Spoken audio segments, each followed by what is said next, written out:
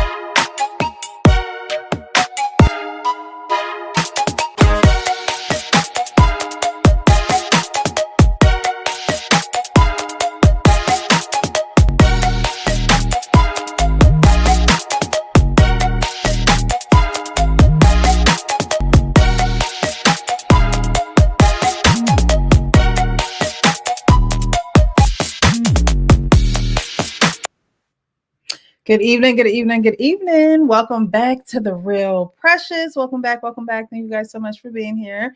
If you are here, hit that like button, hit the like button, hit the like button, hit the like button. Tell a friend to tell a friend that we are live and we are having this conversation. We're going to get into a couple of things this evening, not a lot, just a little bit, Okay, we're not going to be here long, right, fellas? We're not going to be here long. Okay, listen, chat. Y'all already know what that means. Prepare for a long but entertaining show. We're not going to be here long. It's not going to be a long time. It's going to be a good time. But thank you guys so much for being here. Again, hit that like button if you are here. Let someone know that we're having the conversation. Share the video. Subscribe to the channel. Also subscribe to my other channel, Precious Gems. That's where clips of these long lives go. They go straight on over there. So definitely subscribe to that channel as well. We got some people in the chat already. Let's see who we got. We got J Dub. Good evening, good sis, Precious, the panel, the chat, and the mods. Really can't wait for this one. Juicy. Yeah, it's gonna be a good one. It's gonna be a good one. Black Lexicon. I wish you started earlier, Precious Love. How you doing? How you doing? I'm doing good. How are you? You just gonna have to catch the replay. If you catch the replay, make sure you hit that like button, okay? Tarika Smith is in the building. Evening, everyone. Please hit the like button as you come in. Definitely show the Cash App some love if you just so find it in your heart to do so. Champ Talk Reactions in the chat showing some love, saying tap in and hit the like button on the way in. We're going to get into, do you think women should be allowed to have the same dating freedom and options as high value men without judgment, or are there different standards for a reason? Drop your thoughts below. We definitely going to get into it. J-Dub is also here giving love to Champ Talk Reactions, Tarika Smith, Black Lexicon, Good Peoples, everyone in the chat. Fish in the Fit, how are you this evening, sir? Let's go. Let's go. Let's go. Let's go. Who else we got up in here? All right. I see everyone is just showing some love. Hit that like button. Hit that like button. All right, fellas, how you doing this evening? This Wednesday evening. It is Wednesday. I got the day wrong last week.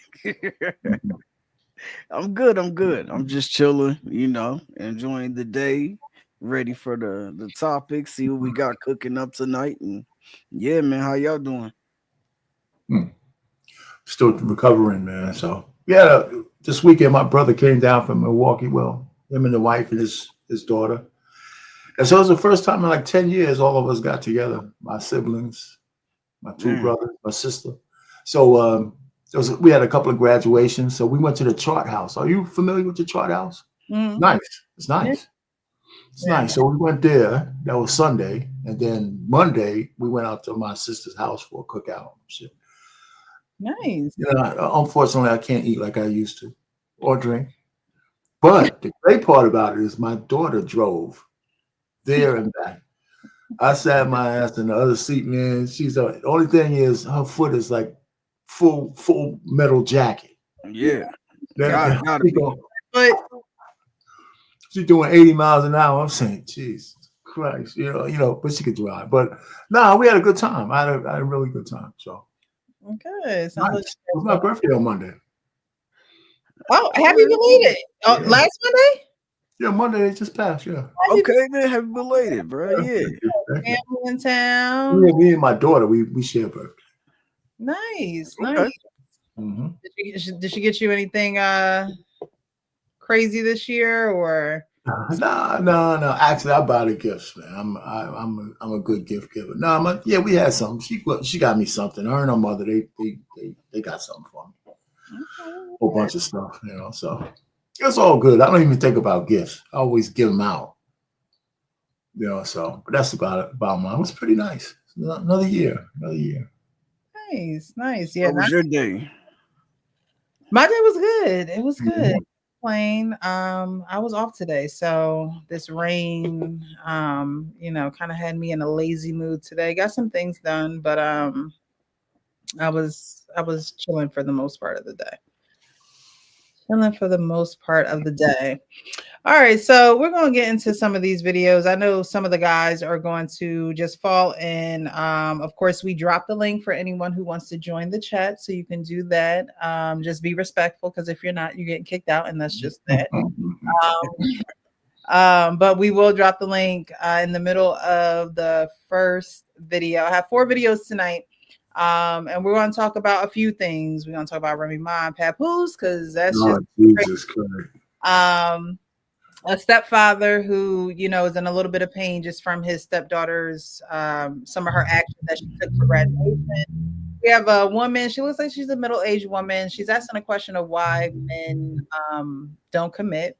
And then we will be talking about the video of Cam Newton and Ace Metaphor, and how it's a double standard of women having their options. You know, men can have options, and women are looked down upon about having options. So we're going to get into it. So this first video I'm gonna bring to the stage, Kev on stage. I couldn't remember his name a couple of shows ago, but Kev on stage is reading a entry. Y'all know folks like to come to the internet, just, you know, what should I do?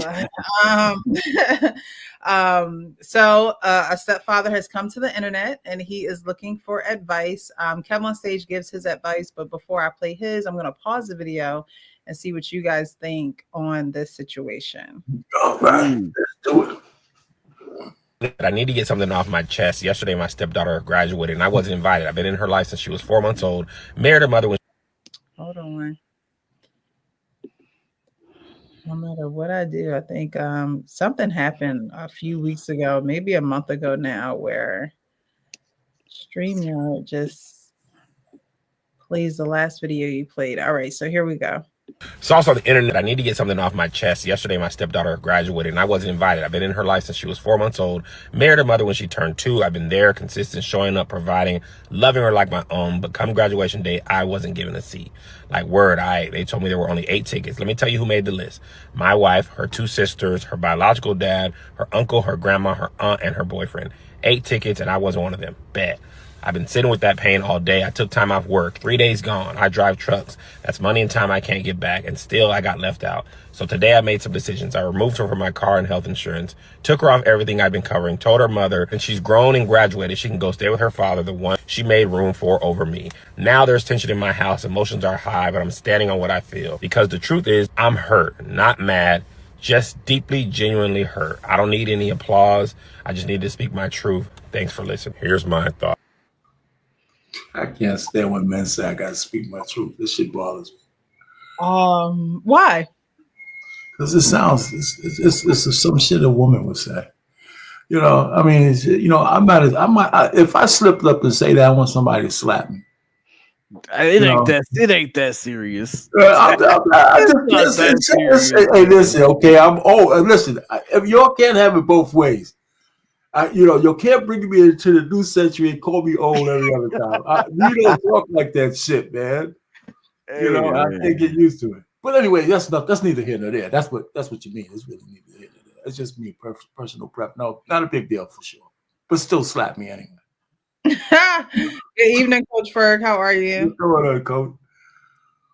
Thanks so much for being here. So, Coach Ferg, you kind of came in kind of the middle of the video. I think I saw it sometime, but in the video, Kev on stage is reading an insert from a stepfather who writes in about his stepdaughter not inviting him to her graduation. Yeah, I saw that. You saw that one? Wow. He has been taking care of her since she was 2 years old. and she invited the mom, the biological father, grandparents, you know, everyone, her boyfriend, everyone pretty much except for the man who you know came in and took care of her and raised her. So what do you guys think about that? Do you think that she, you know, pretty much said, okay, let my biological father have this time with me, celebrate this accomplishment in my life? How could she have handled that a little bit better if you feel like she could have? Who wants to go first? Was she graduating high school or college? I believe it was high school.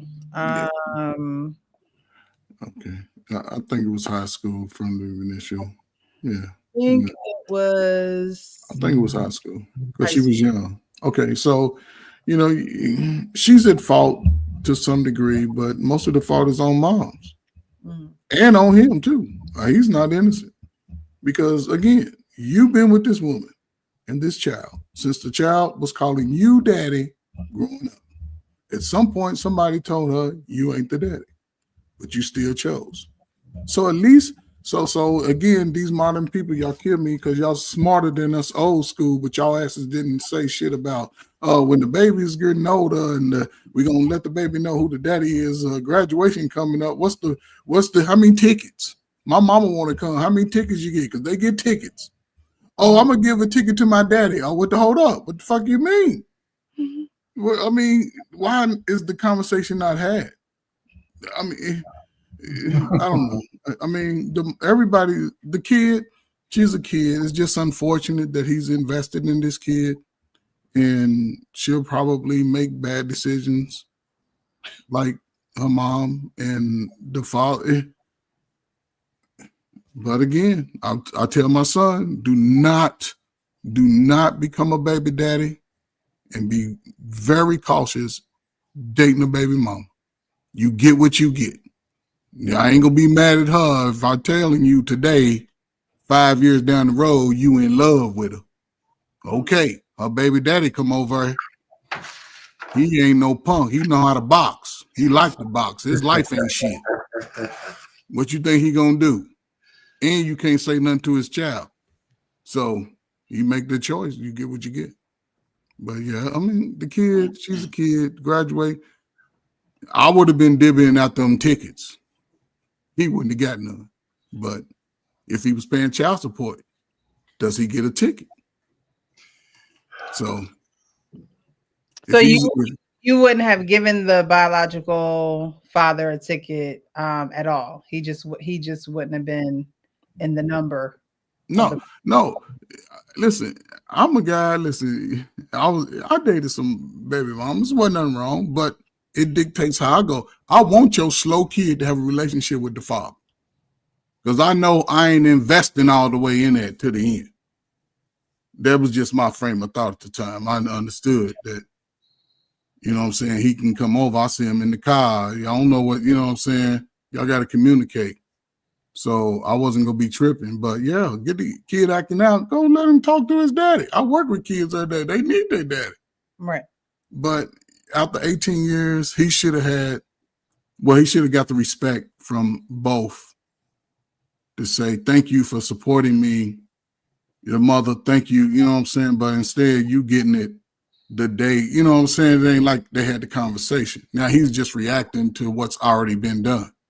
So it's a bad deal. I see the chat weighing in. You guys let us know. Should the biological father have gotten a ticket? Should he have not gotten a ticket? Maybe some persons got tickets that shouldn't have got tickets. Y'all weigh in. Arpain, what you think? First of all, this guy married a woman and her box wasn't even healed yet. The boyfriend from the 2-month-old baby. Yeah, he was there. Years. No, he met her when he said the baby was 2 months old, didn't he? When he first met her. 2 years. They got married when she was 2 years old. 2 years old. He met her at 2 months, married at 2 years. Okay. Yeah. You know, I think I heard the 2 months and then married. I think the kid was 2 years old when he married. Oh, well, that's on him. He met her when Hold on. Let's go ahead. Maybe I'm wrong, but let's hear the beginning. You could be right. I could be wrong. So also on the internet, I need to get something off my chest. Yesterday, my stepdaughter graduated and I wasn't invited. I've been in her life since she was 4 months old. Married her mother when she turned 2. I've been there, consistent, showing up, providing, loving her like my own. But come graduation day, I wasn't given a seat. Like word, they told me there were only 8 tickets. Let me tell you who made the list. My wife. What? Hold up. Can we hear who made the list real quick? Yes. Wow, the mom, I think. Her 2 sisters, her Take it back a little bit. Oh my goodness. Mom, 2 sisters. They told me there were only 8 tickets. Let me tell you who made the list. My wife, her 2 sisters, her biological dad, her uncle, her grandma, her aunt, and her boyfriend. 8 tickets, and I wasn't one of them. Bet. Wow. I've been sitting with that pain all day. I took time off work. 3 days gone. I drive trucks. That's money and time I can't get back, and still I got left out. So today I made some decisions. I removed her from my car and health insurance, took her off everything I've been covering, told her mother, and she's grown and graduated. She can go stay with her father, the one she made room for over me. Now there's tension in my house. Emotions are high, but I'm standing on what I feel. Because the truth is, I'm hurt, not mad, just deeply, genuinely hurt. I don't need any applause. I just need to speak my truth. Thanks for listening. Here. All right, so you really just finished. I'm gonna finish my thing here. So 4 months. Listen, I could see this. You know, one of the things I think I'm well suited for, just like anybody else. I've dated baby mamas before. You know, so I know the situation. I liked them too, but it was just no way we could get any further. But the person I would be the most mad at is her mother. Mm-hmm. Little kids are stupid, right? Her mother should have never allowed her to make a list that didn't include her stepfather on. Period. And I would be livid at my wife for actually letting that happen. And then I would go head down to her and everything else. What he did in retaliation it's okay, but it's a retaliation. That means his whole life with this family was a lie. His whole life was a lie. So there's more to the story. She's had to be disrespecting him at some point all the way through that. Because it's unfathomable that at this big day, they got all kinds of like hangers on at the damn thing, but he don't get a seat. That shit don't even sound right. It just sounds like something's already broken. He says, well, there's tension in the house. There's probably been some shit in the house that he wasn't recognizing all along. But that's another cautionary tale. Make your own legacy. That's what men should do. Just make your own legacy, you know. Unless the kid's a little older, where the attachment is kind of different. The kid's 14, 15 or whatever, and you meet a woman, and that's one thing. But, and the husband and stuff, it also means that the husband, her husband, did she say her husband went, the stepfather was there too, right? No, hit the father, the biological father. So I bet you the biological father was probably still busting out the mother too. I mean, because I believe so. You always go there. You always. Okay, Press. Here's my thing. I'm gonna shut up on this one. I'm gonna land it on this. One of the things I realize about women, right, that I think is true, that sometimes the guy who is safe is the person that they're most familiar with, even if they're not 304s. So there's a lot of ladies who will break up with a dude that she knows they just can't be together. So she got the itch. She'll go over to his house because she knows it's like a contained bubble. Mm. So she'll have sex with that guy. So who more than a person you gave the biggest gift in your life to than the baby daddy? Right? So you can't be together, but I even like you, but we ain't going to be married. So you know what? Shit, I'm itching. Come scratch this shit. Ain't nothing to it. I'm leaving, so don't think nothing of it.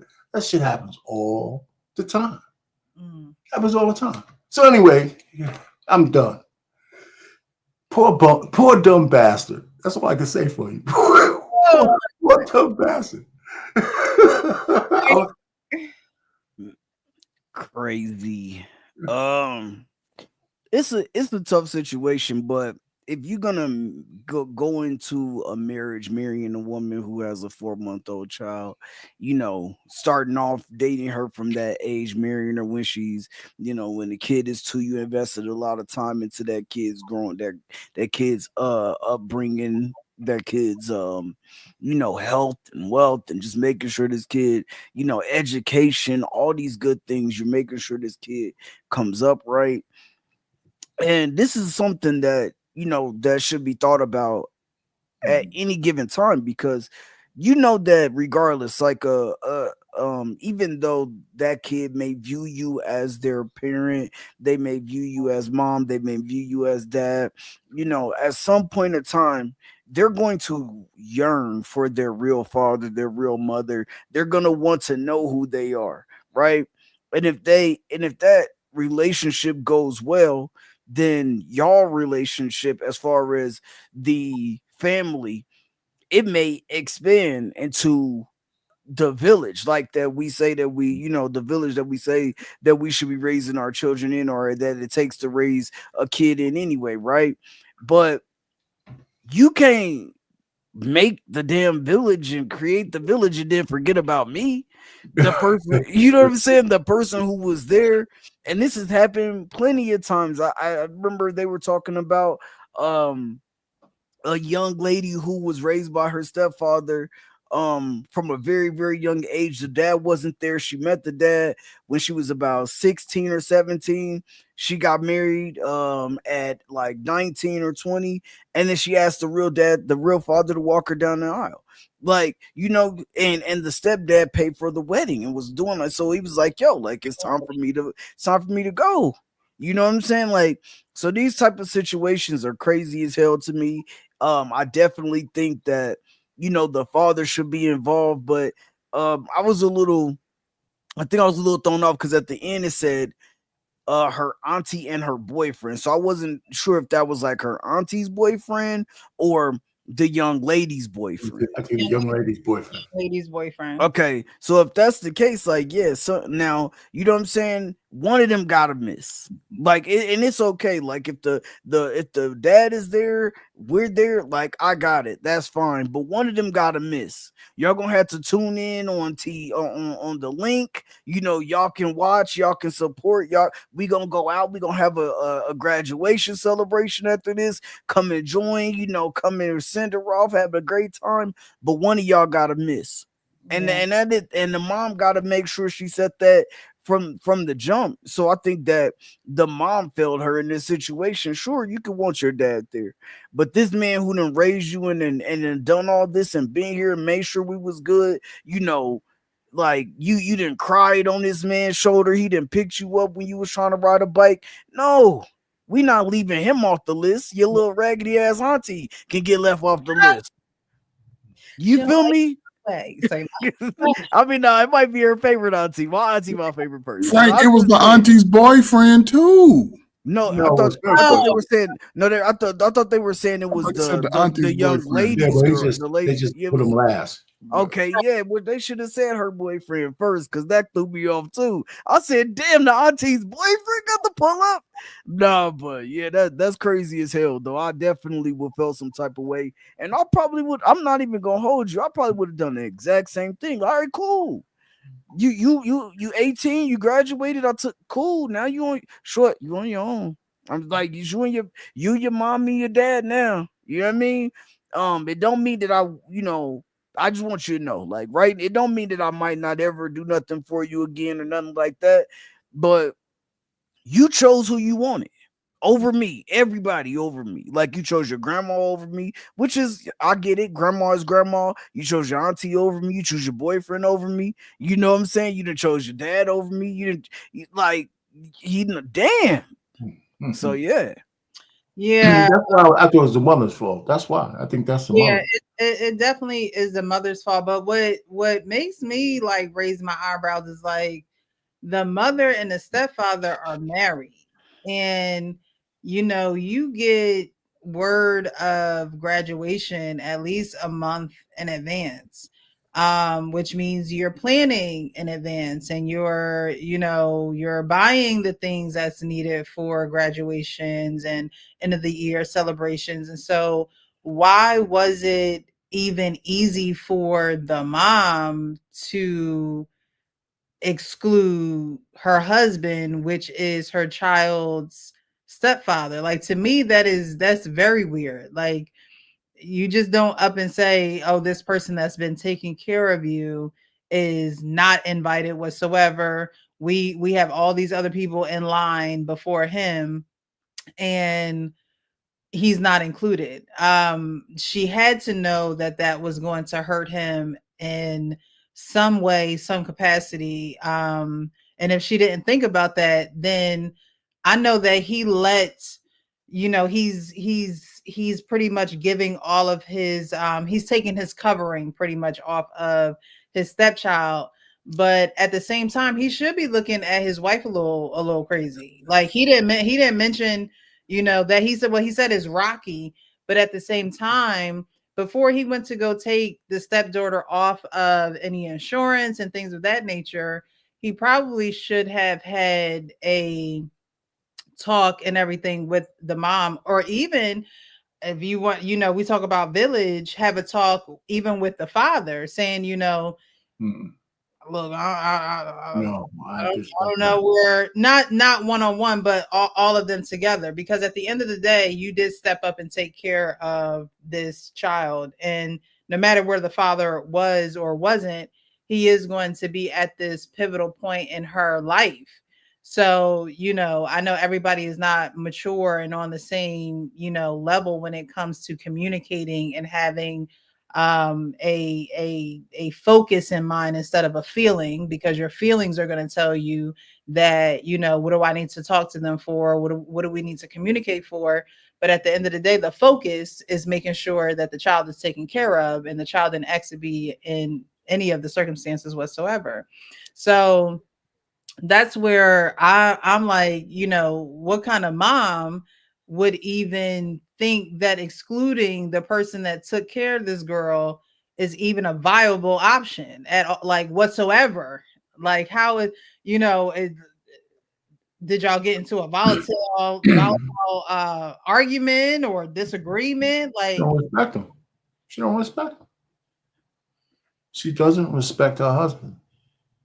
well, yeah, that's clear. That's clear. See? That's clear. There's no deeper than that. I think it's just no deeper than that. She doesn't respect him because there's no way this event would have happened without me having a ticket. Right. You know, not and especially if my wife isn't the first one telling her daughter, listen, you shut up, he's coming. And the fact that she has to do that would make me mad, but his wife doesn't respect him because she's probably done stuff like this where it's just him. He's a simp anyway. He took me on when my stitches wasn't even healed. And you know, and and you know, he had to wait 6 months before we could even consummate whatever we had going on because I just had you, you know. 6 months, huh? Nobody waiting no damn 6 well, months. If she don't like you in 6 months. 6 weeks. It ain't 6 months, it's 6 weeks. Yeah, well, 6 months for this guy because he was a nerd. He should have thought the first clue because he had to wait for 6 months. You know, yeah. Listen, all I'm saying is I know I'm being a little facetious. It's just, you know, you know, his whole life came in front 18 years or whatever of knowing that you're not respected in one fell swoop. That has to be a real big blow. Easy. Especially if you're driving the roads. Can you imagine? The only thing you're thinking about, you're over in Podunk, Illinois, and some shit like that, driving down a slippery mountain, thinking about getting home to your family, and they look at you with contempt. Just bring that money home, you stupid bastard. It's mountains in Illinois. I'm tired of you right now, RP. That's what I was saying. Yeah, man, come on. I can't imagine. I'm taking it far, but I can't imagine the hurt. Yeah. If you just empathize with the hurt. I couldn't imagine. Boyfriend probably could have been left out because he may not be permanent. Yeah, he probably definitely could have been left off. He could have been one of the ones that just watched from the video. Yeah. Boyfriend didn't need a ticket. JD Red Morgan, thank you so much for joining the show. He says there is more to the story than that. He may be feeling he's more in their life than he actually is. He says he drives trucks. Is he ever there? It should have been the mom that told her. Absolutely insane. Yeah, someone who drives trucks is never really That's what I'm there. saying. So like Arpain was saying, yeah, he could have just been the bank for the family, and they and who knows what kind of relationship she had with her father. It could be her biological father. It could just been a situation where her and him didn't necessarily work out, but at for him to get a ticket, there has to be some type of relationship there with his daughter. It has to be. Oh, yeah, very strong, good one. Probably a real strong one. And like I have homies, I have boys who are truck drivers. I mean, you get to choose which load like the loads that you want to pick up, the locations that you want to go to. You get to pick those. You get to choose those. It's not like they call you and just tell you that you got to choose the loads. You call and you find out what loads that you want to choose to take based off of how much money you gonna make off of that load. And so I'm sure that this man, that this guy made sure that he was gonna be there for her graduation. No, I'm not talking about the grad. I'm just talking about through her life. No, He's been on the road. Yeah. I'm sure. But even if you know what I'm saying, like I think my boy would take loads, like, you know what I'm saying. There would be times that he would be gone for like through the week, but more of the times than not, he would choose places that were close, like Nebraska, 4.5 hours away, or Oklahoma City. That way he can be back. You know what I'm saying? And then he wouldn't have to work for a few days and then go again. But at the same time, though, man, it's still like you still put time into that. You still put time into that relationship. You still put time into that young lady. You made sure she had food, a roof over her head. You made sure she had clothes for school. It's just you put in the work. And so like it's just no way. Like that man should have received a ticket. Even if he wasn't there, he should have had a ticket. Oh, you feel me? We'll give this ticket away if you're not here. Like he should have been one of the first people on the list. Number one, he married your mom. He made your mom an honest woman. Like, you know what I'm saying? When he didn't have to. And then he took care of you when he didn't have to. Like, you know what I'm saying? Like, just being real about the situation. That shit is crazy as hell, man. Yeah, but the mother, the daughter, and the father, biological father, sound like they had a good relationship. Yeah, that's perfectly fine.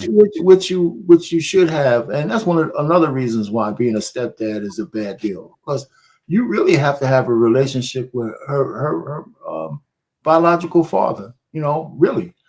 If I'm gonna love a woman, I want to love her last boyfriend who's been banging her out, man. Why would I want to do that? I mean, it's just crazy to me. And so this, you know what? I mean, of course, it's this unconditional love. Like she's the only woman in the whole world, and if I don't have her, my life is over. I mean, I feel sorry for men who feel that way. But still, that's a deal breaker. I don't want to know who your past lovers are, especially if you gave them the greatest gift you could possibly give a man, which is a kid. So it's just crazy. It's just crazy to me. We got a lot of crazy ass men out there.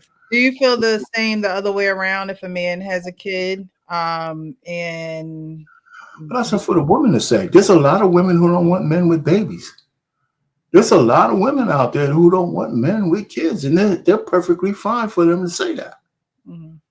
That's perfectly fine for them to say that. I have no problem with that. Yep. Yeah. I agree. J-Dub says if the daughter and the real father has some sort of close relationship, guess it was cool for him to get a ticket too. I don't think it was a problem with him getting a ticket. It just that's not the issue. That father probably felt like he was being used. Yeah. Yes. He was used. Yeah, that's a good one though. It's no problem getting the father a ticket. But you talk about aunties and the aunties' boyfriends and all that, man, you sit your little slow ass down. You ain't going, motherfucker. Facts, man. He probably helped put in on the graduation gift, prom and shit, man. Car and car and all that. Everything. You stub your toe and you stub your knee. I put the Band-Aid on with the, what? Picked a little slow ass up from school, took her to practice. Made her some food, gave her a little bath and shit, cleaned Yeah, up. probably braided, well, maybe not that one, but braided her hair and stuff like that. Now, he might have braided her hair. I know how to Yeah. braid shit. The Oh, hell my with you, daughter, I Miss braided my Steve? kids' hair, man. My daughters never let me forget that shit. Right, right. I'm not saying that the stepfather was he couldn't have been a bad guy. He Good guy. married the wife, but it doesn't, Great. or the mom, but it doesn't necessarily mean that she had a close relationship with him, because Man, it don't matter. But I that know don't matter. I hear you, but hear me. Okay.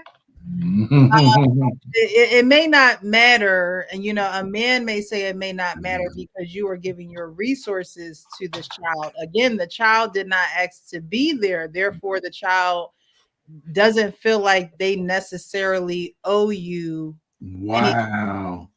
I'm just being real with you, okay? Then the child even thinking that matter is I'm just saying that there are some children that don't agree with a step parent, or they don't agree with somebody else coming in and being with their mom and taking care. So, him breaking his back, being a truck driver, we can all say this from an adult level,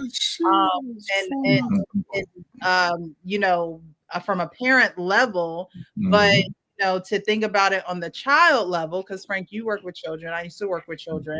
Coach Ferg, you work with children. Thinking about it from the child's level and what their reality is he's not my real parent. And I'm not saying that that's a good perspective to have, but that's a perspective that a child will have at their childish level. And so I'm not saying that the stepfather shouldn't have been there. However, if the mom didn't consider the stepfather being there, there had to be some type of conversation with the daughter to say, you truly want to be there to celebrate your graduation with you. And I think that the mother could have taken into consideration that the daughter really wanted her biological father to be there. Yeah, I agree with Black Lexicon. Like, I think that you don't, like, even if you don't agree, you don't like me, we're not close.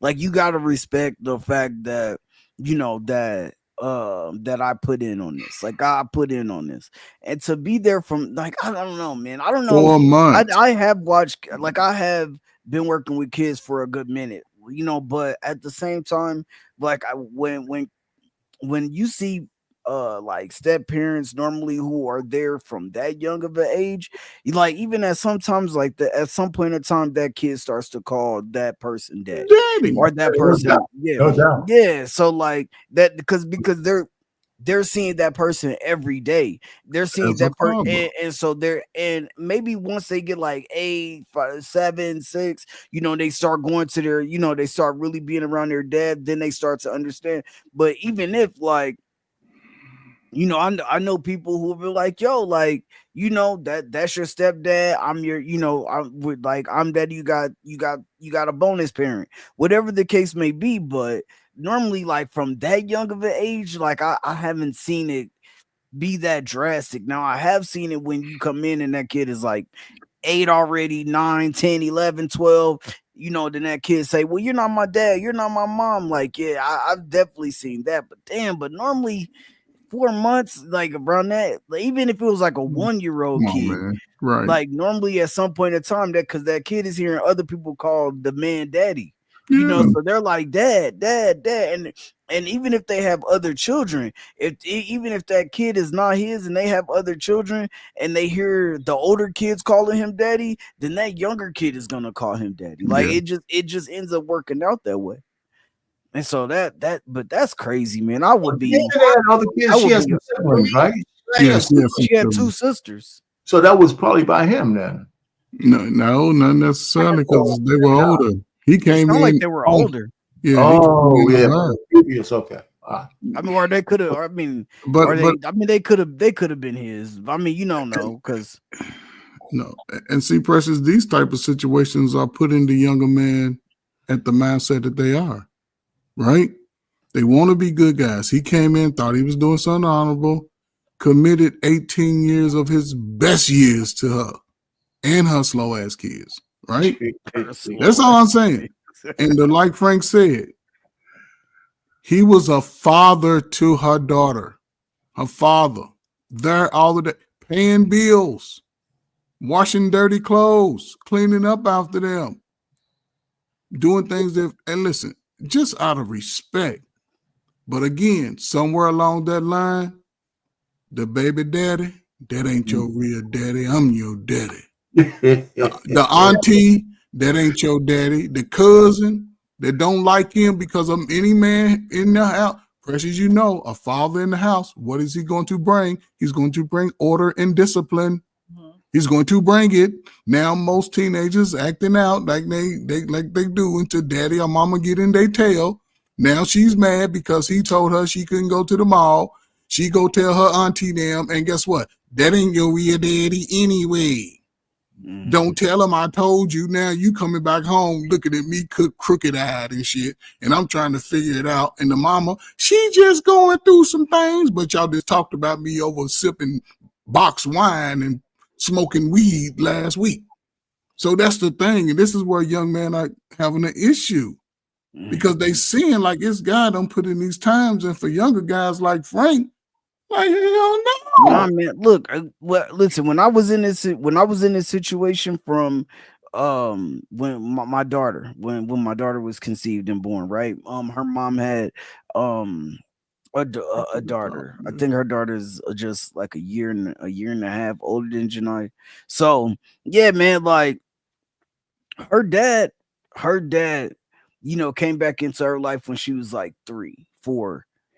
And the first thing he did was call me. He was like, "Hey, listen, man, you've been taking care of my daughter, bro. Like, I just want to reach out to you, tell you thank you. You know what I'm saying?" And he was straight up like, you know, I don't know how you feel about it. I know that she may call you dad sometimes, but you know, if she can call you, you know, if she can call you dad, bro, because you've been there. He was like, she can call you pops because you've been there. Like maybe she called me dad and she called you pops or whatever. Like, you know what I'm saying? That was the coolest shit that ever happened, bro.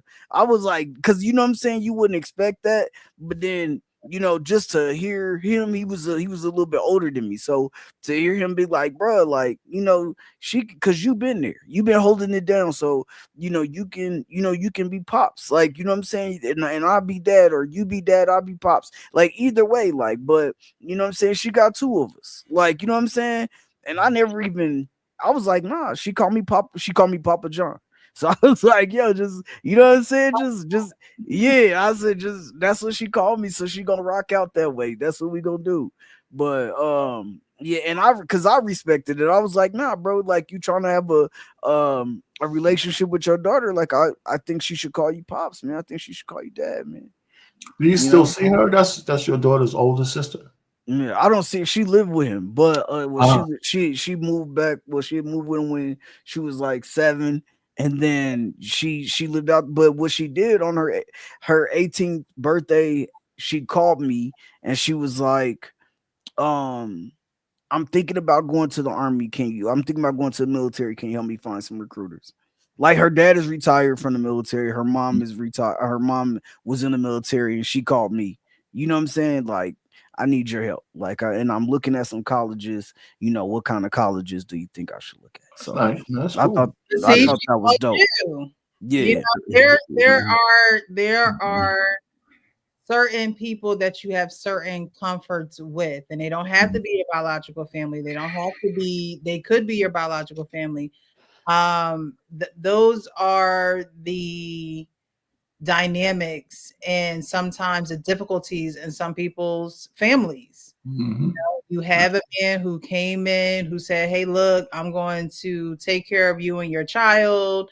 And the child may not have a relationship that is reflective of the care that you guys say that this man took, you know, over this girl. Yes, he came in and paid the bills. Y'all are men, so y'all already know it's resources, it's time, it's things that I don't have to give, things that you do not have to give. You didn't have to give it to the wife, you didn't have to give it to the daughter, but you did it. and because you did it, there is a hurt there when it's not appreciated in a way of getting a ticket for graduation. But there's definitely something going on in that situation, and I think that the mom is just as responsible, because at the end of the day, you know, the kids don't really determine, you know, where all them tickets go. Exactly. It's not, it don't necessarily go that way unless you have this relationship with your child where it's just like, oh, whatever they say goes. But at the end of the day, as a parent, you do want the most influential people there. And I think that the stepfather has been very influential. Even if they didn't have a close relationship, he showed her what it looks like to stay. He showed her what it looks like to have a man in the house. He showed her what it looks like to have a man who covers a home and provides for a home. And kids just do not understand that at the age and vantage point that they are in. And that's for the adult to, you know, when they say raise your children, that's part of raising your children. You can't just look like the example. You also have to, you know, be very communicative in that, you know, exchange of parental parentally raising your children and them being in different relationships, them going into relationships as they get older. Those are just things that you kind of just throw into conversations with them as you're raising them, as you have your everyday interactions with them. Yep. I got a question for y'all real quick before we get ready to move on and all that. So if it's a son, it's a boy in this situation, and he gets to be about 16, 17, you know, and he tell you, Arpain, you not my dad. Coach Ferg, you not my dad. And then, you know, on the flip side, she gets to be about 15, 16, smelling herself, and she tell you, hey, Precious, you not my mama. Like, how are y'all handling that situation? Oh, sometimes you gotta have You sound like he's about to say the strength of God. for real. Like, I gotta hold myself back. For real, because what is being stated is facts. I'm not your mama. Like you know, sometimes you have to get out of your own feelings so that another person can experience things that you may have already experienced. Certain things that, you know, maybe you didn't go through, or maybe you didn't get the chance to experience. Sometimes you gotta be selfless when it comes to children. There are times where you have to be selfless. You can't be all up in your head and all up in your feelings because a kid said something that was facts to you. That wouldn't hurt. That wouldn't hurt a little bit though if you've been taking care of them. It definitely would hurt. See, golly, I just come from such a different background. Oh yeah. I do. Like, I was in foster care. I was adopted. Like, I can sit in the seat of almost every child, honestly. Like, you know what I mean? I can empathize with a lot of the feelings that children go through.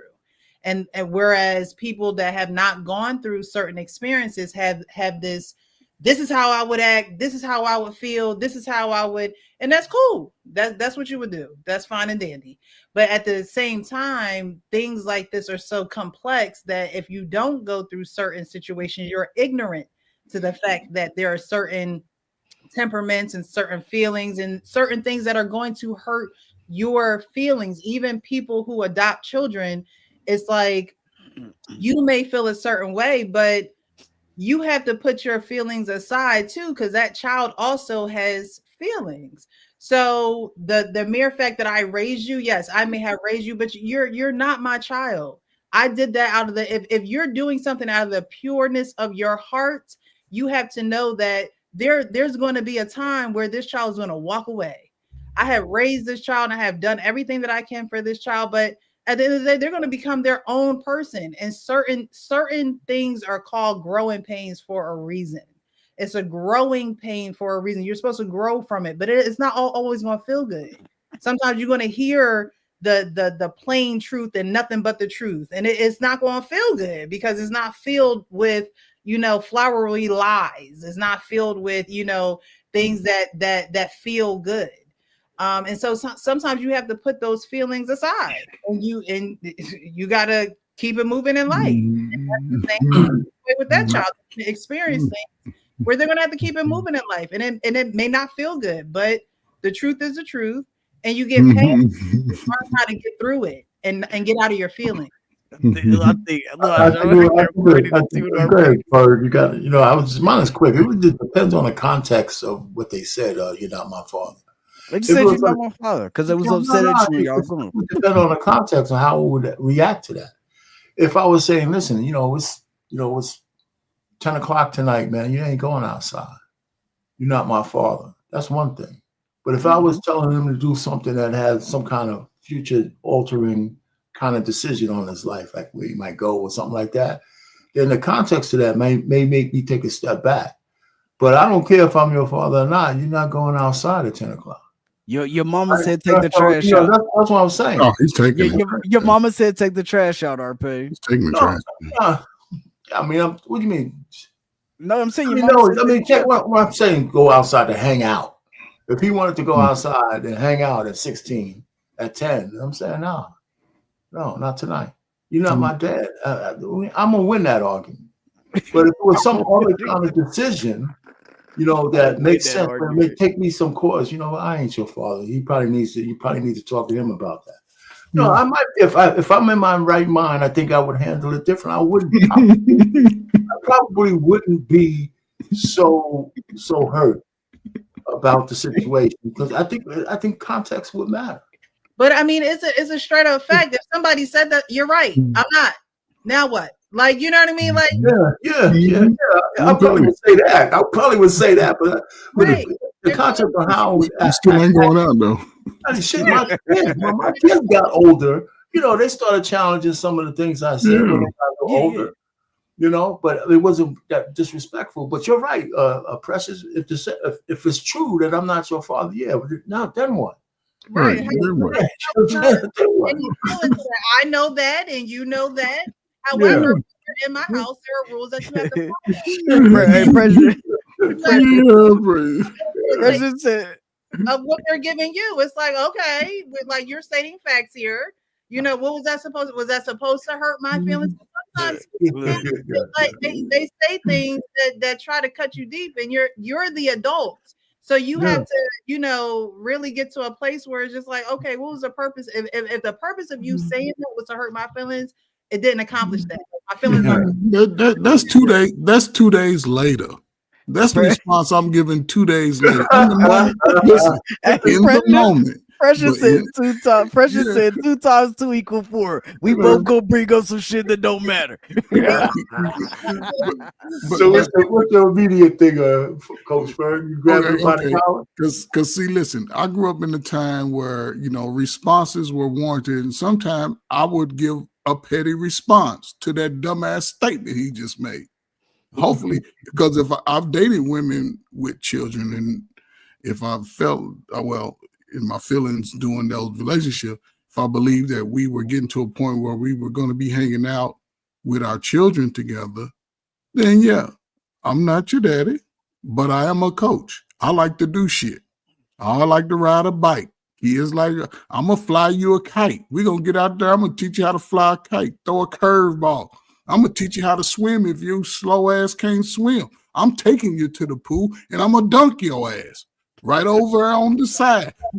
You okay? Get them boogers out. I'm going to get you together, but again, that's just me. And if a kid said that in the moment, I'm quick on my feet. You right. I ain't your daddy. I ain't got to buy you no Christmases, no birthday. I ain't got to do none of that. You right. Remember these statements.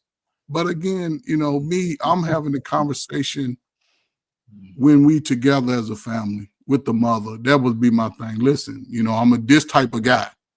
You ain't kids ain't hang. Look, when I go to bed, the whole house is going to bed. Night, night. Ain't nobody going out 10:30, then you ain't on the phone. I'm old school. You ain't on the phone at 11. You ain't continue to walking in and out of the kitchen all night, eating up all the snacks.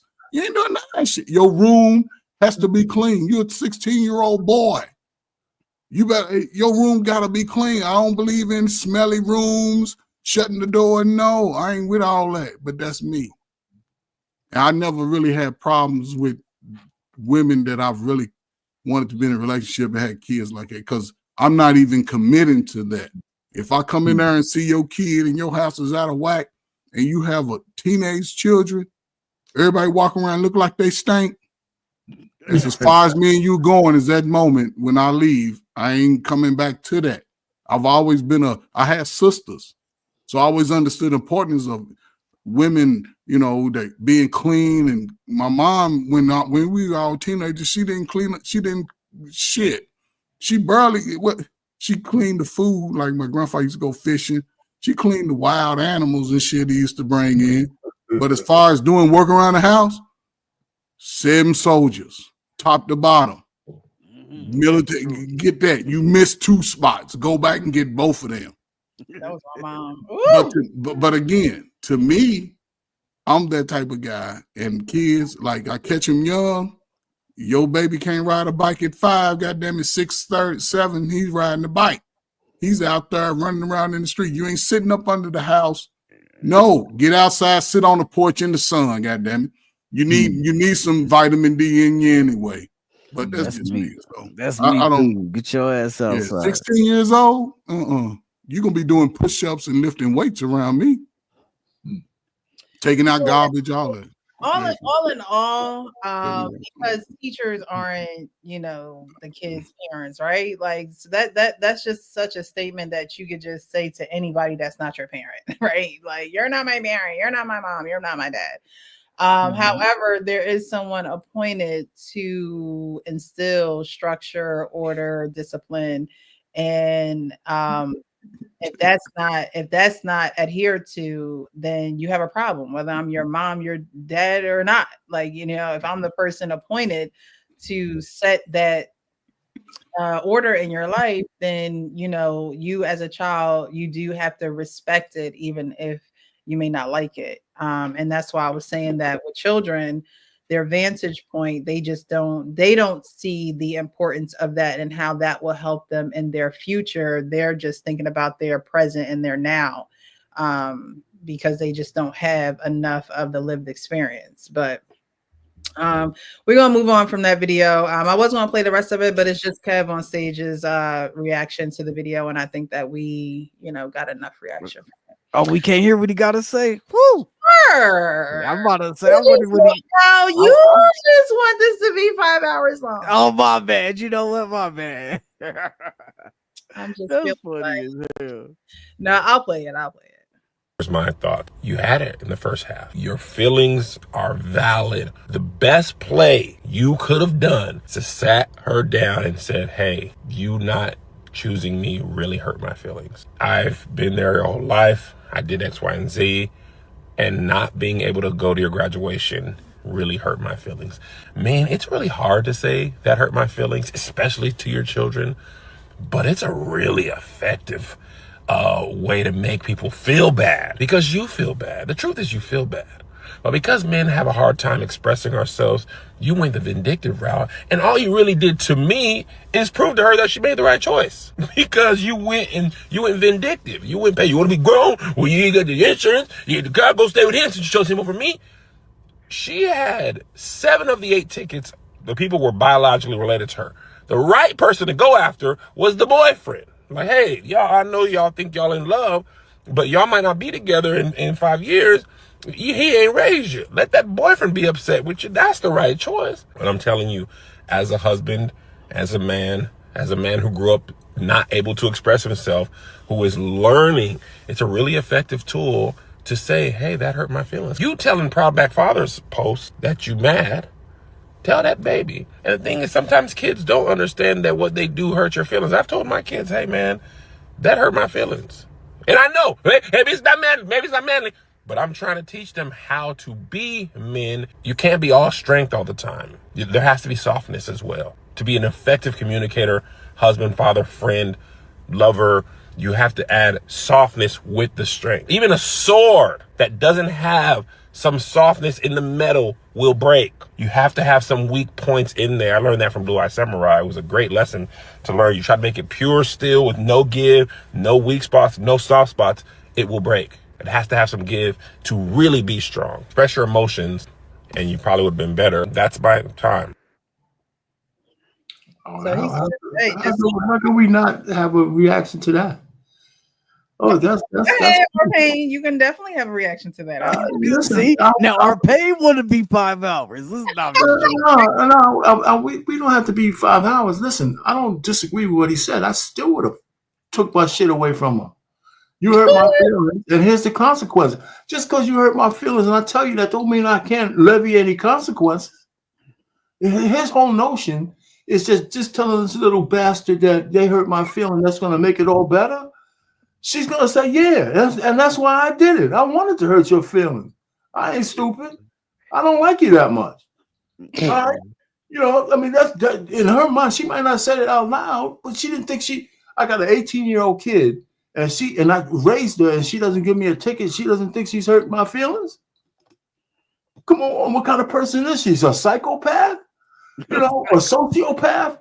You know, with no feelings, no empathy. Listen, yeah, you hurt my feelings, and this is the consequence. You're off my insurance.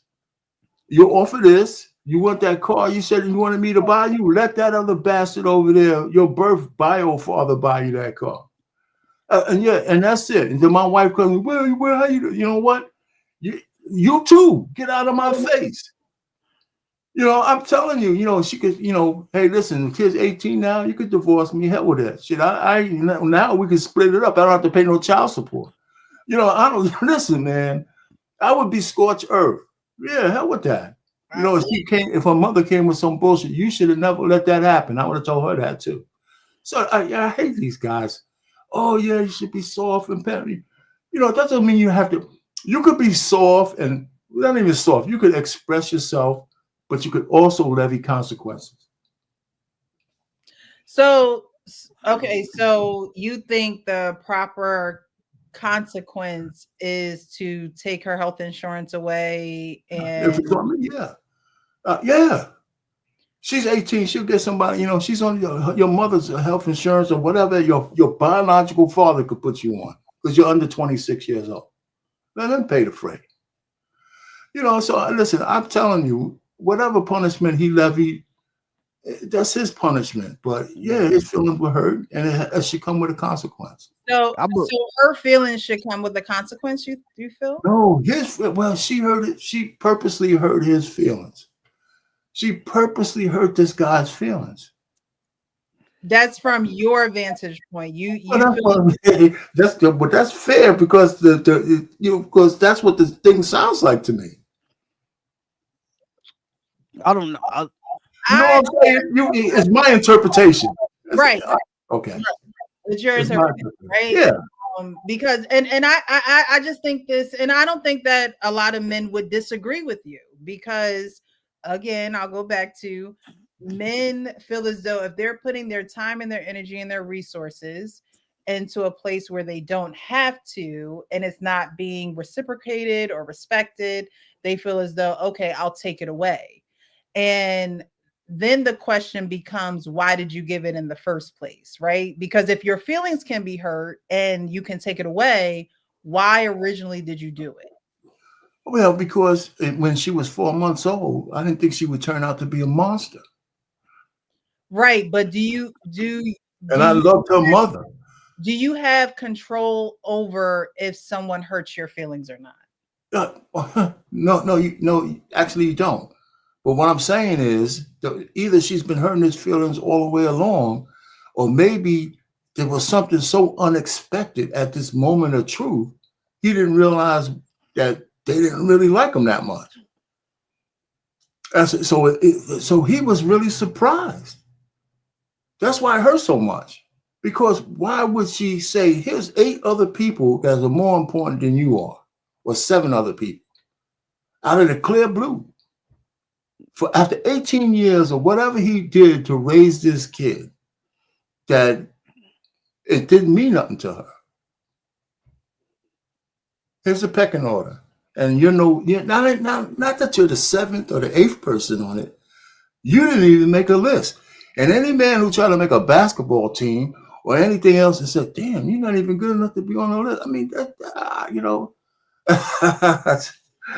I don't think so. I don't think women understand sometimes what people do to men.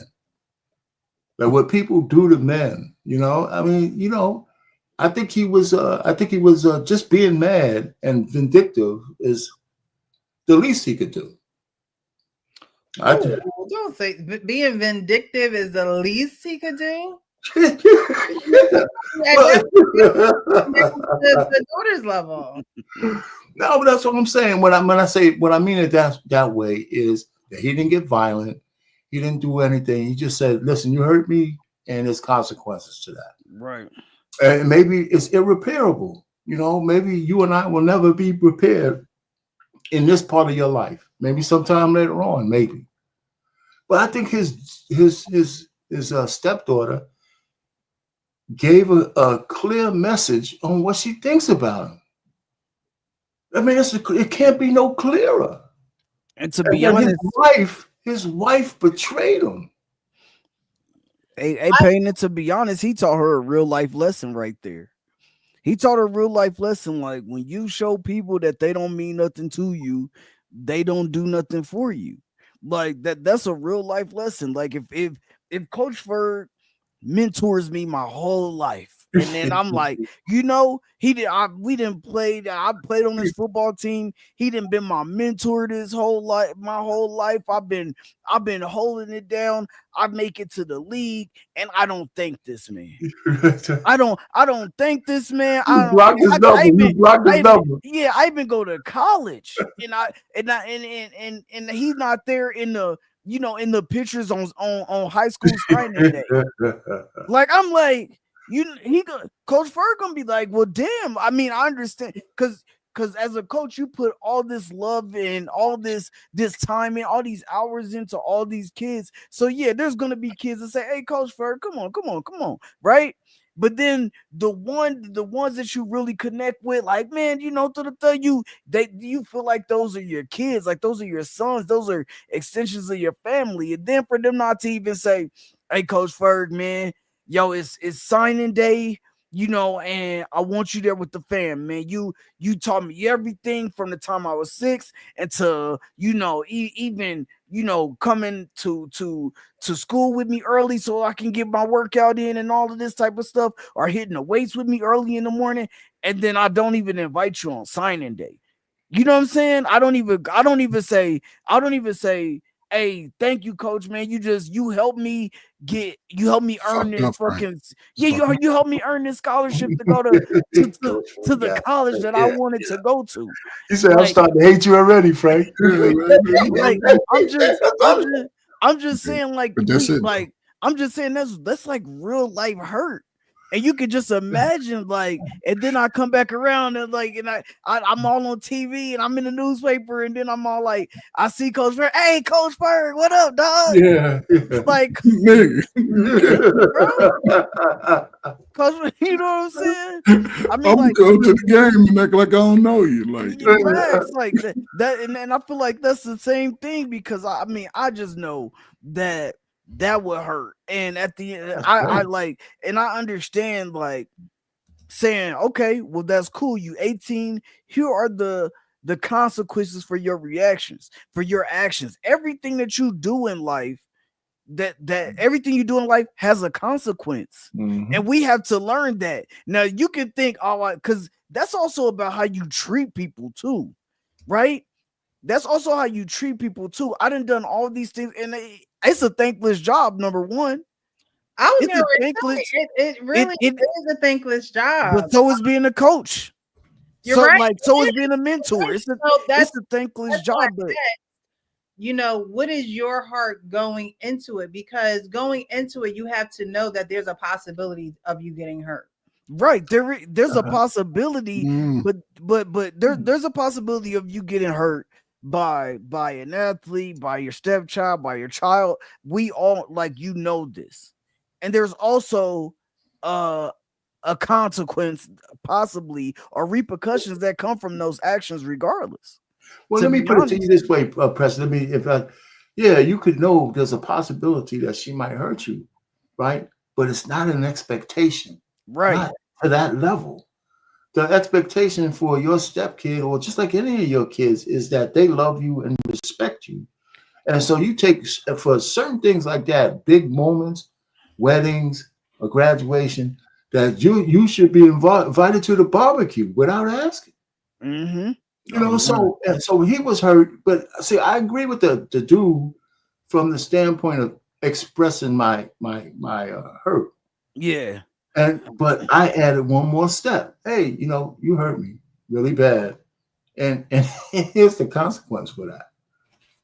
This is what I'm gonna do from now on, because you set what our relationship is from this point on, right? We can still be boys. She's gonna survive him taking her off, mm-hmm. whatever medical insurance or car insurance or all that kind of stuff. There's somebody else to do. You just have to know that something's gonna come of this. You want me to pay for your college? You thought I was paying for that? Right. You have to know. For that one, I might still chip in if she's still in the house. I don't know. But but I'll be looking at my wife more than I'll be looking at her for what we do in the future. Because if my wife keeps giving me crap over it, then we have another issue. Right. Because I'm gonna be blaming her for this situation to have happened in the first place. Right. But you have to know that something's gonna come of this. Like, you have to know there's gonna be some type of consequence. Like maybe y'all relationship is torn from this point. Yeah, like maybe y'all had a good relationship, and then I didn't get invited to to the graduation. You let your dad walk you down the aisle. Like, you got to know that something's like, maybe our relationship is fractured. You know what I'm saying? Like, but you know what I'm saying, or some shit like that. Yeah. But you gotta know that at the end of the day, that something is gonna come from this. Like, it's not gonna be. What's the worst thing his wife should say to him? His wife? Yeah, what would be the worst thing his wife should say to him after this? Damn. I'll tell you, get over it. Ain't that important?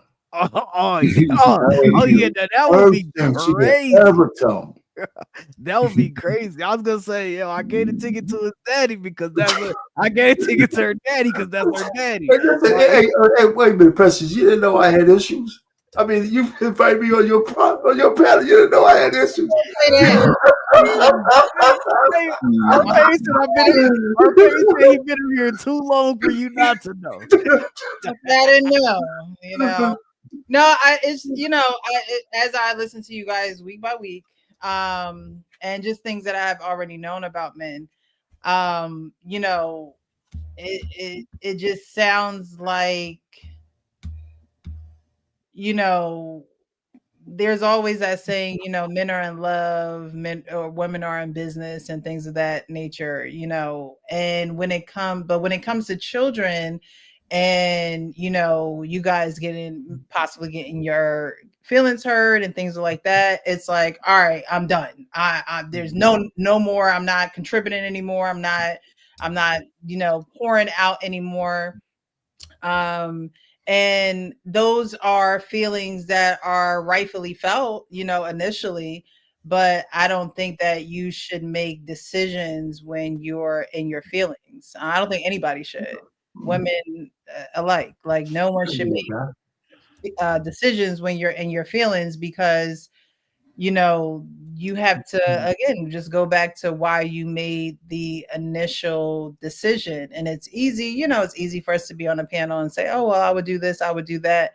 But there are people that, live in these circumstances. And again, the child didn't ask to be in the circumstances. And, children, they feel most comfortable where they're most loved.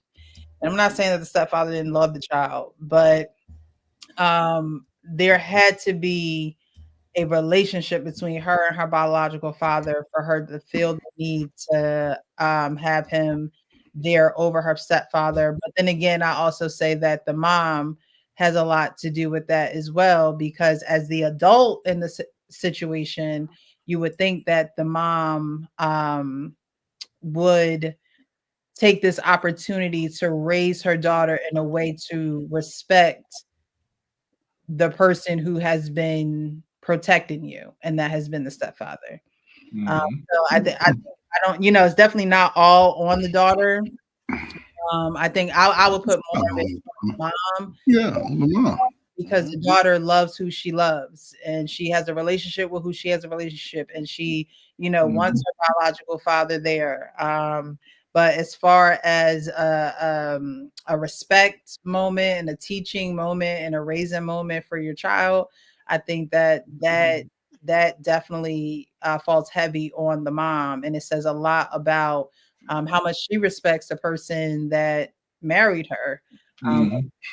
So, but it's interesting to hear. It's just interesting to hear men and how they would handle certain situations when it comes to children and things. Go ahead, Clifford. No, I mean, but we put the children first.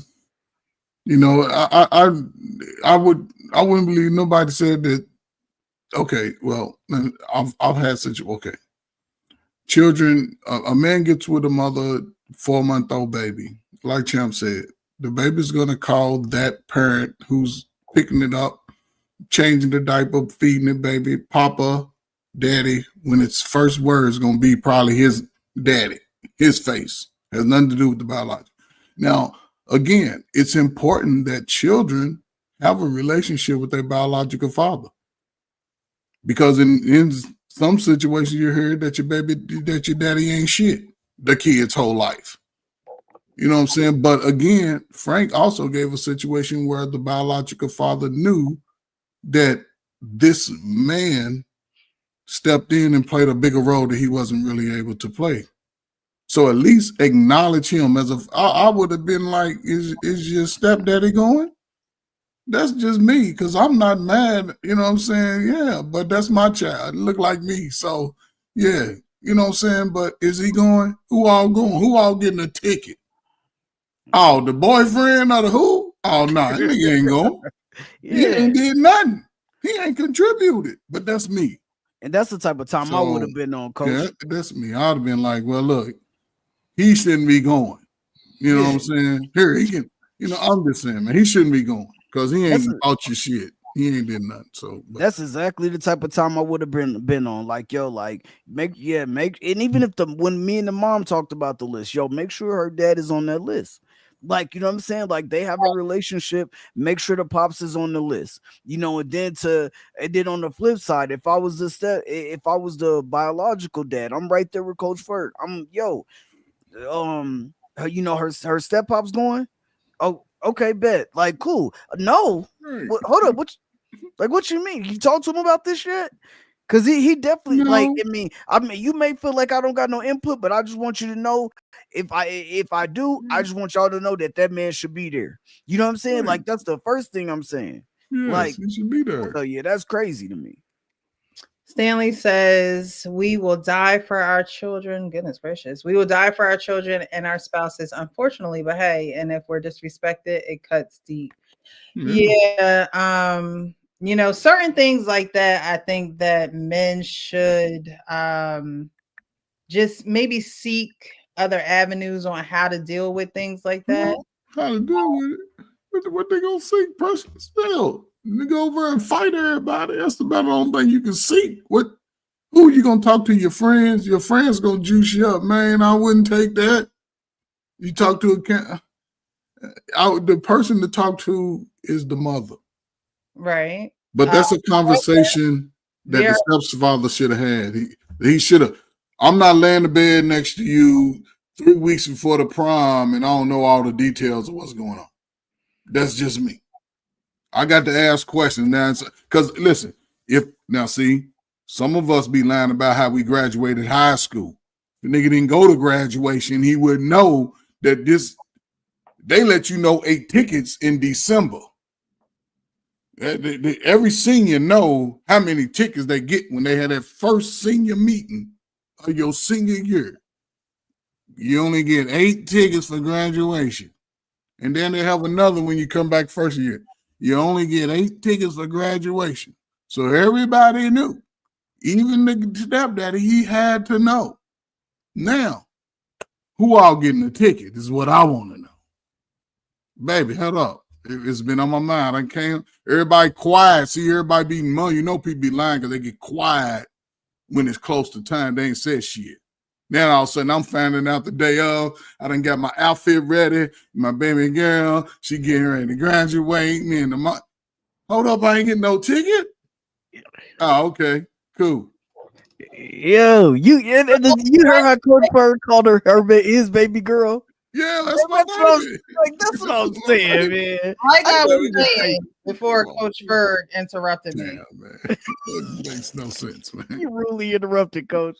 I'm sorry. I thought like I was saying, I do believe that men should seek other avenues on how to deal with certain situations like this, because your one and only your one and only resolve for something like this is to shut down totally.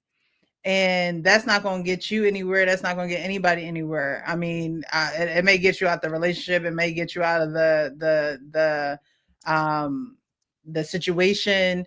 But if you run into another situation just like it, you're only going to know how to shut down and, not really know how to deal with it. Or what do you mean by shut down? Well, shut down. I'm taking everything away from you. You hurt my feelings, and so I'm taking everything away. That's shutting down? Yes, that's definitely shutting down. that's not shutting down. I mean, you can interpret it that way, but I don't think that's shutting down. How do you see it? I mean, shutting down to me would be a guy who y'all said there are consequences to being hurt for your feelings. No. Who would just internalize everything and don't say anything and just accept it and just kind of move through life with this hurt on them and don't express it in any kind of way. I think that's shutting down.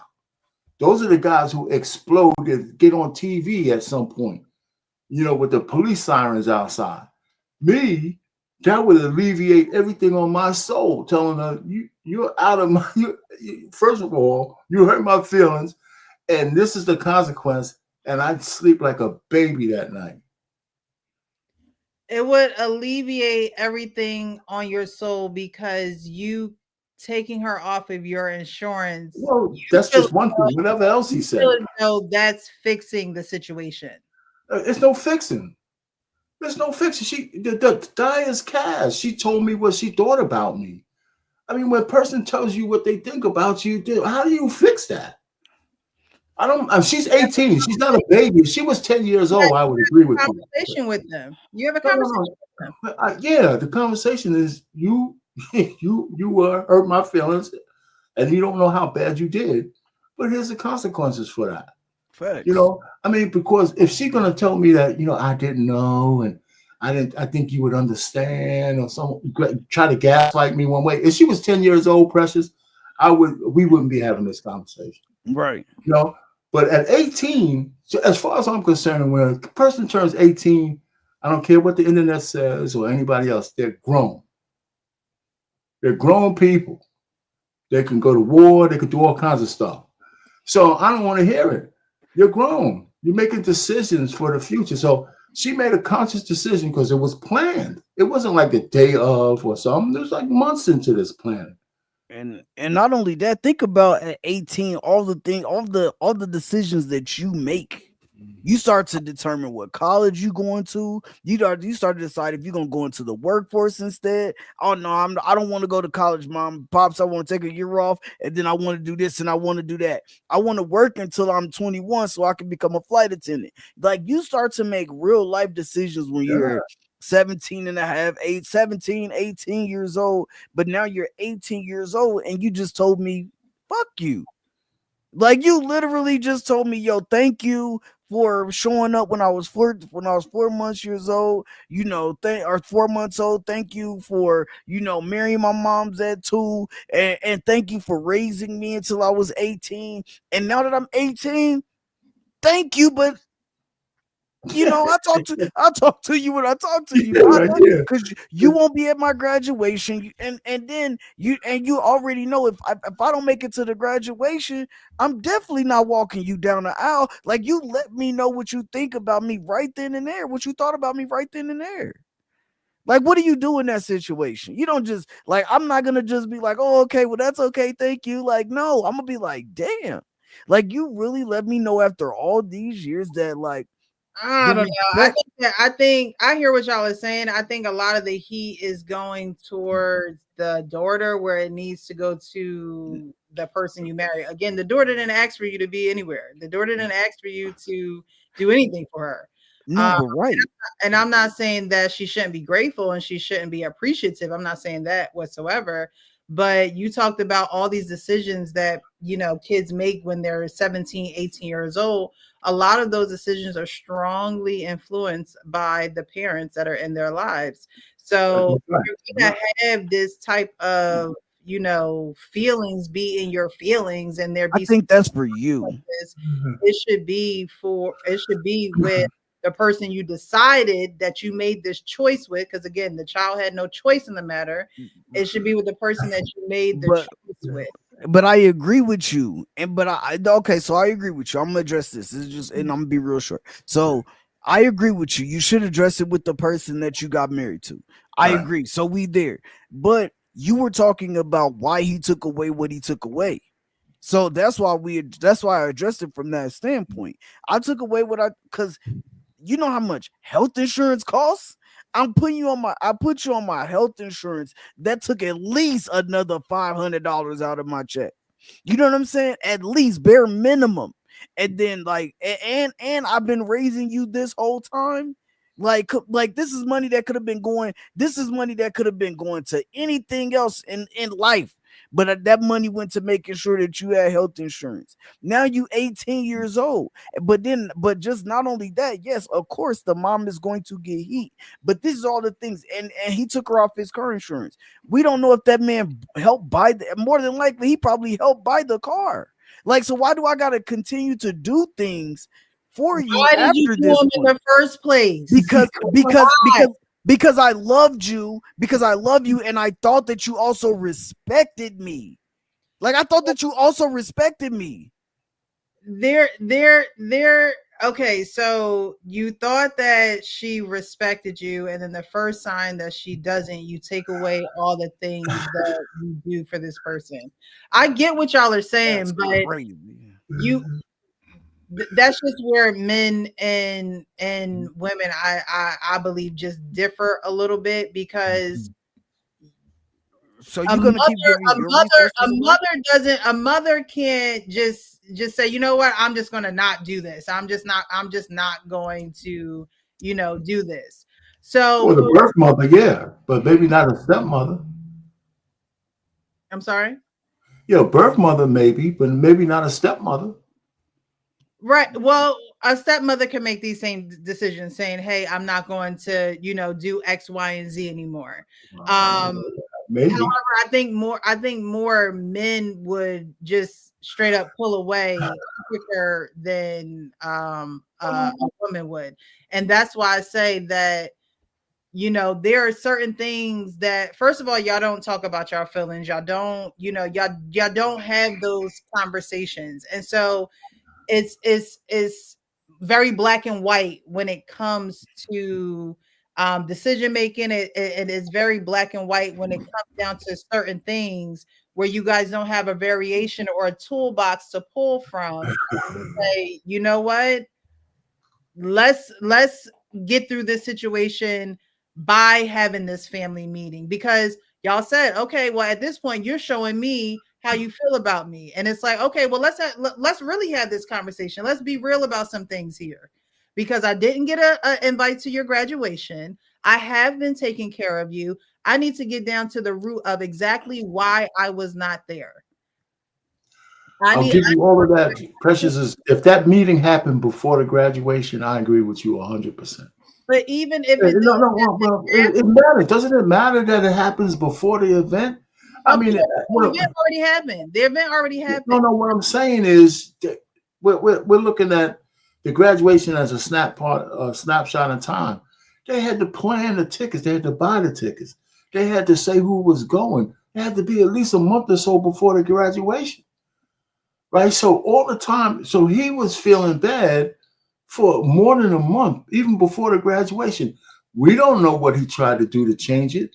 The mother and the daughter had to say, listen, no matter how much you squeal and squeak, you little bitch, you're not going, right? And so he says, hey, he's sitting down there stewing in his depends, right? And they're telling him that no matter what you did for 17 years and 8 months for me, it don't matter. You're not going. And he's supposed to just have some kind of like, oh, yeah, okay, you know what? We could talk about it after the fact. And, once I get into my feelings and, I'll be okay. I mean, you guys ask too much of men. He had to be okay. What y'all are saying is that conversation is not necessarily necessary after the fact. And the man is still married to the girl's mom.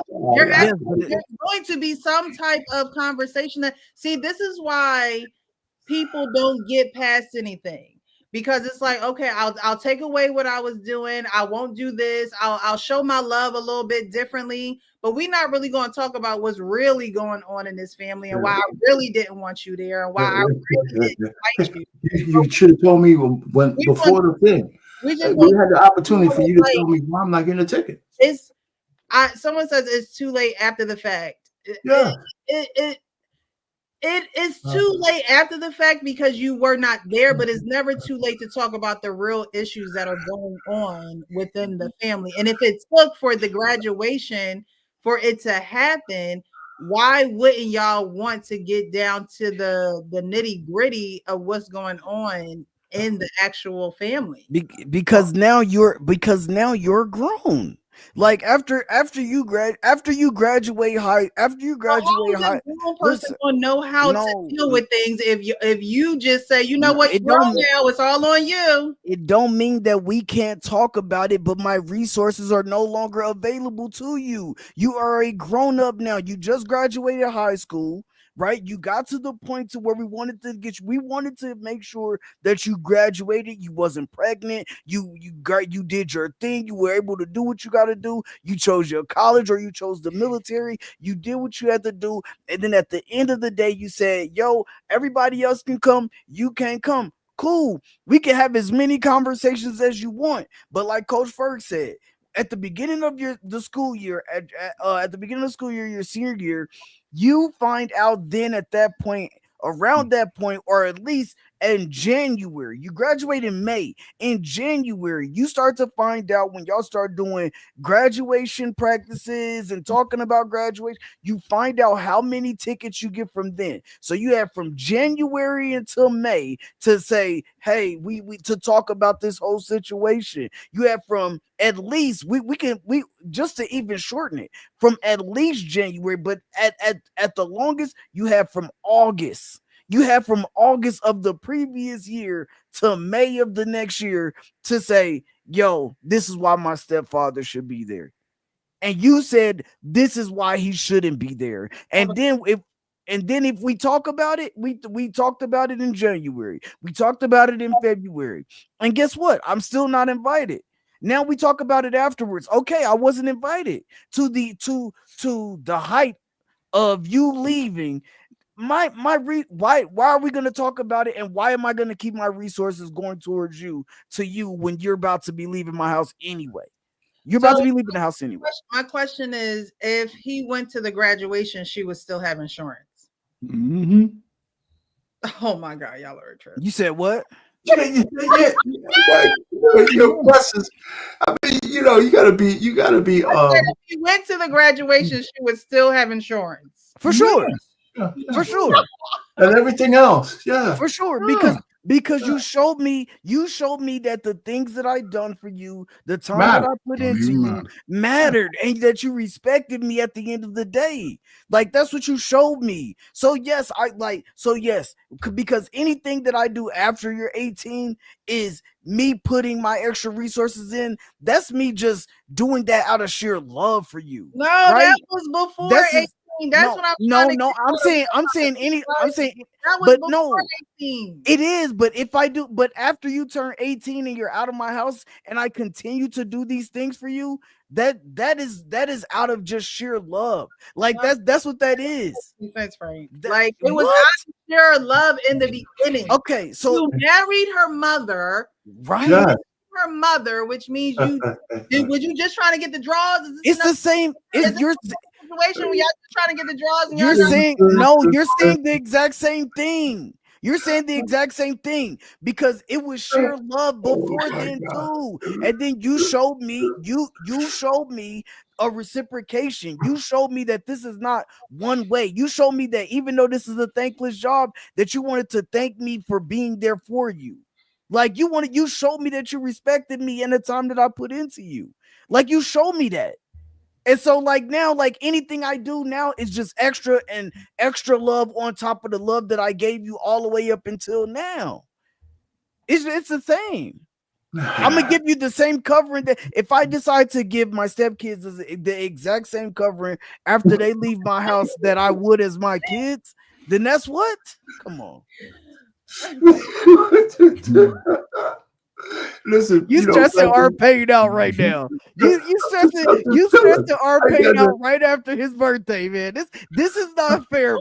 This is not fair, Precious. I'm being quiet. I'm saying we were going to get to another video, so we might as well just go ahead because Precious, man, you know what? When you dig in, you dig in. She digs in, man.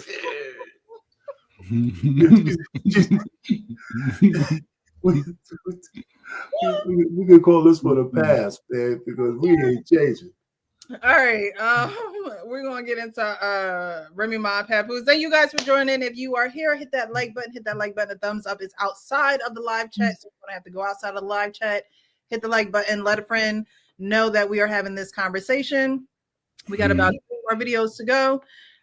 We already spent 1 hour and 36 minutes on the first one, so we're gonna keep it moving. Okay, so you guys know that Remy Ma and Papoose has been in the media, child. They were the couple that represented Black love, and Remy Ma was locked up, and Papoose held Remy Ma down, and now all of their secrets and things they've been thinking and occurrences is now out in social media, and it is a huge talk right now because a lot of people are saying, did y'all put on this front? Were y'all really not a solid couple behind the scenes, but y'all made people think that you guys were? I wanted to play this clip from Remy Ma, and then we'll get into it. I was with the same man for almost 20 years.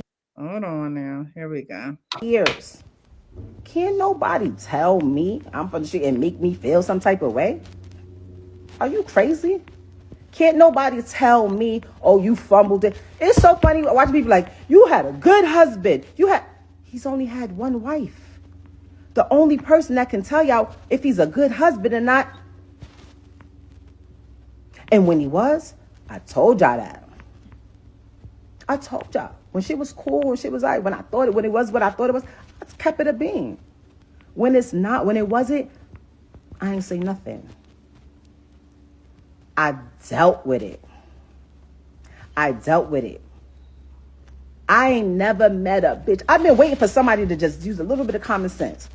I ain't never met a female who has a perfect dude that takes care of her, helps her financially, emotionally, physically, is there for you, treat you like this wonderful thing, right? And you just say, you know what? I don't care. Fuck this whole shit. Who does that? Nobody. Oh, everyone looks so much happier now. Girl, Man, don't nobody fall in love faster than somebody with nowhere to stay. The fuck? The fuck? I literally told him, every time your current come up says my name or does something that I feel is trying to attack me in any type of way, I'ma drag you. I'ma drag you. And I haven't even been dragging them. Bad enough, you got my daughter's mom out here looking crazy because you refuse to tell people, hey, me and Rem haven't even slept in the same bed since May 2022. You don't want to tell nobody that. You were so wrapped up in the whole black love thing. That was your thing. That was the only thing you had. And I realized that. And I respected that. You know what? I don't need to be out here telling people you ain't this and you ain't got this and you ain't doing this and you ain't that. Whoever get you, they'll see. They'll see. I seen one of these. She was like, she said there was others. Who are they? I want to know. Do your own homework.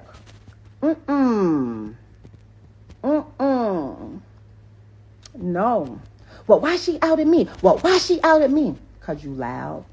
And I know he cares about his personal image and what people think. So was it all a front, or was it just not all it was cracked up to be? Because I would have never thought that Remy and Papoose would be on the internet airing out their business, and pretty much, you know, Papoose was telling the world that Remy Ma was caught with a girl, and Remy Ma is pretty much saying that he was broke. He never really financially helped her. He had everything but the finances.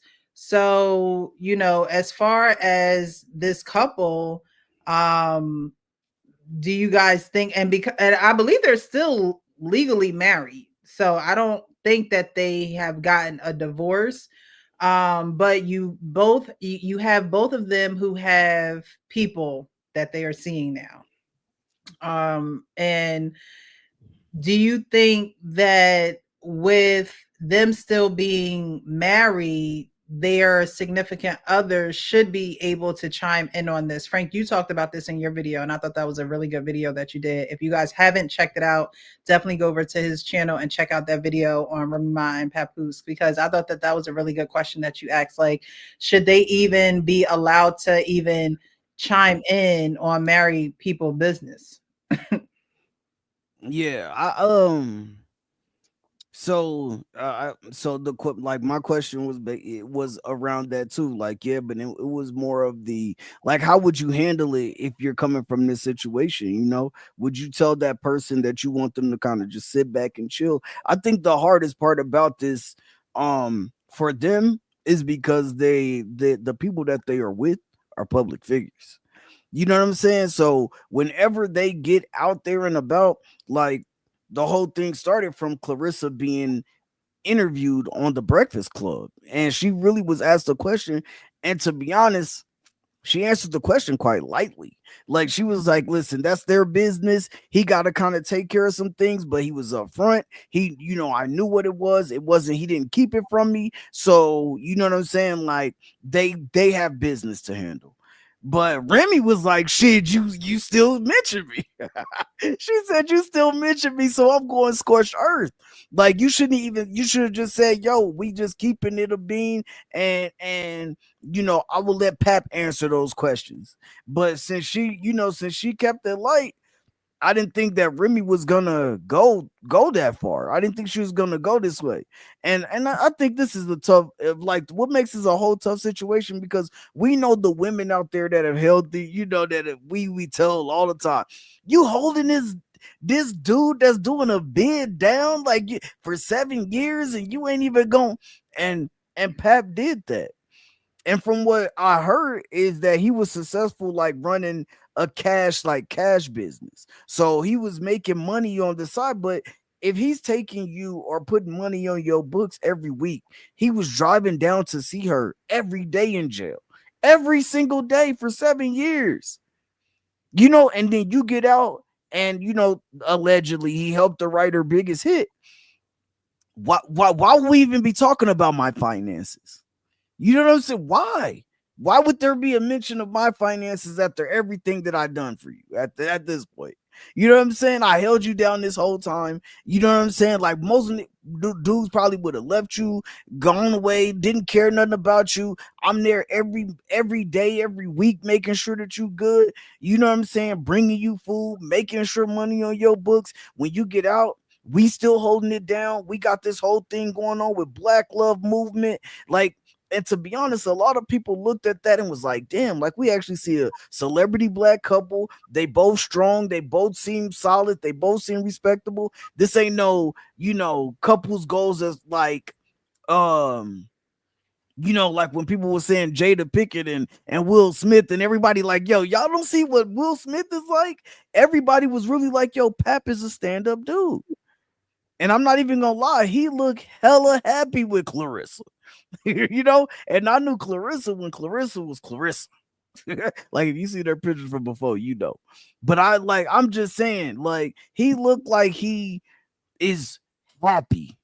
Like he is happy, you know. And so I mean, I wish we didn't have to see them going through this like this, because they were at least, you know what I'm saying, like some resemblance of like a good couple or a happy couple. But you know, it came to an end, and that's cool. But they could have made this split, you know, amicable. And she was the one out first, though.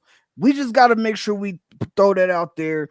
She was out with Easy the Block Captain way before he was out there with Clarissa Shields. We got to throw that out there. She was out there with him way beforehand.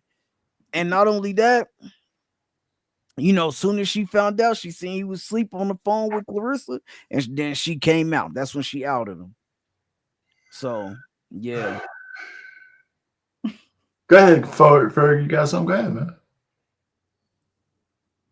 Listen, man, you know, it's unfortunate that, you know, two people got married years ago, and now salute to the crack era adults, man. Oh, Jesus. He held her down. Listen. He held her down while she was inside, right?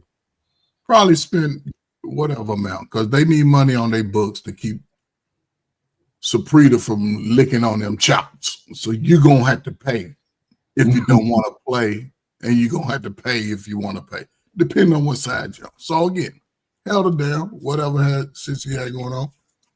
Married her after the fact. I don't know if she had kids before, but they was did, right? I think did. Yeah, they had a kid after too. So he married her, trying to raise a family. It comes out first that she's out there moving reckless, right? No evidence of him moving outside the marriage. Cool. For whatever reason, I guess she fell into this feminist, we gonna go with Kamala Harris year, and we gonna liberate each other. She got out there. As we see, men move on. A man that can move on, he gonna move on. He still ain't said nothing. But you notice she talked from a distance with Clarissa. Because Clarissa got a 1-2 piece that she can bring to most of us. But she's over it now. She's looking bad. And now she's appealing to the sisterhood and bringing out all this unnecessary information because he got a little money. He wrote her songs. She had what? 1 album, 1 CD. Now she's in her 40s, I think. So she's done aged out of the game too. So she gonna be out here trying to date Frank and his buddies, and they ain't going for it. I'm good. See, that's what I'm saying. See, they ain't having it.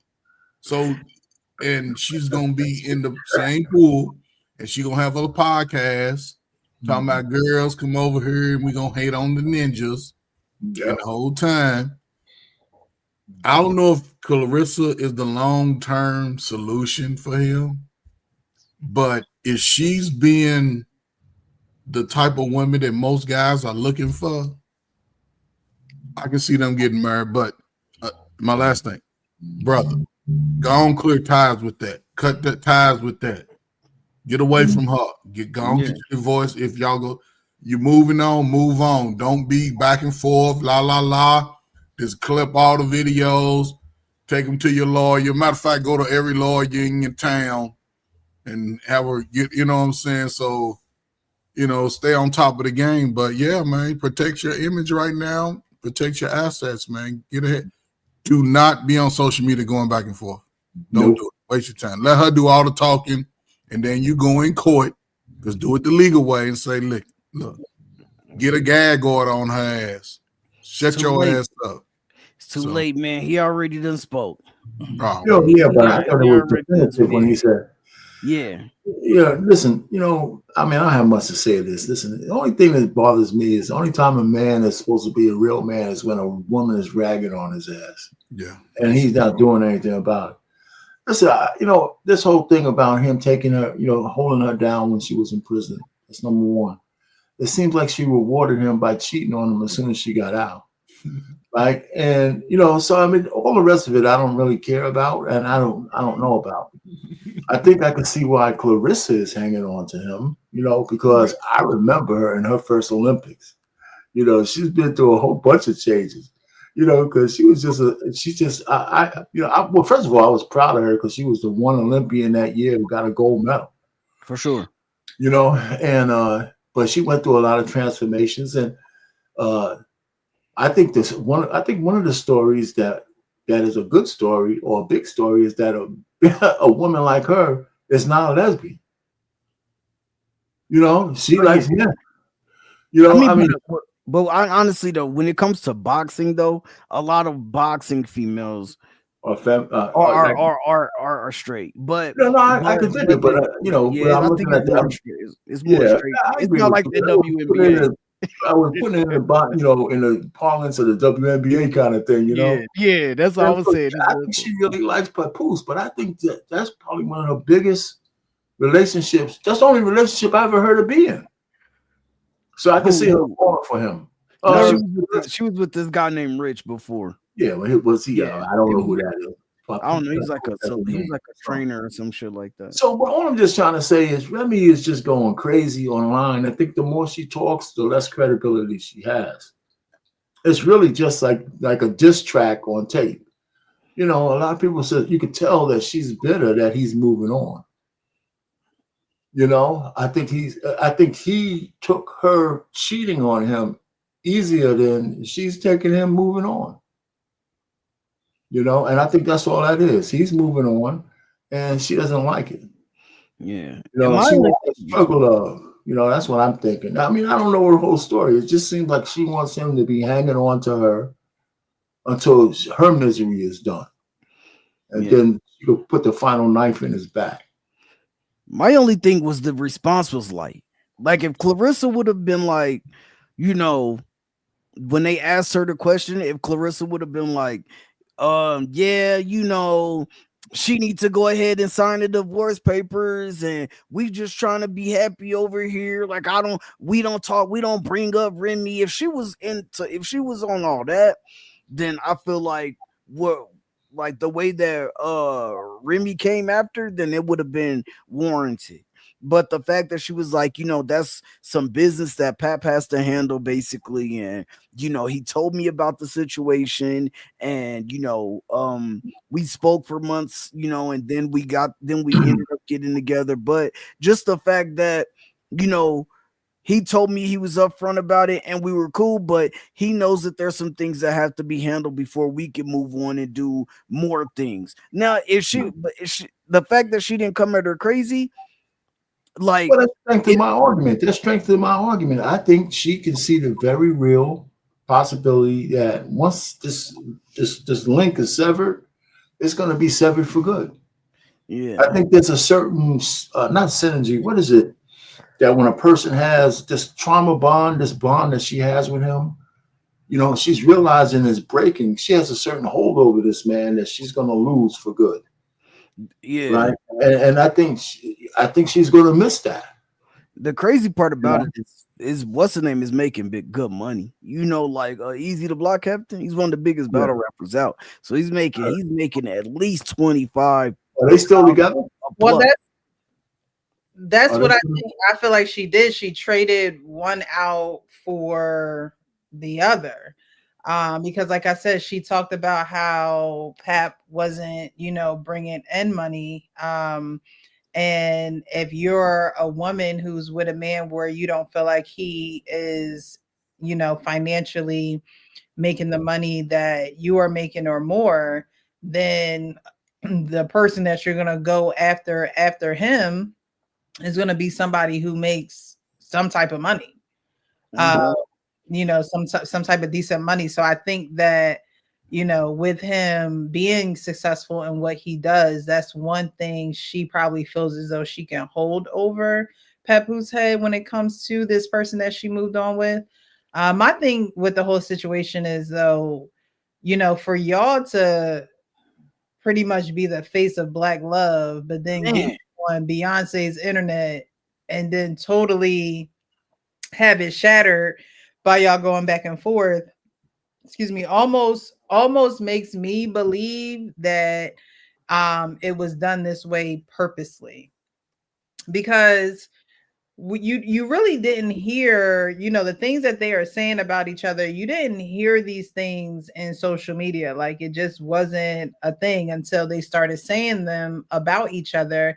And now it's every time you open one of your social media apps, it's Remy going at Papoose, or Papoose, telling the story about Remy. And it's like, y'all were never like this. Like this just wasn't even y'all MO. Like, you know what I mean? Right. It makes me feel like, is somebody coming out with an album? Like, yeah, y'all want to get divorced? Like, you know what I'm saying? Like, right. What is really going on? Because who is telling y'all to? Because these celebrities going on social media and having a certain amount of views during a live, and like, we are all content creators, so we all know that brings them revenue, like that brings them money. And even Papoose, like, I've never even heard him talk this much, as far as him just speaking to the public. I've never heard him, talk this much. As far as Clarissa, it's I guess it's a good look for her being a boxer and being and people who did not know her, now they do know her, because I didn't know her outside of the Remy Ma and Papoose, situation. Frank, I know you were in that world, so you probably knew who she was before, her mention with their names. So it's a good look for her, because, when you're in the spotlight, good, bad, whatever type of publicity is good publicity for you. And then, as far as Remy is like, are you ramping up for another project? Are you and your new boo working on something? Because it just seems like every day it's like, why do like just get like, if y'all gonna get a divorce, get a divorce. Just let it go. Yes, like, why do we have to know, about y'all marital business? If it wasn't what it was, then do what you need to do and move on. Why does it have to be all the hoopla online? It just seems like, they jumped to what would spread the word the quickest on what's going on with them.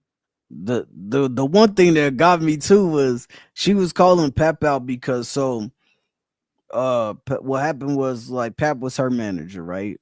And when they were married, Pap started dating Clarissa. Clarissa was like, yo, I want you to be my manager, basically. So he ends up becoming Clarissa's manager. When Pap started dating Easy the Block Captain, that's exactly what she did. She became Easy the Block Captain's manager. Like, they started this battle rap league called Chrome 23 together.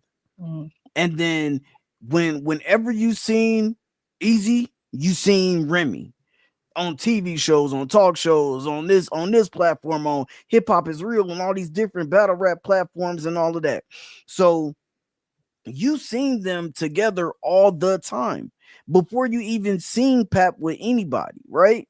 And so and that's the reason why Pap rolled up on them and clipped them. But it's just the whole thing that all this is coming out now. And I agree, like people did, like a lot of them in the midst of all the ratchetness,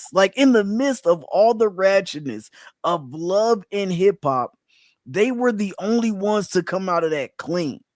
No drama, no fights, no cheating scandals, no, and this is love and hip hop.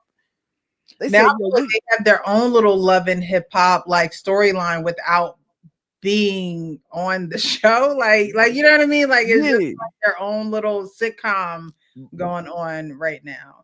Yeah, I was about to say it now. They are like what love and hip hop was the whole time. They are like calling each other out every day. And now Pap responded, and you said that we never hear Pap talk. The only time you ever hear Pap talk is in interviews. Yeah. Outside of that, or if he dropping a new freestyle, other than that, you don't hear Pap. You don't hear from Pap. And so to see him online going live and I'm responding and I'm gonna play this audio, like this is crazy to me. I just never expected to see this shit.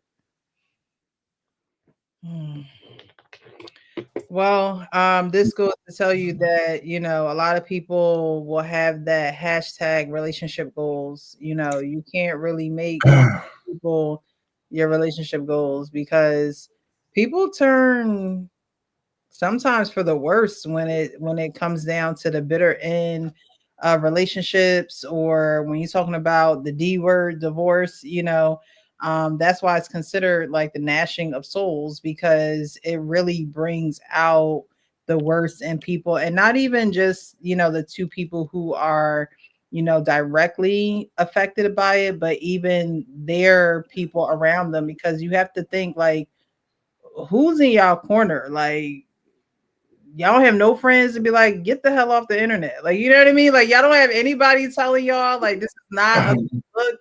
You went into it like if you want to be the face of it, then at least bow out gracefully and say, just let there just be a statement issued or something like Ruby Ma and Papoose have decided to end there such and such. Right. Yeah, well, nobody who is in the entertainment business should be the face of Black love. Nobody. It's the most ridiculous thing I ever heard. Who made them the face of Black love? No, it was their brand. It was like so they branded Black love because they wasn't with the drama. They wasn't with the they wasn't with the ratchetness on love and hip hop. Like that's what I'm saying. So like when you seen them, it was like, damn, like this is like something that they did, or just something they named themselves the face of Black love. It wasn't like the face. It was the brand. It was like the brand that they promoted. Yeah, because when people seen them, they was like, bro, like this is what Black love looked like. And so they branded they branded Black love as a. I mean, they were making money on merch. How were they making money? Just they were merchandising. They did have hats and merch, but it was just to promote like Black love. And when people saw them two together, if you seen them before all of this, like you would be like, okay, like you could tell that they look like a good couple. They look like they're happy together. But and he in every interview, all he did was big her up. Yeah, because he was big. Listen. It was upside down to begin with. It was all about this whole thing with this Black love bullshit was because he was holding her down. If he was in jail for how many years, you think she would have just been holding him down like that? I mean, everybody recognizes them together as Papoose being the guy, the real man who holds I don't want to say ratchet woman down, but I mean, Ma has always been kind of wild. Mm-hmm. That's why she went to jail. Right. So she went to jail for whatever, but it's him who had to sacrifice and do all this shit to hold her down. And the way she repaid him was by busting it out for somebody else as soon as she could. As far as I'm concerned, I'm not even into the rap game. As soon as I heard that, I would have, if I could, I would have stripped their trademark. I mean, my whole thing is, I'm not into the whole rap thing, but I mean, both parties going to have to be able to contribute something to make it different. I always thought they were upside down from the beginning. from the beginning. I mean, he's there and her boyfriend's there. She's busting out the boyfriend. Papoose is looking like a moose, sitting there just knowing that, all this time he put in and she's giving all the goodies away to some bum, right? And so let me tell you, I think we're just upside down with all of this stuff. So God bless them both. God bless them both. The Lord be with you. Yeah, so they I'm pretty sure in the coming days is going to be even more stuff, and I think it's just sad how they're going out like this. And as far and Remy Ma's, what's his name? Easy.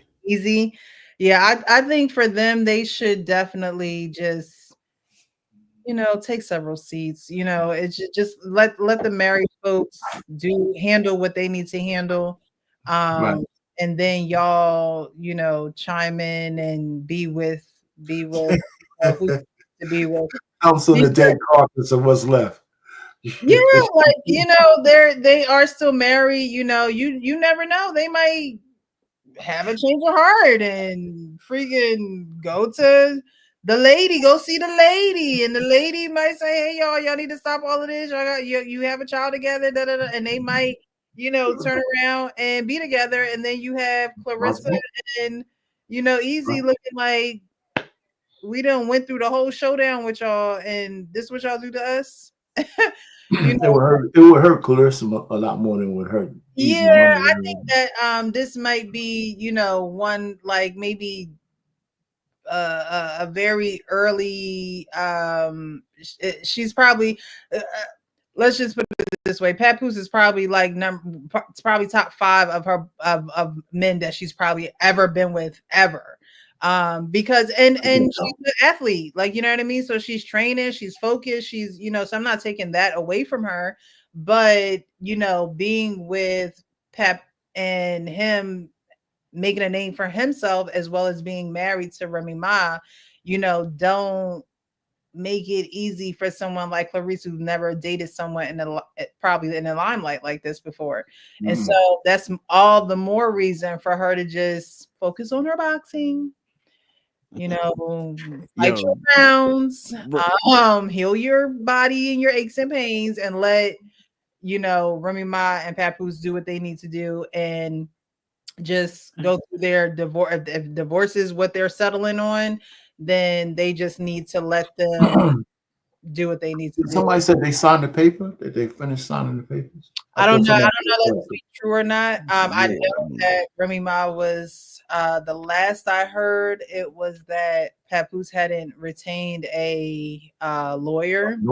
Oh, and so playing around.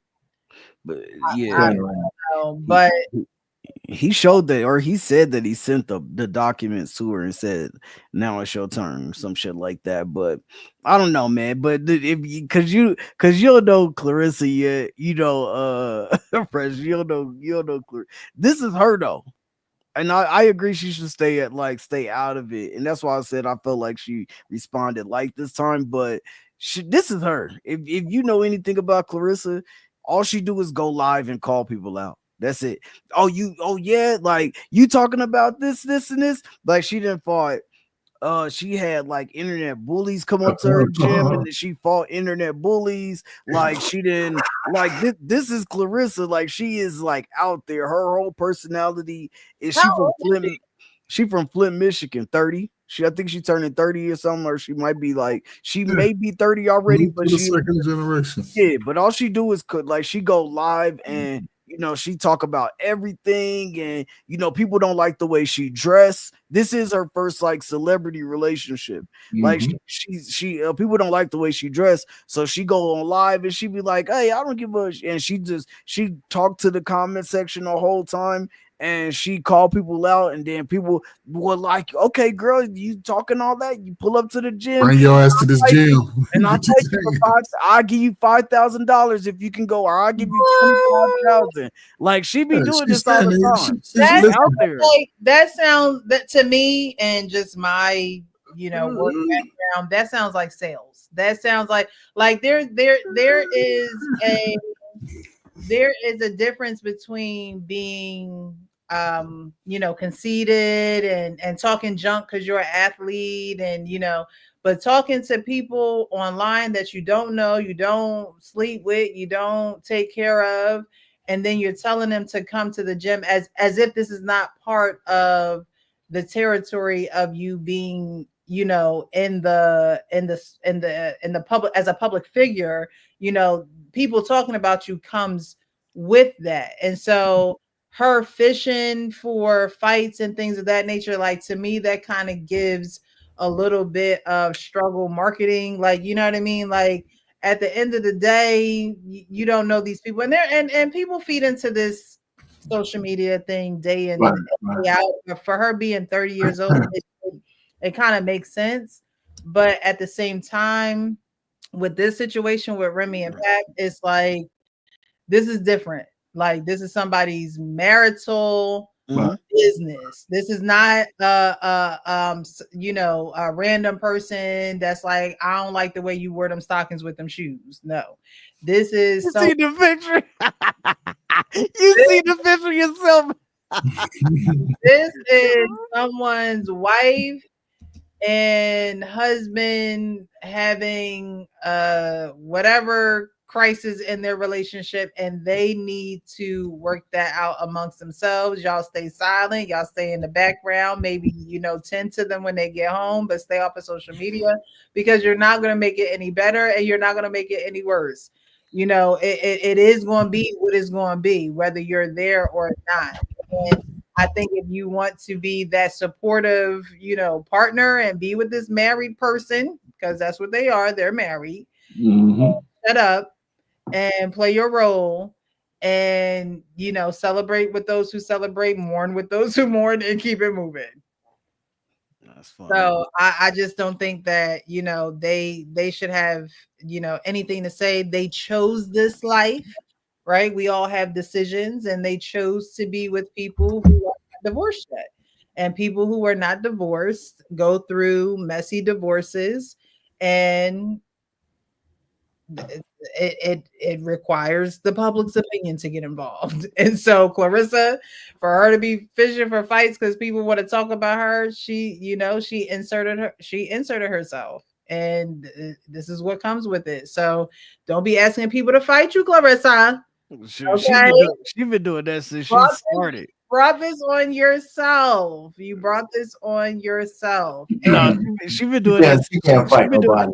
She been doing that. She been she has. Well, she been doing that. But she been doing that since she started, though. Listen, like after the Olympics, like she been calling, like when everybody's talking about her hair and all that, and then her smile and all that. Like she always been like that. She from the hood, so she like, yo, she like, it's nothing for you.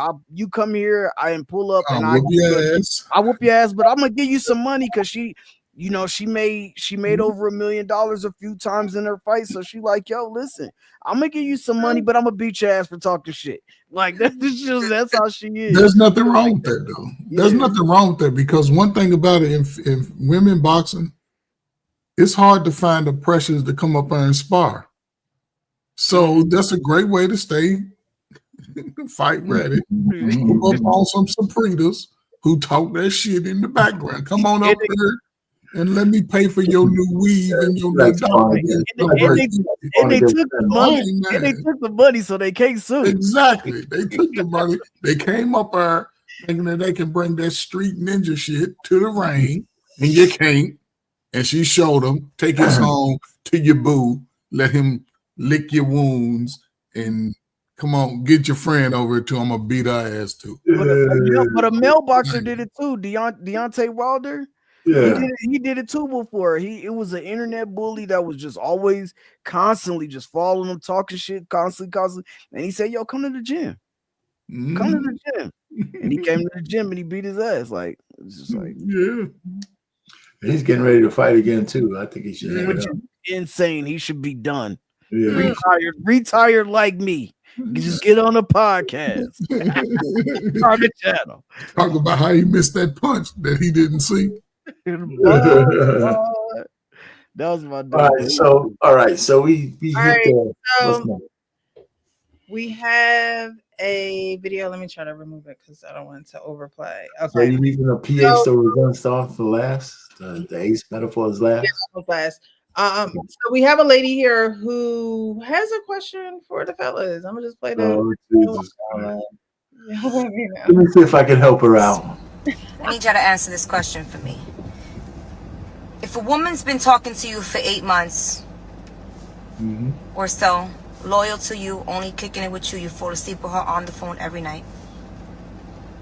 Yes, I said it. Every night. Answers all your calls, unless it's petty arguments or whatever the fuck, and they're trying to prove a point or something, but doesn't disappear on you. Could share location at any given time. Yeah. Want something real. At what point in time do you feel the man should lock in? Because the man doesn't want to lock in. Why wouldn't a man lock in if he has that? I want your honest opinions. Why wouldn't a man lock in with a good, faithful woman or anything? It could be for me, it could be for anything else, but why do y'all men not lock in? And then when women act crazy, y'all want to call us hoes or shit. Why? What's the problem? He hasn't locked in because you have not made that the standard. Like, he has not locked in because you have not made it the standard. That's why. And if you really wanted to make it the standard, you would have removed yourself. And guess what? And guess what? He would have came back if he really felt like you were that. You would have removed yourself, man. Like, we got to be honest about the situation. Like, you can't say why having a man locked in, like, it's just like when, why hasn't he married? Because you didn't make it the standard. And he's not the only man on earth. Like, girl. Right. Talking about they want to call you, no, you crazy. You are crazy. Because your number one, your ass still there, and you talking about, well, he want to call me crazy because you crazy. You done did some crazy shit, and it's okay. We can be honest about it. But don't be sitting here acting like, nah, I made it a standard and I really stood on my morals and all. I stood my ground and he still didn't lock in. If that's the case, it's something wrong with you, shorty. Facts. It's something wrong with you. Because if you made that the standard and he still didn't lock in, then there's something wrong with you. That's it.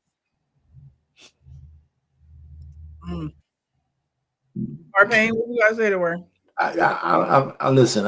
Maybe I missed something. I mean, I didn't really get anything from her other than this is the relationship she thought was going somewhere, and she was fooled. Now she's talking about talking. I just don't get all of what she said.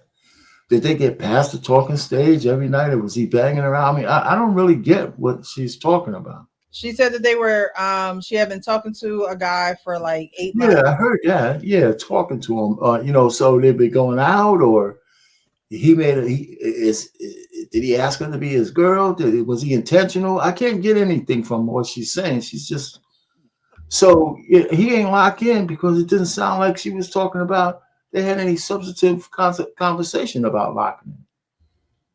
Right? I mean, it just sounds like she's just going along. Okay, we talk for 10 hours every night on the phone, but what the hell y'all saying to each other?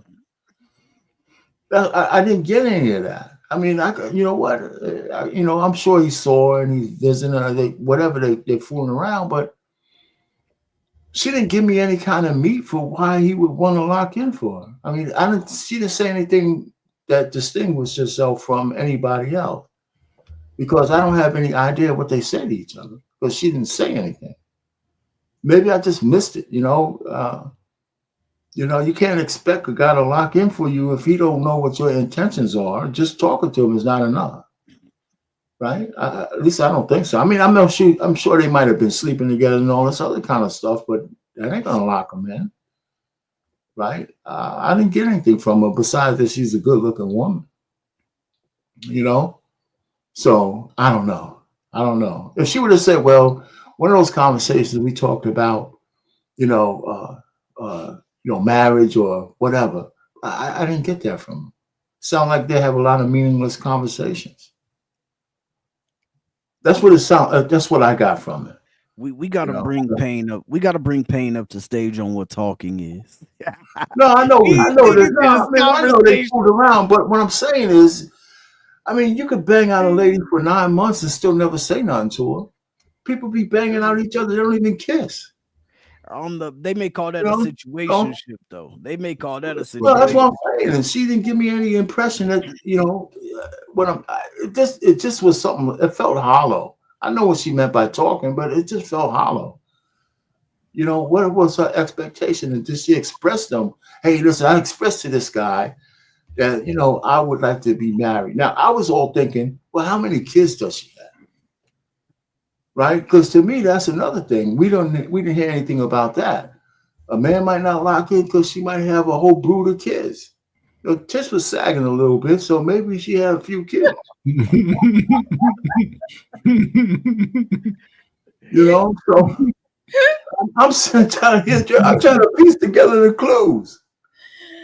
I mean, that'll be a reason why a man might not lock in the way you want him to, because you might have a kid or two.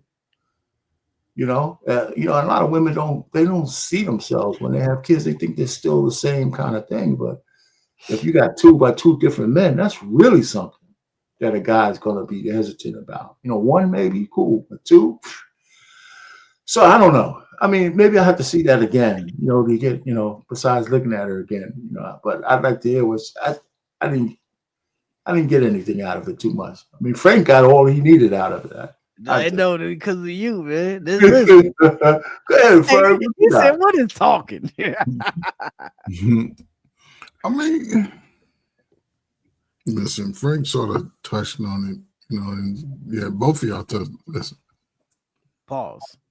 Of course, when people want to, I learned, when you work in the social services, you learn a lot. When people are always, I hope I use the word correct, say the word correct, ambiguous about their statements, there's some lie in there between everything. Locked in. What does she mean by that? She finally gave up Frank and our pain just to be. Yeah. That's another way to look at it. How long? Because one thing listen, and Frank, you can tell me if I'm lying. Our pain, you might not have been in this game. When you meet a woman, you may like her, right? You into her, you like her, you like a vibe, you like a smell, you like to talk to her, you want to hang, and she's locking in and doing those things with you, right? But then you might notice something about her. And for the most part, you may not say nothing initially, like, okay, shit, I still like, she come over and bring me some cake, and she's bringing the cakes, and I'm good. But then, it's like you start paying attention to how she moves. Right. Or the things that she say. Or the type of friends that she hang around with. And most dudes ain't gonna just cut it off then. No. We gonna ride the wave for a while, because listen, when she come through, she got high heels on and some dental floss. That's all she came through with. Hey. So he ain't gonna be too quick to give it. No, you're not. Because she like me too. But it's something about her that when I'm thinking about the future, I can't see her over in it.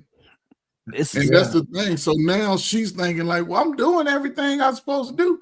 He might have found out that the dude you was talking to before him was that dude that now running around stealing everybody's cars and because the dude, we find out, because most of us date people in our neighborhood. Right.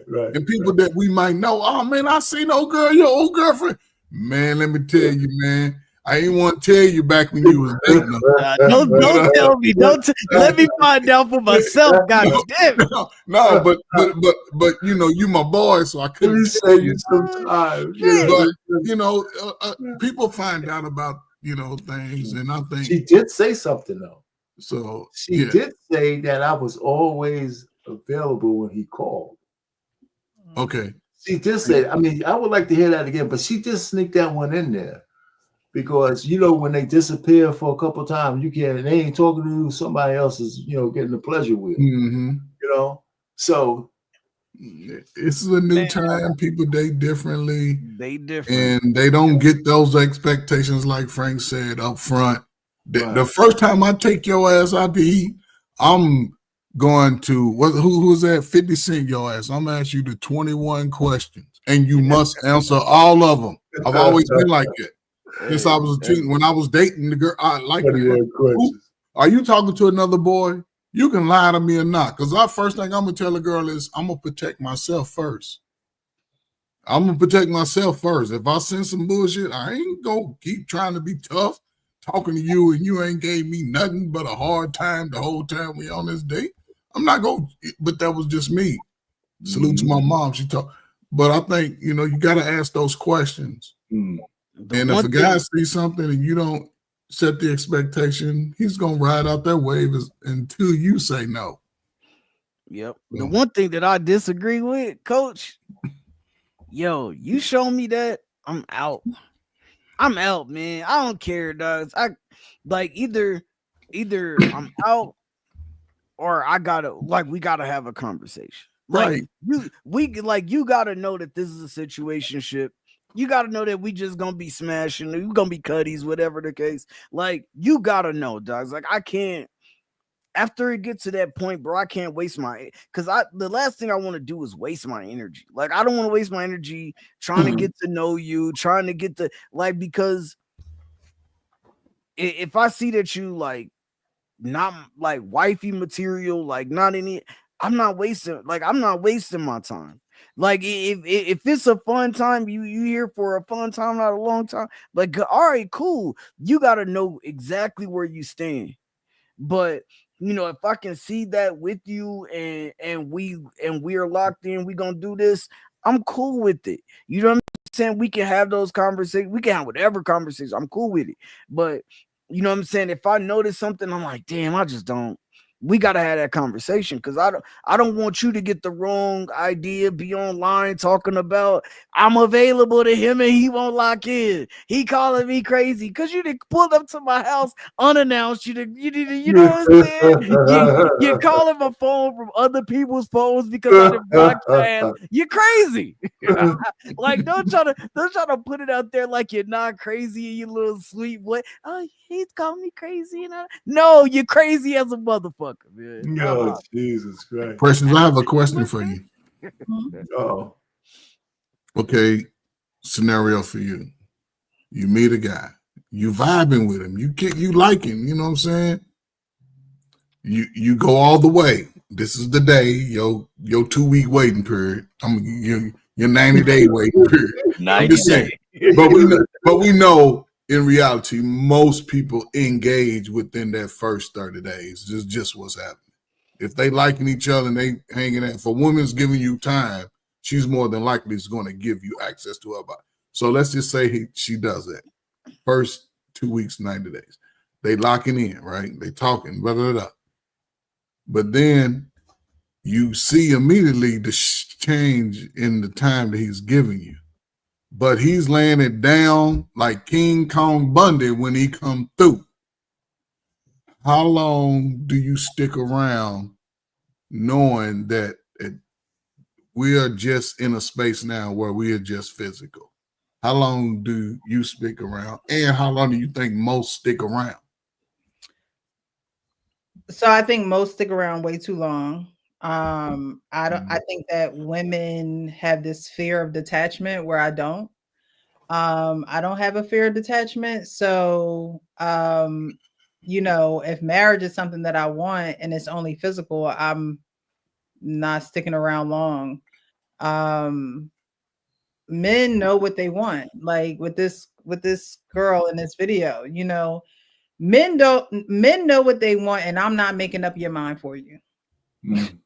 Like, there's no way that I can make up your mind for you. So what I'm going to have to do is detach. I'm going to have to walk away. I'm going to have to create distance. I'm going to have to stop responding. I'm going to have to stop giving up the cookie.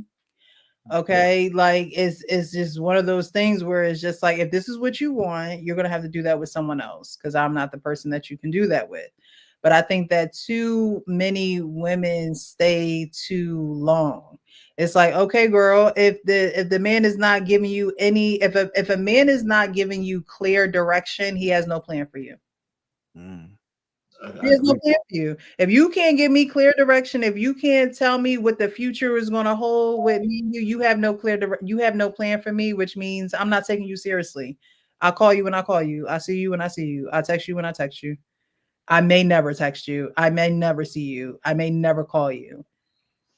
And so then, the man can't be like, oh, well, I don't hear from her anymore. Well, you didn't give her any direction. You didn't map out a plan. And so, for women who ask, well, why don't men, why are they not committing? He doesn't want to commit to you. It's simple. It's very simple. Now, why he doesn't want to commit to you, it could be reasons of his own.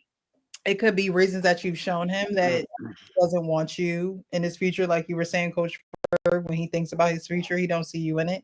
But at the end of the day, a man that wants you is going to let you know that he wants you. And it just doesn't get any simpler than that to me. I'm not going to waste my time with someone who is not going to be clear and upfront. It's just there's an equivalency there that we don't talk about, but you hit it though, Precious. The question was a good one. Women know whether they want to sleep with you right away, whether they do it or not. That's one thing. Mm-hmm. But a man knows when he wants to keep you as well. Yeah. That's to me, that's the equivalent thing, because it's not necessarily when you get the sex or all that kind of stuff, because it could be the first day or the 90 day. If that guy wants you, the first day is just what people do. If it's 90 days, if it's 30 days, it doesn't it's not equivalent for every man. They don't judge women pretty much on that metric only. You know what I'm saying? Right. Especially if he wants you. So, but a guy men string women along all the time. This is all the time, and they stay. Yeah, I think if Rick was on here, he was responsible for y'all decision making, right? He would say that. Shout out to Uncle Rick. Yeah, he's got a point, but it still doesn't change the anatomy of the situation, right? And for women who stick around too long, it's like you can't then go around blaming the man. You can't. Like they will though. Well, that's because they don't want to deal with the fact that they stay too long. Again, when a woman in their decisions, right? So they're not going to say, "Oh, well, I stayed around too long. I made a decision to be there. Ain't nobody put a gun to my head and say that I had to." Right? That's not something that a woman is going to outright. No, I know. Say. She's just not going to take that accountability, because there's time wasted, there's resources given up there. Like there's a lot of that goes into it. But at the end of the day, you made the decision, and your decision should come with that accountability. I stayed too long. I thought it was something that it wasn't. I should have saw it for what it was up front. I wasted this time. And honestly, you don't even have to look at it as wasted time, because if you're not learning from things, then yeah, you could say it's wasted time, but you have to be able to learn from certain situations and learn people. That's how you learn people too. Because once you see it, once you experience it, if it comes 6 inches within your like you already know what it is. Like you already know what's coming for you. And a lot of women will still get in the same relation, but they'll get in the same relationship with different people, but have the same situationships because they stay too long with this person. But the next person comes along and they give them a little attention and they give them a little loving and things of that nature. But this is the same man, but he just has a different face. He has different clothes on, but it's the same situation that you just came from. Instead of saying, you know what, I'm gonna chill out. I'm gonna be on my solo dolo. I'm gonna do what I need to do. I'm gonna handle my responsibilities. And if someone serious comes along, then okay, I'll consider taking him serious. But a lot of women just really don't want to be alone. Like they don't want to come home to a cold bed at night. And sometimes that cold bed is your discipline. It's your your way of really working on the things that you need to work on before trying to, you know, continue to date the same type of person, or even you being the same type of person. Because just because you're with somebody else don't mean that you've changed, you know, the things about you that need to change too. Because just because you staying too long, that could just mean you being comfortable and you don't want to do the work necessary to really be better for the next person. So I think that, you know, women who stay too long just have way too many excuses, and not enough accountability and moving forward. You know, they talk about men not being ish, but you play into this narrative by being with that man that's not ish. Like, you know what I mean? Like, you still with him, you still sleeping with him, you still giving him kids, you still allowing him access. And it's like, women do have that power. And I don't think that women exercise that power enough, because men are allowed to do whatever because women allow it. I mean, as simple as that. A man who is not committing is a man who just don't want you. And you can't internalize it like, oh my God, what is it about me? That man just don't want you. That don't even really mean that there's anything wrong with you. There are some men that look at women like, okay, she's the smash category, she's the wife category, she's the, you know, homie category, whatever, however y'all categorize women. But I think that a lot of women take it personal, where they should say, okay, well, if I'm not the right woman for him, I'll be the right woman for someone. They take, because they probably like this man, because they probably have feelings for this man, because they probably invested emotionally in this man, they take that personal. But life goes on. Yeah. Remove yourself. Yeah. Just Remove go yourself. stop responding, block, do whatever you need to do. I don't think any of those things are bad things. And if a man really wants you, he'll step up to the plate. I don't understand why this stuff is not that simple. I don't understand why women don't make things like this simple. I think sometimes I'm a little bit too realistic when it comes to stuff like that. And I think a lot of people don't expect or don't think that I'm going to be that realistic. And I'm talking about my real life situations. Like, I'll remove myself. And it's just like, oh, well, why would you do that? And I enjoy it. Well, that's okay for you. But that wasn't okay for me. So some things need to shake, you know what I mean? And I'm not going to continue to do the same thing over and over and over, expecting different results, especially when you're not giving me a clear plan, clear directions. I told y'all before that when a man gives a woman directions and a plan, that's part of security for her. Security is not always you beating somebody's ass for me, because when we out in public, that's not always security. Security is, I'm a man of my word. I'm gonna do what I say. I'm gonna protect you. I have a plan for you. I see you in my life. That's security. That's protection. And if a man is not willing to give that to a woman, then that's not your man, sis. That's not your. That's not your nigga. That's not your nigga. That's not your nigga. Jack in the chat said he need a robot. Jack in the chat said he need a robot. Wait, where? Not a robot. I told you y'all men gonna have them robots. Our pain, never mind. Our pain gonna pull his robot out the closet, man. You on mute, Arpain. I'm glad you're on mute right now. Yeah, I was gonna say you're lucky I was on mute. I was, I'm glad I was on mute. What up, Sean? What's up, Sean? Going down, y'all. How y'all been? Happy belated birthday, Arpain. Thank you.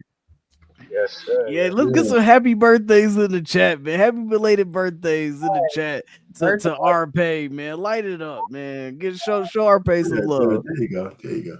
Show that man some love, Arpain. Florida, shout out. My bad. What up, Sean? What you got? What's going down? I just been listening, and I can go.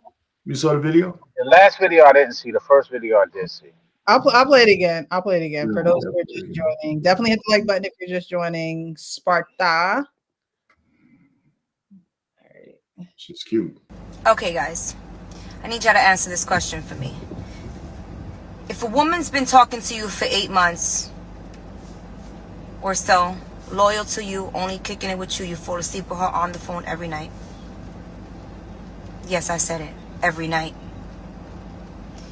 answers all your calls, unless it's petty arguments or whatever the fuck, and they're trying to prove a point or something, but doesn't disappear on you. Could share location at any given time.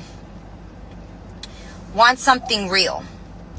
At what point in time do you feel the man should lock in? Because the man doesn't want to lock in. Why wouldn't a man lock in if he has that? I want your honest opinions. Why wouldn't a man lock in with a good, faithful woman or anything? It could be for me, it could be for anything else, but why do y'all men not lock in? And then when women act crazy, y'all want to call us hoes or shit. Why? What's the problem? You crazy because you won't move on. That's funny. Well, the thing is, why don't women realize that if you're spending that time, he's already locked in? What title do you need? He's already locked in. You spending the same time, you spending all them hours, he's spending all them hours. The same way you got location, he got location. So why is it such a big misunderstanding that, or why do you need validation that yet the actions aren't already proven? Because a man can do all the actions. That doesn't mean that he wants to be with you. And so can a woman. So why is it that you're, just because you're doing all that, you want to be with somebody? What does that make sense to us? I think locked in is an engagement, right? Isn't locked in? No, locked in just means that we're trying to make it like official. We're trying to. What's official mean? And what's official mean? Just officially together. Like I said, a man makes plans for the woman that he wants to have in his life, and those plans start with, we are exclusively dating. You move from exclusively dating to then, plans such as, all right, are we going towards marriage? If we're going towards marriage, are we moving in with one another? Like, you're making plans. And that's what I'm saying. Yeah, but just all that to me is just bullshit. I mean, lock in means that you actually have a plan to get engaged. That's what it means to me. But this whole thing, that's what I'm saying. I don't want to make it complicated. I think she wants some kind of engagement. I think she just wants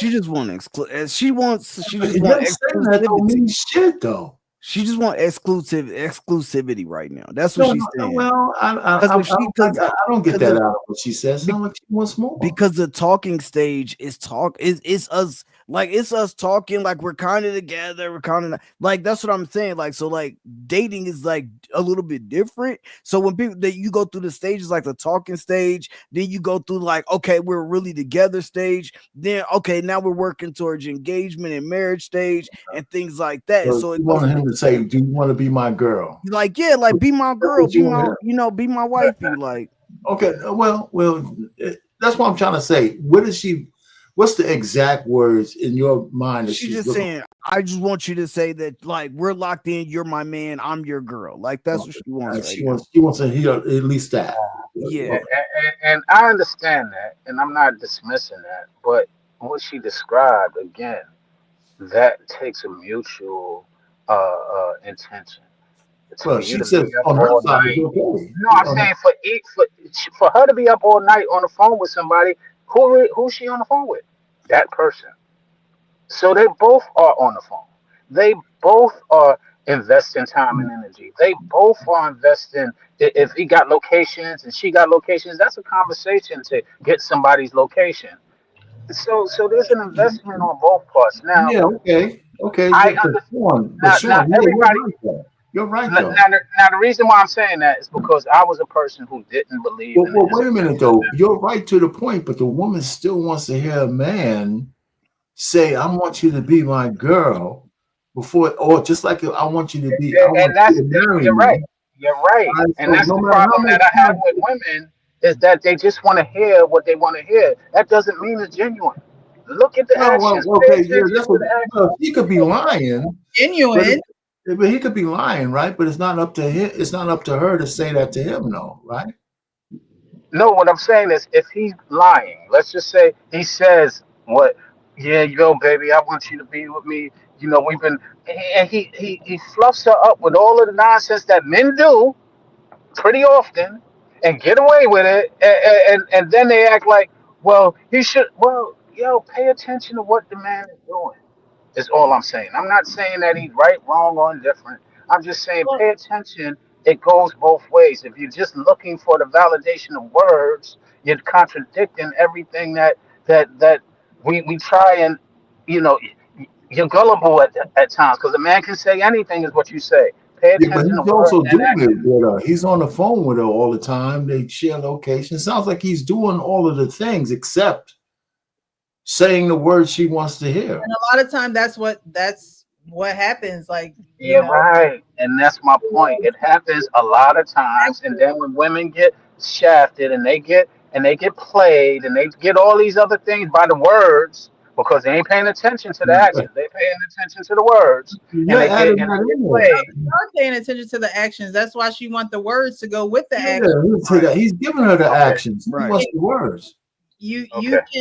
you can have those actions with 10, 15 other women. You know what I mean? Like, Right. No, you can't. No, you can't. In the time that that's my point. This is what women start believing. Oh, you can do that with no.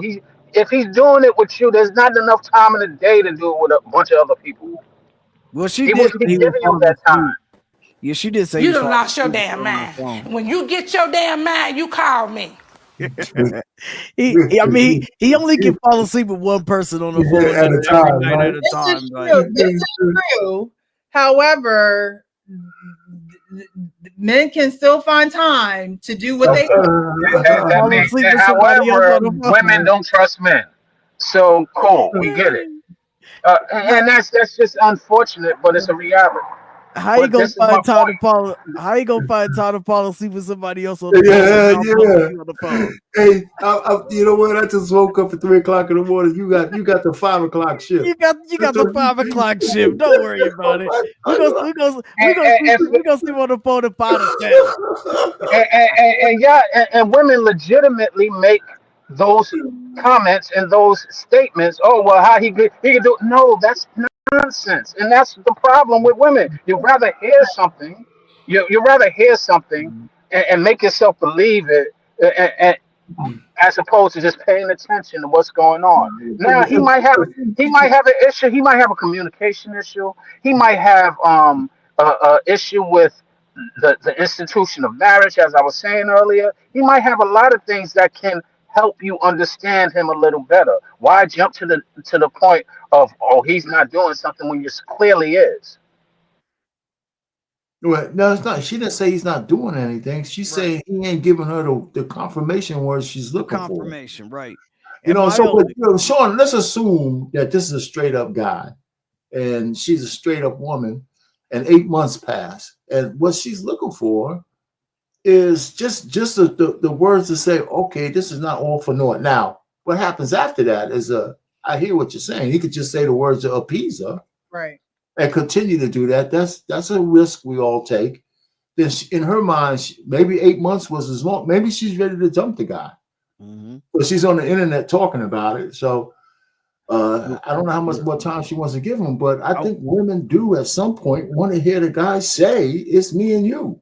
I just want to know where the intuition is that they all speak. I of. agree. That's it. And This is my the- point is that That's a my lot of only women question. say- Is no, because I gotta ask, because she's asking the internet, like, why? Oh, well, when does a guy like in, and why And that's like different when for every I man. can't. And so I'm saying, like, where's that intuition that they all say they got when the relationship, when they find something out that's negative? So when you find something out that's negative, you got all this intuition, but you can't tell when this man is locked in. Your intuition is not telling you why this man won't lock in. It won't tell you if you gave him the wrong sign. It won't tell you if you said something wrong to him. It won't tell you if this man never had the intuition to lock in. He never had the intentions to lock in. It won't tell you nothing like that, but it'll tell you that, oh girl, go to his phone right now because he must be cheating. That's the only time that your damn intuition work. Like, you don't gotta ask us why he won't lock in. You know why he won't lock in, and you have not made it a standard, and you have not showed it that, yo, I want this and I will leave if I don't get it. Like, because I don't got time to waste. And if you did that, then that man would say, you know what? Damn, hold on. Hold on, I'm gonna show you. And then you would know right then and there if he was locked in with you or not. Because if you just let your ass go, then he never was locked in, he never wanted to be locked in, and you got your answer from the jump. But if you wait and keep asking everybody online, you wait and keep asking your mama and your daddy, you wait and keep asking your sister and your brother and your nappy head auntie that ain't had a man in 10 years, then you gonna be there asking forever. That's just is what it is. And he can string your ass along. Matter of fact, it ain't even stringing you along at that point. You just stand there. And then you're going to act like he's stringing you along. You're going to call him a narcissist like a lot of women been doing lately. Like you're going to call him a narcissist and then you just going to be there looking dumb as hell. Because everybody else going to see straight through your ass. Yeah, with less eggs. My bad, Yeah. John. I'm not bad. Well, yeah, that sums it up pretty nice. Man. That's pretty good. Yeah, and again, I understand the validation, but this is the problem that I share with women all the time. Pay attention to what's going down. Ask those questions why you're not getting what you want. Yeah, you can ask those things, not to the internet, but to him. He might have a good explanation for it. But you sitting there seeing all of the signs. A man, I used to tell women, if he's spending, I could tell he ain't gonna be the one for you. He's telling you all this good stuff. He's telling you the things you want to hear, but he ain't spending no time with you. There's no way in hell if a man is interested and he ain't on the phone sleeping with you. Oh, Other things are his priority. true. Yep. And that's why women just need to keep it moving because you don't really have time to waste. No one has time to waste either. The men don't have time to waste either. But however, I think that men are somewhat okay with wasting their time as long as they But this is what I'm trying. I'm sorry to interrupt you, Precious. as long This as is what I'm trying to tell you. they get a little bit of cookie or something and it's No, like no, stop. This means your time is more valuable than ours, and that's what is always. all right, Sean. Like It's insult to say you. It's an insult to say you wasted your time when I'm spending my time with you. I'm wasting mine as well. Then no, when I say time, like you can have children up until you damn near die. Okay, that's not. I'm not talking about time as far as talking about biological time. a biological clock. You don't have a biological, Right. clock like. Imperative, right. So women aren't going to continue to give a man time. And now this is if she, wants children, she's not going to continue to stay with a man who is not going to make things clear. We are the gatekeepers of sex. You guys are the gatekeepers of relationships. And so if you want a relationship, you'll say that. If you don't, you won't. Like, it's simple. okay, it's not that simple always. Is what my point is, and yet we try and make it simple, but it's not. And Well, if y'all it's all the gatekeepers of it's sex. complicated in your And, mind, you can't make up your mind. But if a woman is okay, saying yeah, as right. a man not locking it down, it could be reasons on her end, or it could just be that man got some issues that he's not ready to deal with and be in a relationship and add somebody to his life to expound on those issues or to actually see those issues and what's going on in his life. There's some men who don't want you that clean. My point that I'm making is that it's not always that cut and dry. If a man locking down is the problem, is what a woman considers locking down versus what a man considers locking down, or what people consider locking down. It's not that hard, Sean. Like locking down, The point being, if I'm spending all my time with you, what else do you need? If I'm sitting there spending all my time, resources, and energy with you, why don't you understand that I'm locked in? Because I have an issue with expressing it. Okay, so let me work on my issue. Help me work on my issue to express it. But if you can't see that I'm locked in with you when I'm locking down with you, that's part of your issue. Well, if you have an issue with expressing that, then that needs to be expressed. But if you have an issue with expressing that, then 9 times out of 10, you're not going to express anything at all. You're going to allow your actions to speak for you. But at the end of the day, just like Are actions expressions? and they say use your words. Are actions expressions? Your words are still necessary. Yeah, but I understand that. But words is what just basically fools you guys all the time. No, Sean, we're not talking about words that are going to fool people. We're talking about words that are going to lead people in a certain direction. Now, if you want to be foolish and you want that to be the case, then that could be the case. But at the end of the day, we're talking about men who are clear on what they want, who can communicate this to a woman, whereas she says, okay, I know that me and him are locked in. Anything that I may have had going on or anybody that's interested in me does not have access to me, because I am devoting my time, my body, my resources to this person and this person only. And actions don't speak that? Actions do speak that, but actions can speak a lot of things. But at the end of the day, so can words. Right. But that's why you need them both together. I'm not saying one or the Sometimes, other. okay, I agree with you. When they're both together. I agree with you. I'm just sharing with you from the standpoint of when one might be missing, but everything else is there. Don't do a little bit more research before you go to the internet getting in your feelings.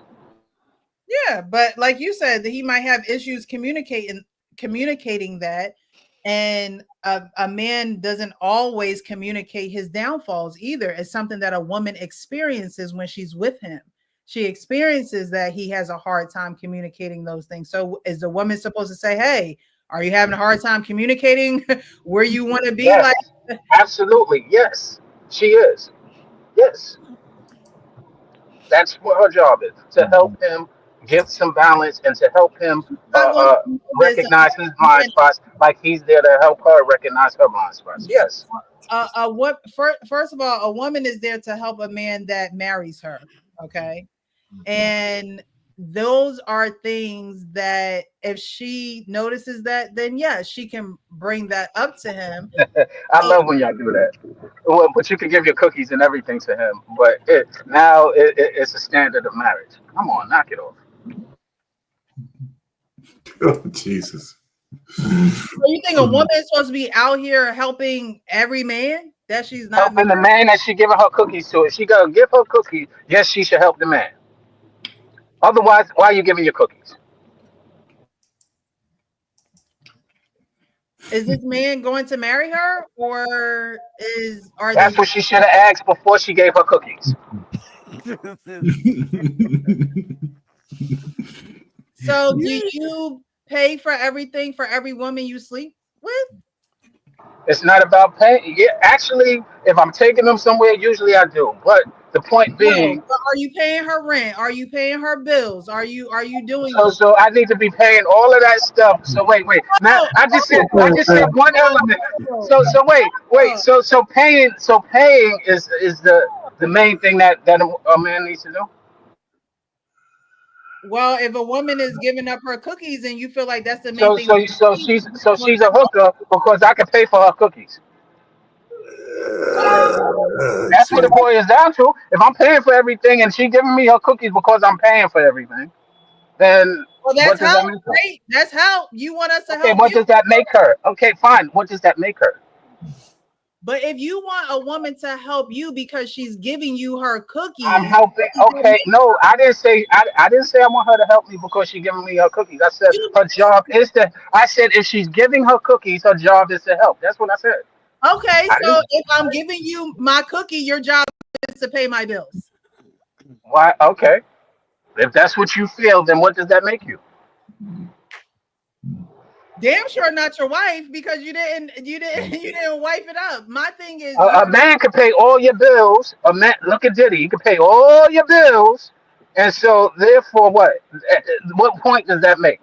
At that point, that you're his? No, you should give him all the cookies. So you should give him all the cookies. Okay, so you should acquiesce to all of his perversions, and we shouldn't be in court. I tell you, it's just you fly that thing. I mean, when you on the move, fly to the moon. Look, if a woman can give up her cookies, and you saying, "Oh, well, she giving her cookies, she should help me." Well, then No, you what I'm saying is, if you have the audacity to give your cookies and what you this is supposed to be the quintessential of your value are your cookies. This is what you have control of. You relinquish that control as soon as you give up them cookies. So if in fact you want to maintain control or you want to maintain balance to where you want to maintain where you might give him a reason to want to be in a relationship, or you might want to understand if he's going to be in a relationship, then you need to maintain your cookies. But a lot of women don't like doing that. A lot of women okay, so no cookie, no help. Again, back to what we were talking about. Spam the chat with 5 hours. If Spam that is the case, right? No cookie, no help. Then you would have to tell me that you have an issue with communication. Right, but I can understand that. But if I'm sitting here, you're giving me the cookies. I'm sitting there with you. You're seeing all the things that I'm doing, but I'm just not communicating verbally what you want to hear. It's not that I'm not communicating verbally, because we've been on the phone for hours, according to you. So we're communicating verbally, but I'm just not communicating what you want to hear. Then yeah, you need to take the time to help him communicate that better of what if that's what you want. Hey man, what you eating, Ferg? What the hell are you eating, man? What have you eating down there? I'm jealous, man. What the hell are you eating? There's peanuts? Popcorn. He's watching the show. Yeah, I thought I went. I didn't know I was on mute. No, I'm just eating some cookies. Oh, okay. Hey, speaking of cookies. Oh, cookies! Speaking of cookies.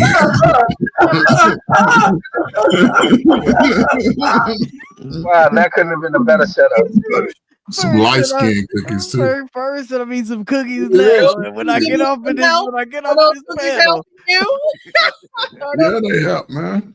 Shit, keep things cool over here. Everything been good. Shoot, this came from the mountains. Everything's peaceful until Sean came in. And exactly, ladies. Yeah.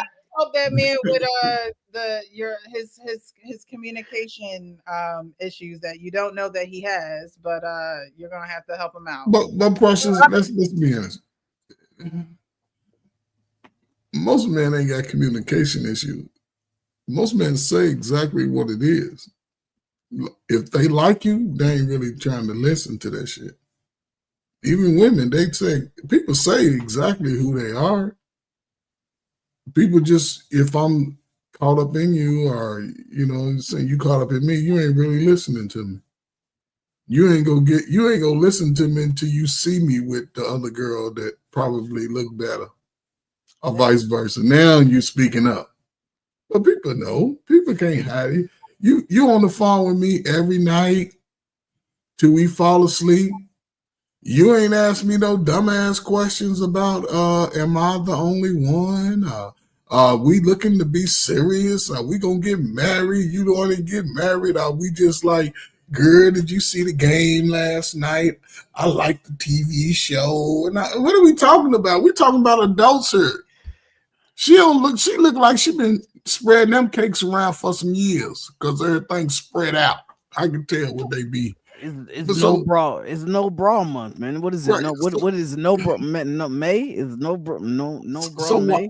So why you not having the conversations when he over there with his feet? I mean, what are we talking about? I didn't get the memo. I'm not gonna talk on the phone with you. Okay, I just use myself. When I first met my wife, we probably talked on. When we started talking on the phone, our first time on the phone was 4 hours. I believe it was every question that I was asking a lot of questions, and then she started asking me questions. So, what are we talking about? You ain't know how serious. Are you looking to get married? No. Oh well, I am. Right. But you're cute though. If lay it on down. If I see you out, I'll speak. But a man, listen, we want the body. the body and the mind had to come together. We can get the body, we don't care about your mind. Because a lot of women, if they like you, they give up their body without even understanding our mind. And then those dudes that ain't got that, a lot of them dudes that ain't got that mind, they coming in with that hammer. They know that's the one thing they got is the hammer. And if they get her hooked, she gonna avoid all of them red flags until he's ready to move on. Now those things become a problem. So I don't know, man. These people not having conversations and not understanding what the person wants, they already know that shit. How is we the modern people and we don't know shit about relationships? It makes no sense to me. Facts. But I'm done. You good, and this coming from the light-skinned brother on the panel, so you know you gotta listen. Look, in my 20s, y'all would have been mad as hell when I pulled up. All you young little 130 pounds. Listen, oh no, I don't know if y'all. When this dude right here, when that dude right there pulled up, yeah, it was over. Our pain was already 76 when you was in that picture. Frank, I just came back from Saudi Arabia, man. I was 23 years old right there, man. Well, I was about to say my uncle was over, but he was in Kosovo. I got you. All right. So the moral of the story is women just move on quicker. If you're not getting the desired result, move on quicker. Because the longer you stay, the longer you're hurting yourself. Because that man is not, forcing you to stay. He's only taking what you're giving. So take it away, and there's nothing that he can get from you. All right, so we're going to get into. Let me remove this from the stadium. All right, so we're going to get into Cam Newton and Ace Metaphors.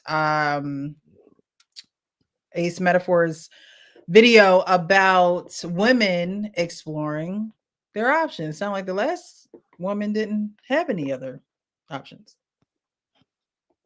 Average woman that's on my page right now, when I talk about, hey, keep your options open if you're not exclusively dating somebody, you know what I'm saying? Vet multiple men at the same time. Go to coffee here, go to here. You ain't got to sleep with them, but if you single, be single.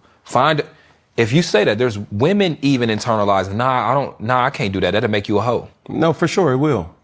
How? Because you can't I look at guys through my lens. Mm-hmm. I know that there is guys that's out there that look at relationships and just perspectives like me. Mm-hmm. You're not about to sit up here and be going to coffee dates and other dates with multiple versions of Cam and ain't nobody gonna want nothing out of it. Like I said this before, I don't kiss the cuddle. Like I'm not going on dates just to be able to say I'm actively dating. I'm going on dates to score. I'm not trying to get friend zone, bro. I'm trying to get in the end zone, bro. If you understand what I'm saying. Is that a projection then, right? So like now it's saying, okay, because this is how I operate as a man, I'm now projecting how I think all those other men are operating. And now I'm uncomfortable with you exploring your options as a woman and picking the best suitors. Because here's the thing, Cam, there's some people that might be the best suitor on paper. Mm-hmm. It's a lot of niggas with a lot of money that turn out to be lame as fuck or can't be monogamous or whatever the case may be. So on paper, yeah, I'm out here with this particular person, but this dude that work at Louis janitorial service, this motherfucker's attentive. Not for you. Yeah, like and so I only know that through vetting multiple people. And then here's the thing, even if we're gonna be honest about it, that better suits that man. Because how many women are unhappy in relationships because they only dated one nigga at a time? So you are de facto the man she settled for because there was nothing to compare it to during the dating process. Right. So it wasn't even like you was the best. You was just the one that asked her out first. Mm-hmm. And then now you invest years of your life into a woman that now figures out like, shit, I don't even really know what I like because she didn't explore it. Mm-hmm. So I think it's even serving to a man to have a woman actually see what she likes and you be the best suitor for her. Yeah. All right. So was it frozen or something? I heard him though. I heard him. Yeah, we heard it. It was Ryan. You didn't. Oh, y'all didn't.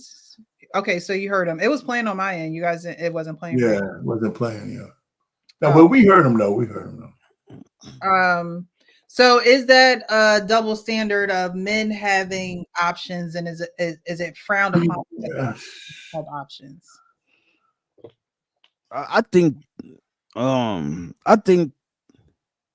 shit. I think the double standard is when it comes to the having option is when you just have multiple options that you can choose from as a man.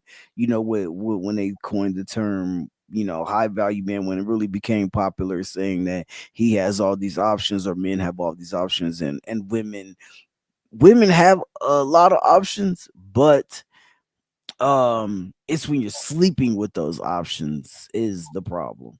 I think that's what's kind of conflated right here right now, is going on dates. It's kind of a shaky thing too. Now I think that when you're younger and you're like, what, depending on what age range you're in, I think that like my auntie was telling my little cousin, she said, yo, like, don't worry about love right now, figure out what you want. You know, when you're young, figure out what you want when you're young. It does not mean, like, don't mean having sex with everybody. It don't mean that. It just means, hey, you know, you kind of see things that you like with, okay, I like when a guy is like this, or I like when a guy is like that, and I like when a guy does this. You know what? I don't really like that so much. And you start to kind of figure out like what you want, the type of man that you want, and those things like that. And then you start guiding yourself through the dating realm like that. Like, soon as you see it's like, yeah, I remember when I went through that, I didn't like that. You know, I remember when that guy showed up like that, I didn't like that. And so you start to figure out what you like, you know, when you're young. When you start to go into the dating options as I'm sleeping with everybody though, or I'm just using everybody for dates, that's when the lines get blurred. You know, when a woman can come online and say, yeah, I went I didn't really buy food for a whole 2 months because I went on dates, 2 dates every single day. I got on Tinder. I had a breakfast date, so I took, or a brunch date, and I took food home to go, and then I went on a dinner date every night. Like, you know what I'm saying? That's like, now that right there is like, you're not even learning shit. You're literally just using people in that situation. And yeah, you got options, because a lot of times that when women get on, say, a dating site, she's going to get an overwhelming amount of clicks. It's just, so it's gonna make her feel like she got all these different options anyway, because she'll probably sign up at 11:02 right now, and by 11:15 she look back, she gonna have 200 likes. You know what I'm saying?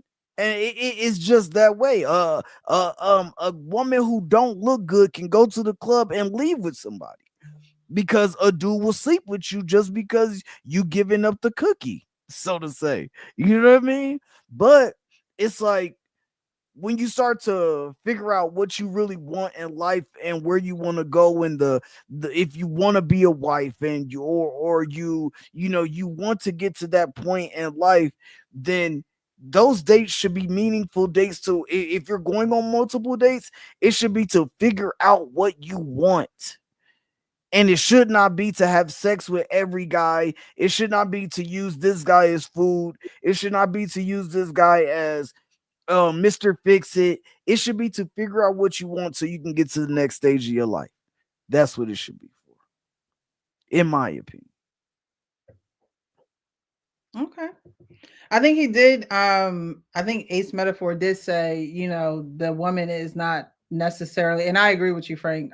The woman is not necessarily sleeping with all these men, but she does. You know, she should be able to go out to see what she likes and be able to go out on dates for that purpose. I agree with that. It's hard for me to listen to anything Ace Metaphor says. He's kind of reminds me of the other guy. Are you going next, Sean? Okay, I guess so. It's hard for me to pay attention to anything Ace Metaphor says.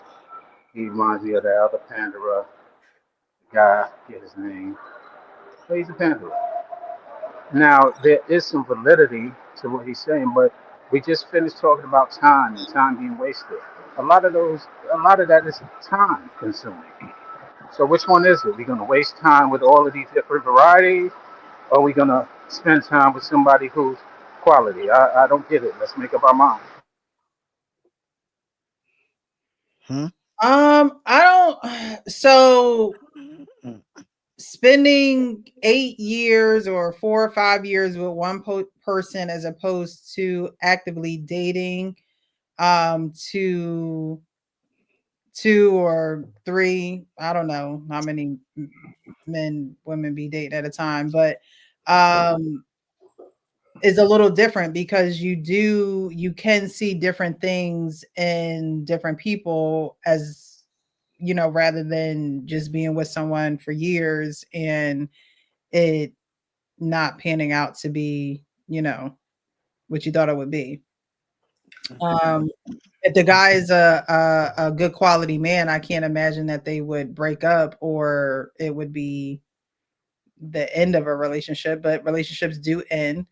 But I think this is I think this is before you even get to any type of long-term dating. Right. It, you know, you to go out on a date with someone one date and then say, oh, I want to spend the rest of my life with this person. I mean, if y'all are on the same page, then do what you do. But if you don't have anything to base it off of, I don't see anything wrong. My thing is I've always found it difficult to focus on a few people at a time. I don't know how. I think that women who just don't have, like Frank was saying, like, oh, she has a dinner date every night or every other night or whatever, don't buy groceries because she's going out so much. I think those women really don't have a lot to do or have anything to focus their attention on other than going out and having a good time and making sure that somebody else pays for their meals. But I think that so I've always had an issue, you know, with that. However, I don't think that there is anything wrong with a woman having options. I don't think that there's anything, because a woman is going to have options. I mean, I think if she's a woman, she's a pretty, you know, attractive woman, she's going to have options. So I don't necessarily think that there's anything wrong with that. I do think that there is something wrong when you're giving, you know, all of your options, all of this time and access to you and things of that nature. It's funny, Frank. I was talking with my sister the other day, and you know, you talked about how women have the dinner date and the guy who's like Mr. Fix-It and things of that nature. And we were saying that women have men like that because there are some men that are not Mr. Fix-It, right? You have a single woman, right? And she needs something fixed or something's going on with her car. And you have men that are totally oblivious to things like that. And then you have men who know exactly what they're doing. They can help you. They can, you know, assist you in whenever you have those issues. And so that's why women have, because every man is not the same. Every man does not get his hands dirty. Every man is not hands-on. There are some men that's just like, oh, I'll just send you, you know, a couple dollars to pay for it. Then there are men that it's like, I'll come over there right now, help you out, and, you know, bang the job out as far as, you know, the car or whatever is going wrong. Keyword bang.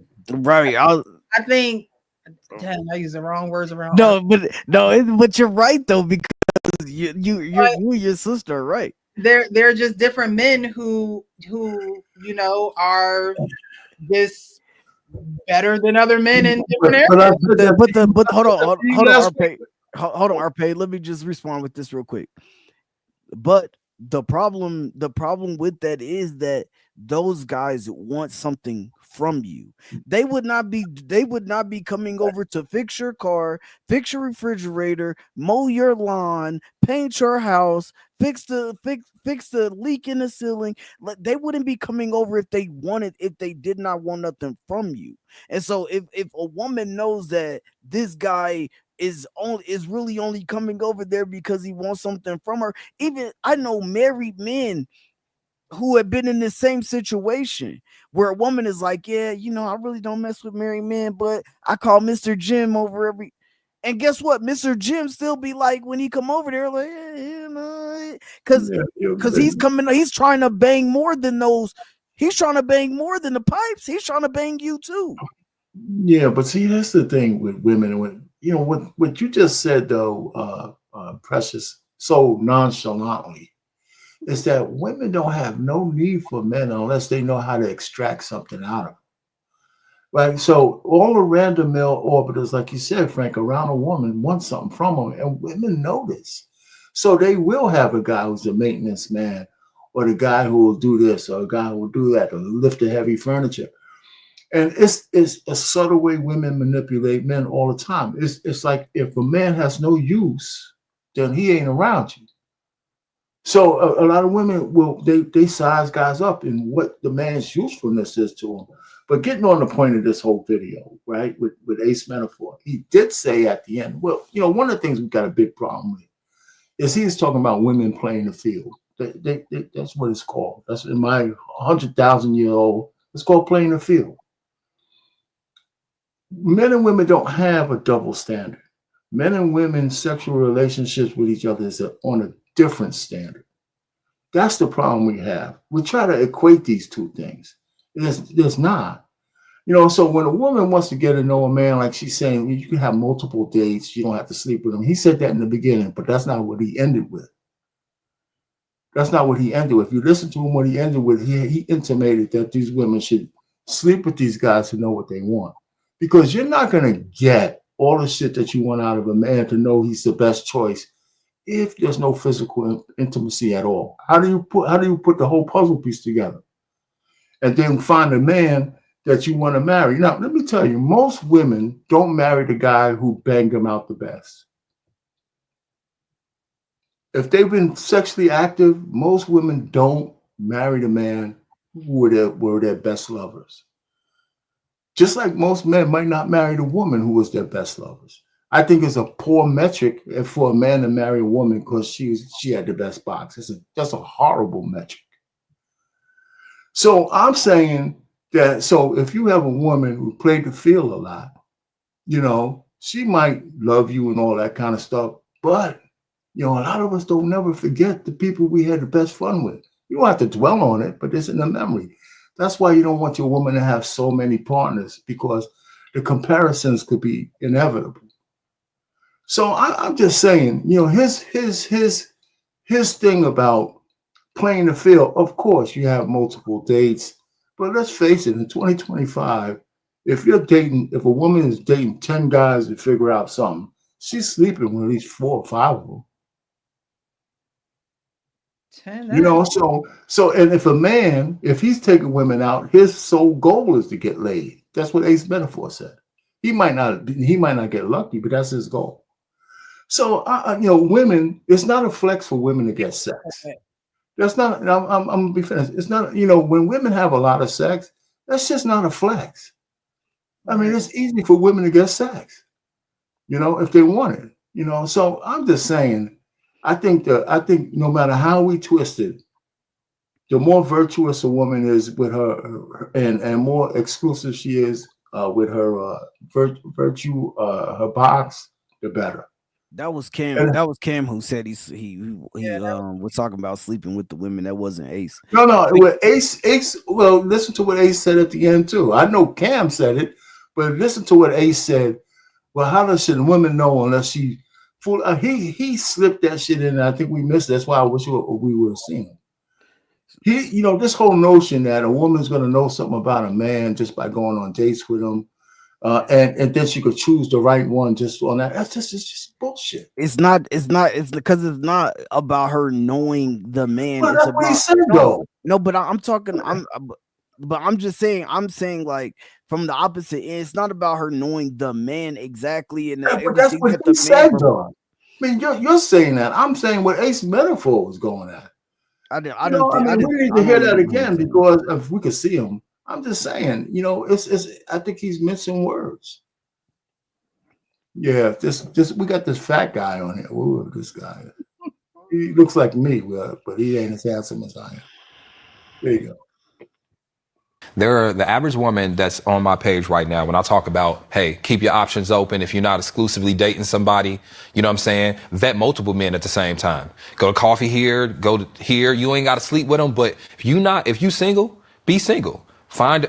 If you say that, there's women even internalize, I can't do that. That'll make you a hoe. No, for sure it will.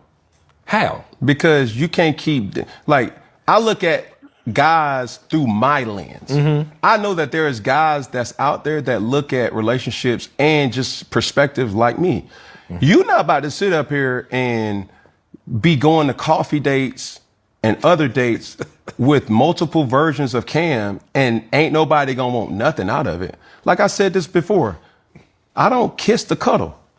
Like I'm not going on dates just to be able to say I'm actively dating. I'm going on dates to score. I'm not trying to get friend zone, bro. I'm trying to get in the end zone, bro. If you understand what I'm saying. Is that a projection then, right? So like now it's saying, okay, because this is how I operate as a man, I'm now projecting how I think all those other men are operating. And now I'm uncomfortable with you exploring your options as a woman and picking the best suitors. Because here's the thing, Cam, there's some people that might be the best suitor on paper.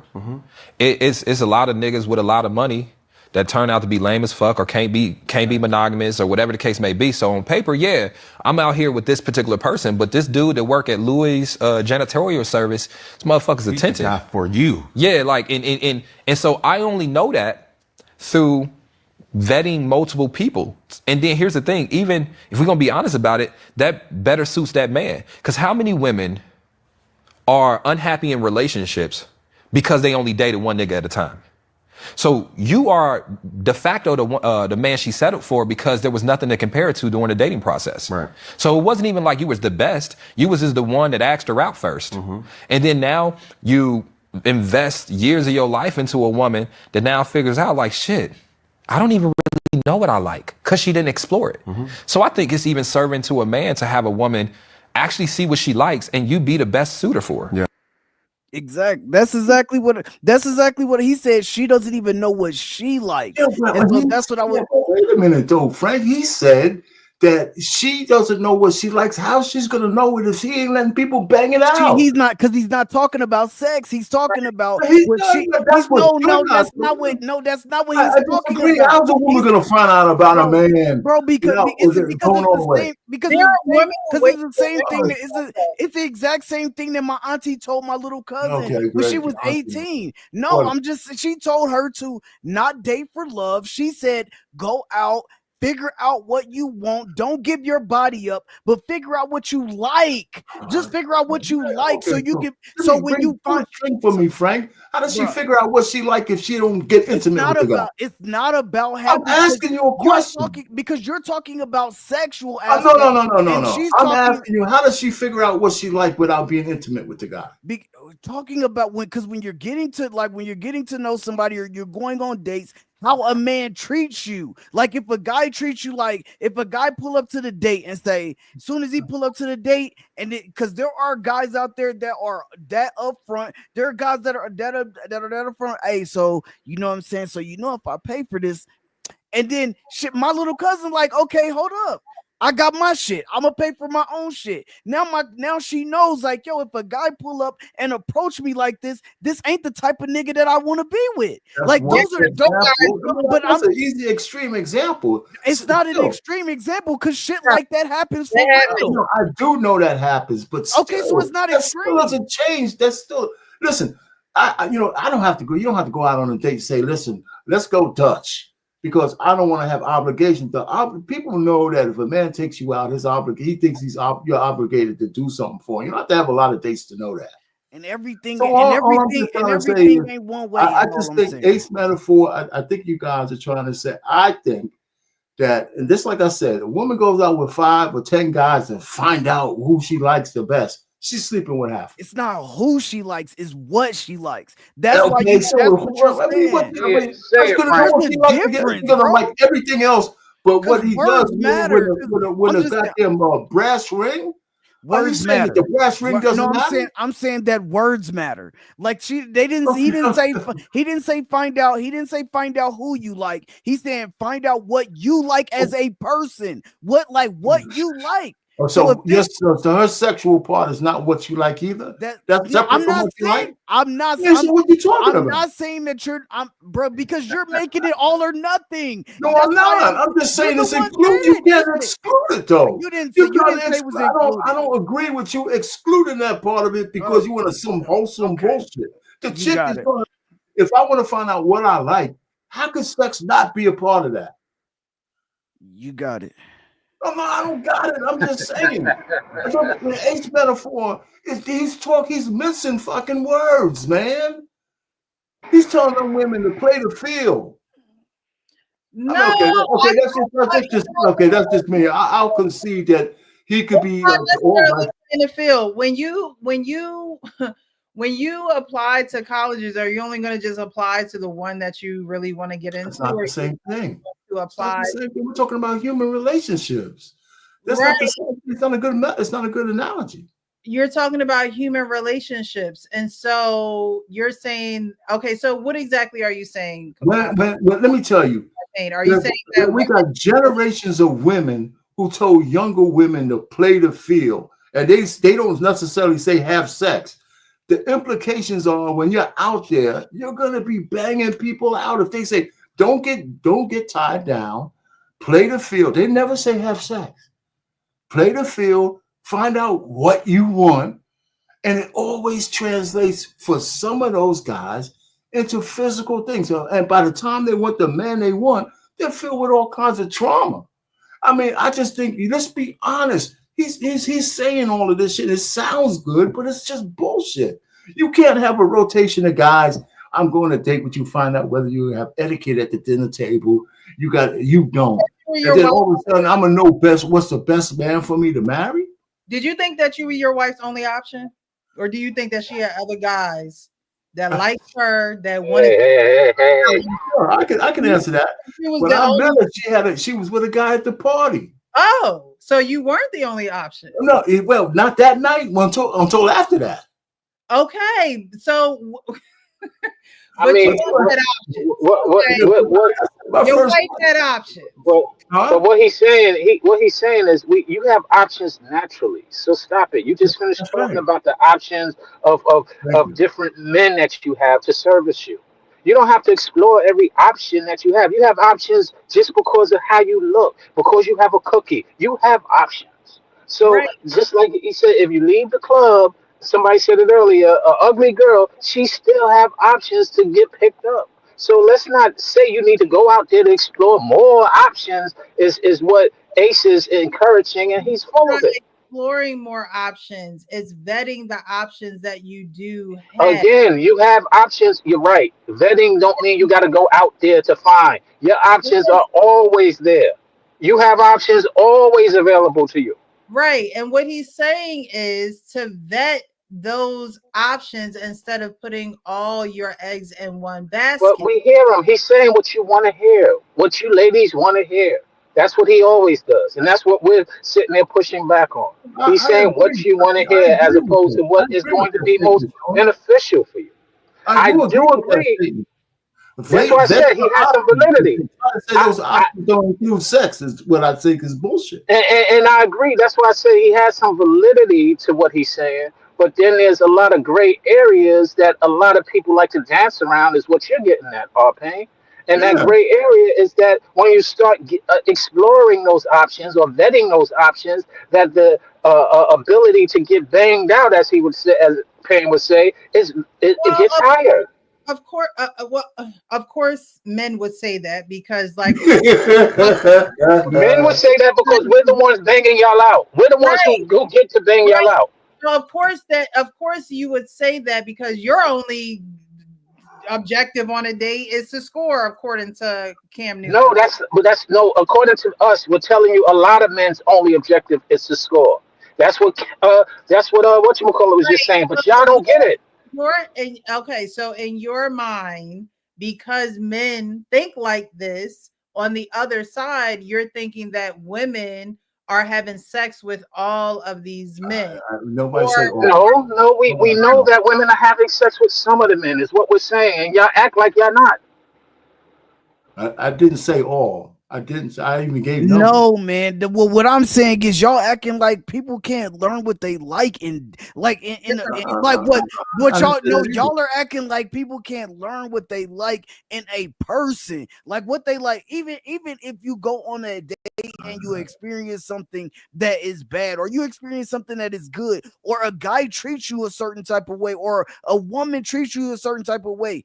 In order for us as guys, when I was in high school, in order for me to know what I like, what type of girl did I like? Because I had to turn down a whole bunch of girls. But you know what I did? I was able to talk to them too. There was girls I never had sex with. They literally wanted me. They talked to me every day in school. And then I was like, but nah. And I still chose who I chose. Like it didn't have to. I'm not saying that sex is not a part of the equation, but for me to know what I like in a woman, I had to experience women. Like I had to date women. I had to see how it was. And guess what that made me know? Okay, if I meet a woman who do this, or a woman is like this, I'm not fucking with her. Like it just is what it is, without the sex or with the sex. I'm not fucking with her. I know exactly where to slot this woman if I meet a woman like this, bruh. Like, and if I meet a woman like this, I can tell, like, okay, boom, like this right here, I can slot her in this area because she is a wifey type. This woman gives me this type of vibe. This woman does this, and this, and she checks this off. Like this. Now, whether we have sex or not, she is presenting herself as a wife. This woman over here is presenting herself as a jump. I'm going to treat her as such. It's only one way to know that. You don't know that by not dating, and then the first nigga that talked to you, then I'm just saying, then the first nigga that talked to you, that's the only nigga that you ever talked to. Now you know that that's the only thing that you like. That's not real shit. Right. What you're saying is correct, but it's not the only way. You can learn from like you just finished saying that's the only way you can learn. That's what I said. That's not true. Oh, okay. But the point that you made a valid point. You can learn through experience. You can also learn through direction. I'll give you an example. I'll give you an example of what's been spoken before. Ferg said he had a lot of sisters, so he learned a lot of stuff through his sisters sharing and showing him certain things. Mm-hmm. And correct me if I'm wrong, Coach Ferg. I didn't have the luxury of sisters, so Frank, I'm in the same boat with you. I gotta sometimes go out there and figure it out. I get it. But that's not the only way. That's not what I'm saying. I'm not saying that, but okay. Even if guess what? Even if Coach Ferg, I'm about to say, yeah, facts. Even if Coach Ferg had a lot of sisters, guess what they did? They taught him how to navigate that. They did not teach him what it was when he got out there, because Coach Ferg still had to get out there and experience this shit for himself. He didn't know if this woman was going to be right for him or not by going out, because what his sister said. He knew because he went out there and he experienced his life for himself. You have to go through this shit. It don't mean you gotta fuck everybody, bro. Like nobody's saying that though. You keep saying everybody. All I'm saying, because you're talking about no, don't put words in my mouth. I didn't say everybody. What you said was if she's dating 10 people, which she's gonna be banging some of those guys out. But what you said was extreme. You said 10 people. No, you said what I said was extreme when I said, oh, a guy can come up to a date and say, if I'm paying for everything, I'm expecting sex at the end of the night. You said that was extreme, but extreme is dating 10 people at once. That's extreme. Fucking 5 of them at once is extreme. That's extreme. I'm just saying, but if she's dating 3 people, but she's physically attracted to one person and she has sex with that one person, but she's dating dates that other, or that she is dating the other people, and then she cuts this guy off, and then she cuts that guy off because she figured out what she wants, and it might not even be the person that she was sexually attracted to at first. She found out what she wanted. That's all I'm saying. Hey, listen, man. Maybe you should sign up with Ace Metaphor. I don't need to. I don't need to because I'm not. Because I don't pander. Because I don't pander to women. We can't have it both ways. We're in 2025 now. All of a sudden, all the women are virtuous like that. You know what I'm saying? They got rosters, man. They got rosters. And if you're the guy who wants to vet a woman, and she tells you she's just playing the field, and then once she figures it out, she's gonna come back to you. If she told you that, if she told you that, you wouldn't like it because nobody says that. I'm not sleeping with the guys because nobody says that. I'm just trying to find out what I want. That's because nobody says that. It's the same. No, of course, nobody says that because she's dragging them out. It's the same with a man. When a man meet a woman, and it's the same with a man when she asks you. All I'm saying when a man first meets a woman, he don't say, "I got 5 girls on my roster." I suppose she asks you. And it don't matter. He's not gonna say, "I got 5 women on my roster." Answer the question. Suppose she asks you. He's still not going to say, "I got 5 women on my roster." Well, because then he's a liar. This is truth. Okay, Frank. I will say this. I have met women and told them that I had options, and it didn't work favorably to me. But it was very honest, and I did tell them, and they was like, "Why do I need to know? Or why do I?" A lot of women don't like competition. They don't like to understand that there's competition. And they want you to compete, but they don't want to act like there's competition for them. And that's just an unfortunate reality.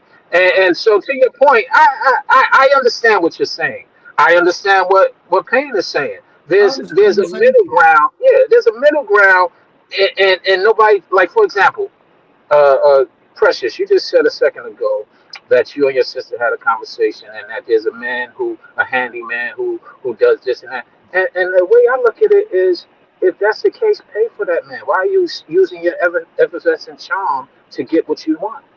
Oh, that's when it becomes paying for sex. And guess what? I think. Don't go there. Don't go there. Don't go there. Okay. Anyway, y'all should be paying for sex out here in these streets. Okay. Listen. If you need something fixed, call Coach Ferg. I'll come through with my tool belt on, with my little tank top t-shirt, and my little shorts, and I'm gonna fix that shit. I got tools, man. I got our tools. I got house tools. Just call me after 3:00 and pay me up front, cash on delivery. Yeah, that's paid. Ace Metaphor, listen, man. I thought about this, man. I saw the topic. I saw the picture. I'm like, oh shit. Oh, you go. I want to get rich. I told our pain earlier. You want to get rich? Start talking to the ladies, man. Make them feel good about who they are. You're gonna make the bag. But again, we have daughters. Let's assume we all have daughters, right? We all have daughters. 14, our daughters are built like the mama. You starting to look at your daughter like, hold up, wait a minute.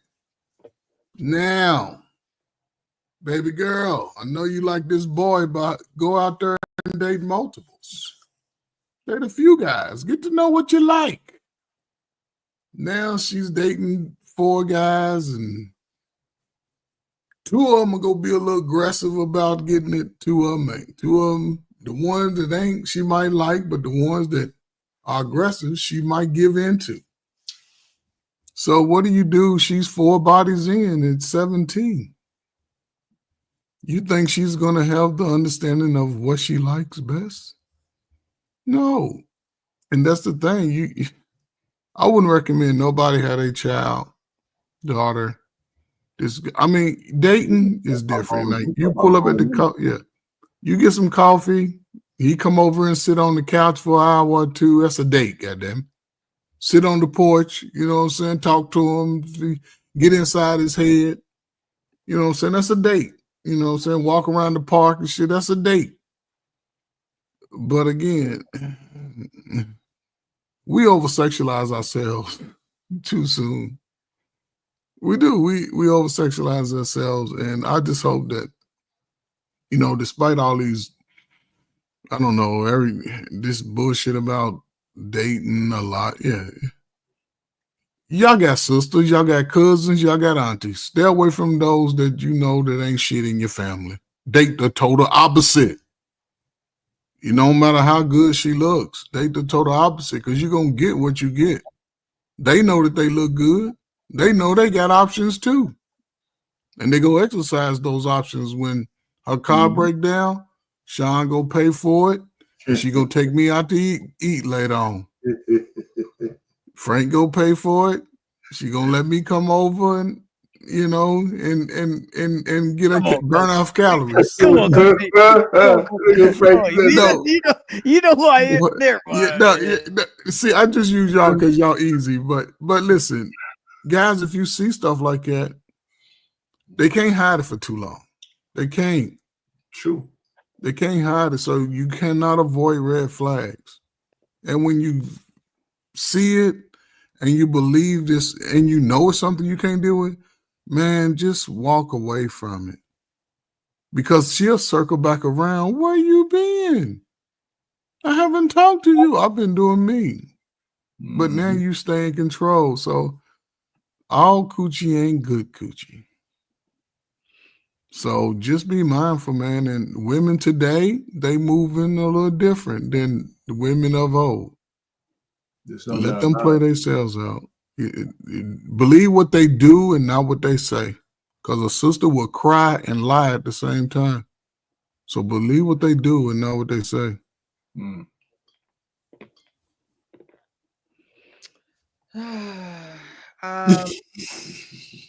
Is that a Which sign? goes to that point that I was making. It goes to that point that I was making earlier. Do you follow Ace's logic? Do I follow his logic? I think that I don't think that women should just be out here sleeping around. I don't think that that's a good philosophy to go off of, just because you're just that energy. I don't believe that women can uphold that energy with multiple men. I think that a woman is going to, you know, have relations with someone that she probably enjoys having relations with, but she'll have, you know, somebody that is able to fix her car, somebody that's able to, you know, do all the, you know, that person as lunch in her phone. I think those women are directly using men. I don't think that women should use men. I think that women should, like Frank was saying, know what they want. And you don't know that unless you're talking to someone. You don't know that unless you're in conversation with someone. Like I remember I was on the phone with a guy and he talked about motorcycles and how much he loved motorcycles and how he's part of a motorcycle club and and I just knew, like, I have no interest in motorcycles whatsoever. Like I just wouldn't vibe with this guy. Like that was most of the conversation on the phone. And then some other things were just like, yeah, I don't know about that. That's how you vet people. Like they will start talking about certain things, and it's just like, I just can't get with a lot of the things that you're talking about. And so never slept with the man, never even went on a date with the man. It was just over the phone. So, you know, it doesn't have to, you're not vetting people after you sleep with them. It's honestly before you sleep with them. It's like, okay, do we vibe? Do we share the same interests? Do we share the same beliefs? You know, that's vetting someone. And again, you don't know those things until you have a conversation with them. Maybe you go out to eat with them, you know, and it's just off, and you just make up your mind that, yeah, no, I just can't, I'm just not feeling it here.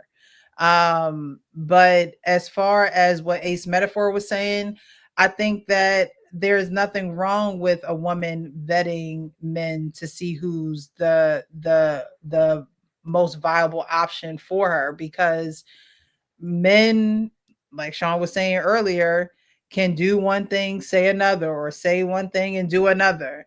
And I don't think that women should waste their time with a man who is not clear on what he wants. There are men who are going to be upfront and clear with what they want. And those are the men that you should focus your time on. Any man that's, bringing you around the rigmarole, who is, talking your ear off, but there is no action behind what he's saying. I think that those men just don't, it's a dead end there. But if you come into situations where you have men who know what they want and they want the same thing that you want, those are the people that you vet. Those are the people that you get to know. Those are the people that you say, you know what, we want the same things, and we can see our lives going the same way. Maybe me and him could have a opportunity to date and see where it goes, and see if we're really headed in the same direction that we say that we are. I see nothing wrong with that. I see nothing wrong with what you just said. And that's all I'm saying, man. Is how many? It's just the same. How many situations have we seen of a woman dating her high school sweetheart, getting into her 30s and 40s and feeling like I'm not saying she's wrong or right. I'm saying or whatever. I'm just saying that she get into her 30s and 40s and start feeling like she missed out on something, feeling like she never really even experienced life. Feeling like she never had and that doesn't mean having sex. It doesn't mean just having sex. It means that she feels like she don't know nothing else. Like she don't know like if this dude was like really the dude for her. She just knows that this is the only guy that she dated in high school, and so they just dated and they stayed. A lot of them would say we stayed together just because we felt like we had to stay together. Like, and that's all I'm saying is like, yeah, like sometimes like I would never tell my daughter to go out, have sex with a whole bunch of guys, and then figure out what you want in life. Like, no, like I would not tell her that. But if my daughter said, hey, there's two guys right here like that I'm interested in. This guy wears his pants down low. He does all this. He sags. He does this. And then this guy over here, he's interested in STEM like me, and this and this and this and this. Like, I'm going to be like, okay, I'm going to give her my advice. Yo, the guy who likes STEM just like you, y'all share similar interests. I think y'all should say, I think that you should kind of see what he, get to know his mental and see what he's like. Like, see if you guys really are aligned or whatever the case may be. Mm-hmm. But again, that guy, she might talk to him, get to know him, and he might not be the guy for her. But then she might talk to a guy who's about to be going to nursing school or some shit like that. And then she's like, you know what? I like this. Like, this is the type of dude that I like. So now this is the guy that she chooses. Like, in real life, none of us ever just dated one person and figured out everything that we like. It's just not realistic. Like, it's just not. It does not mean that you got to be banging everybody out here. You guys are just tripping, man. Because if I said that shit, if I said all the shit you just said, you fucking guys would be saying that's what happened back in your day. That's not what nobody's moving that way this day. If you're hanging out with people, I mean, what you just said is the way things were back in my day. How would you know? How would you know you're not even dating? Listen, I didn't talk over you. You just finished having your whole soliloquy. I'm just asking. How would you know? Listen, I didn't say that you just have to have sex.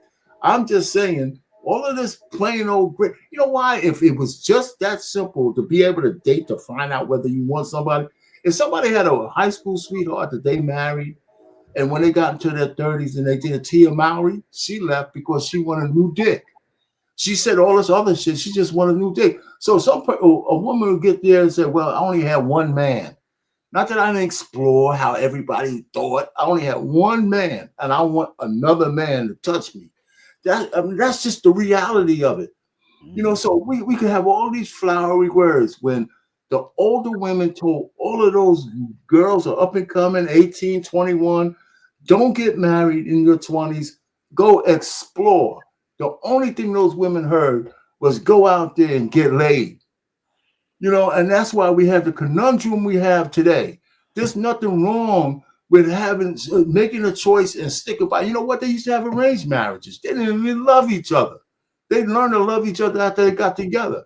You have a baby by a guy, you're supposed to be married to him.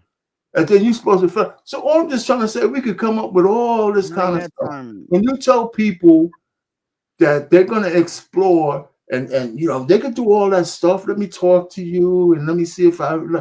Yeah, but the coup de grace is how do you make me feel internally? That's got to be part of it. So we can't exclude one or the other. It's all of it. It is all of it. So I mean, you could deny it all you want. You just deny it all. The woman's out there single at 21, single at 22, single at 23, dating around, even if she ain't sleeping. And sooner or later, she's gonna want to sleep with more than one guy. I mean, it's just what's going on. That's part of it. I mean, I just don't understand that. I mean, listen, everybody listen. Ace Metaphor panders to women, and the point of that whole thing is to say, listen, you know what, women don't have to be exclusive to the guy, and I agree with that. But don't tell me you just go and playing tiddlywinks with the goddamn guys. That's not what we said. I don't want to hear that. That's not what I said. You didn't say that. What you said, I said Ace Metaphor. I don't think that's what we said. Well, here's the issue that I have with what Ace Metaphor said, and it's not about exploring or vetting. It's about learning how to vet. A lot of women just don't know how to vet, and going on dates is not going to help them. That's the problem. It's not about being vetting somebody and vetting options. It's about, what do you call vetting? Do you got to spend somebody money to vet them? No. Do you got to go ahead and you can have conversations to vet? There's a lot of different ways to vet. The problem is women and in this day and age don't know how to vet. Well, and their standards go out the window if it's a guy they like. All right. That shit So the vetting, right. So if it's a guy that all that horse shit that we talk about, they throw it right out the window. All of it. So I mean, you know what, man? I'm just saying. I know we could pull a wall over each other's eyes. I mean, the real world is just the real world. I mean, that's all. I mean, it'd be nice. We wouldn't have so much relationship problems if it did work out the way Ace Metaphor is trying to say it's work, or like you say, Frank. But it just doesn't seem to be that simple. And of course, not for me, because everybody's complaining. Why is everybody complaining if everything is just that simple?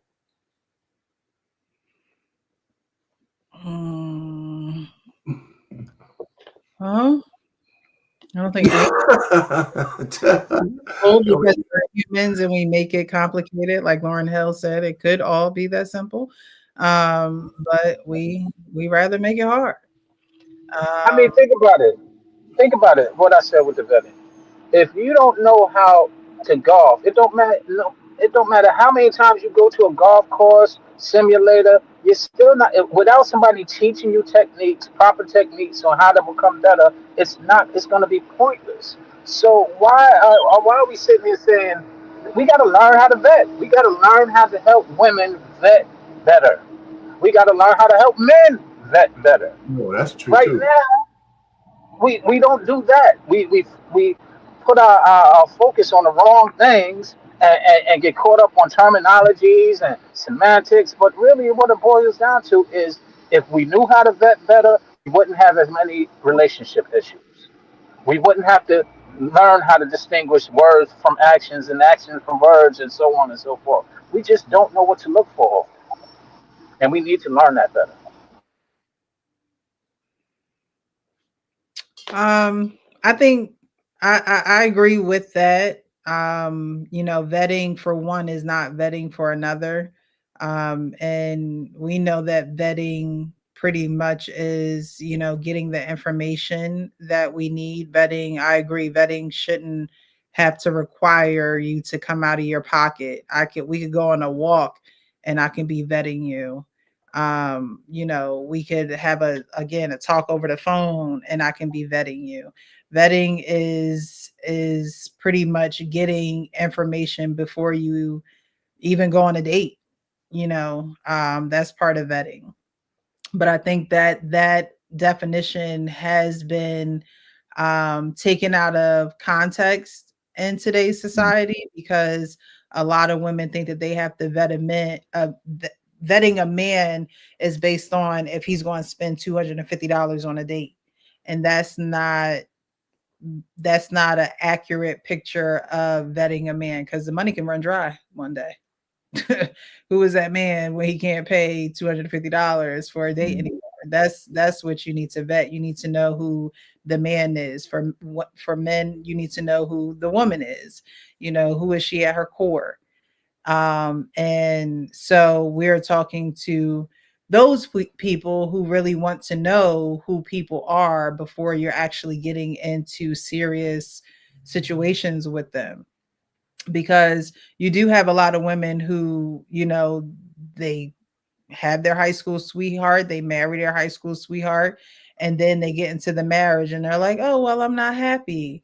Well, did you only vet that person? Was that the only person that, you know, was on your radar? And for most times it is. If it's a high school sweetheart, that's the person that you chose to probably go to prom with, you know, go to the after graduation trip and things like that.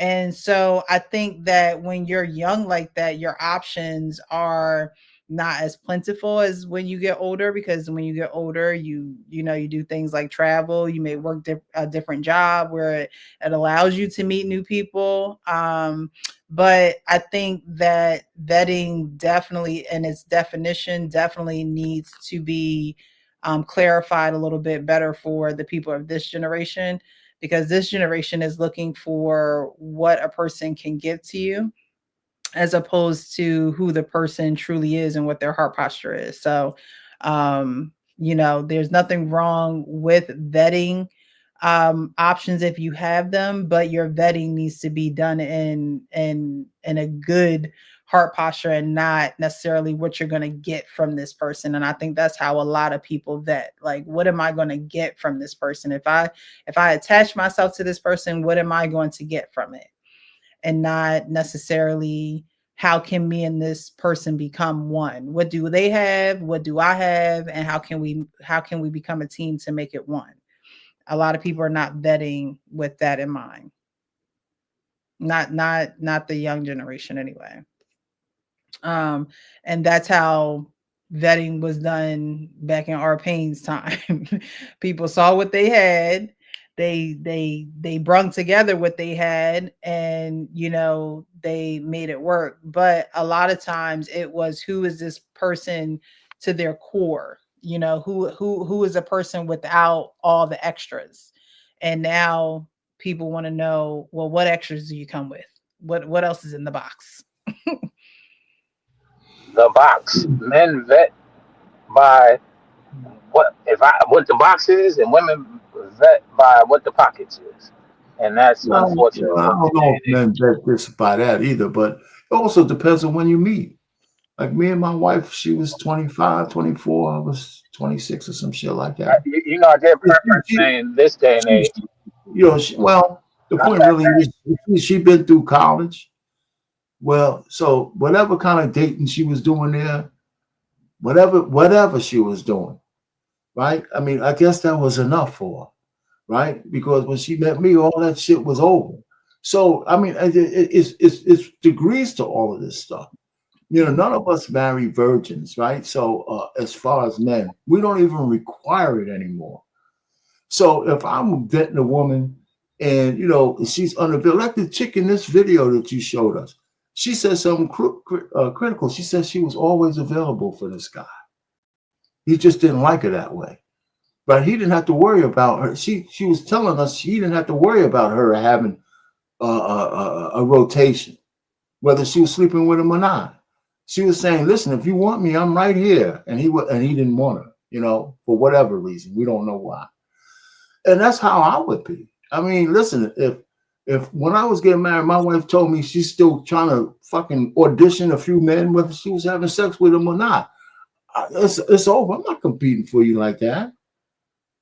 I want you to, if you want me, you dropping them son of a bitches without me asking. You know, and that's how I look at it. How much you walking towards me. So Ace Metaphor is telling women, go ahead, explore. Yeah, if you don't have anybody in your pocket, yeah, explore.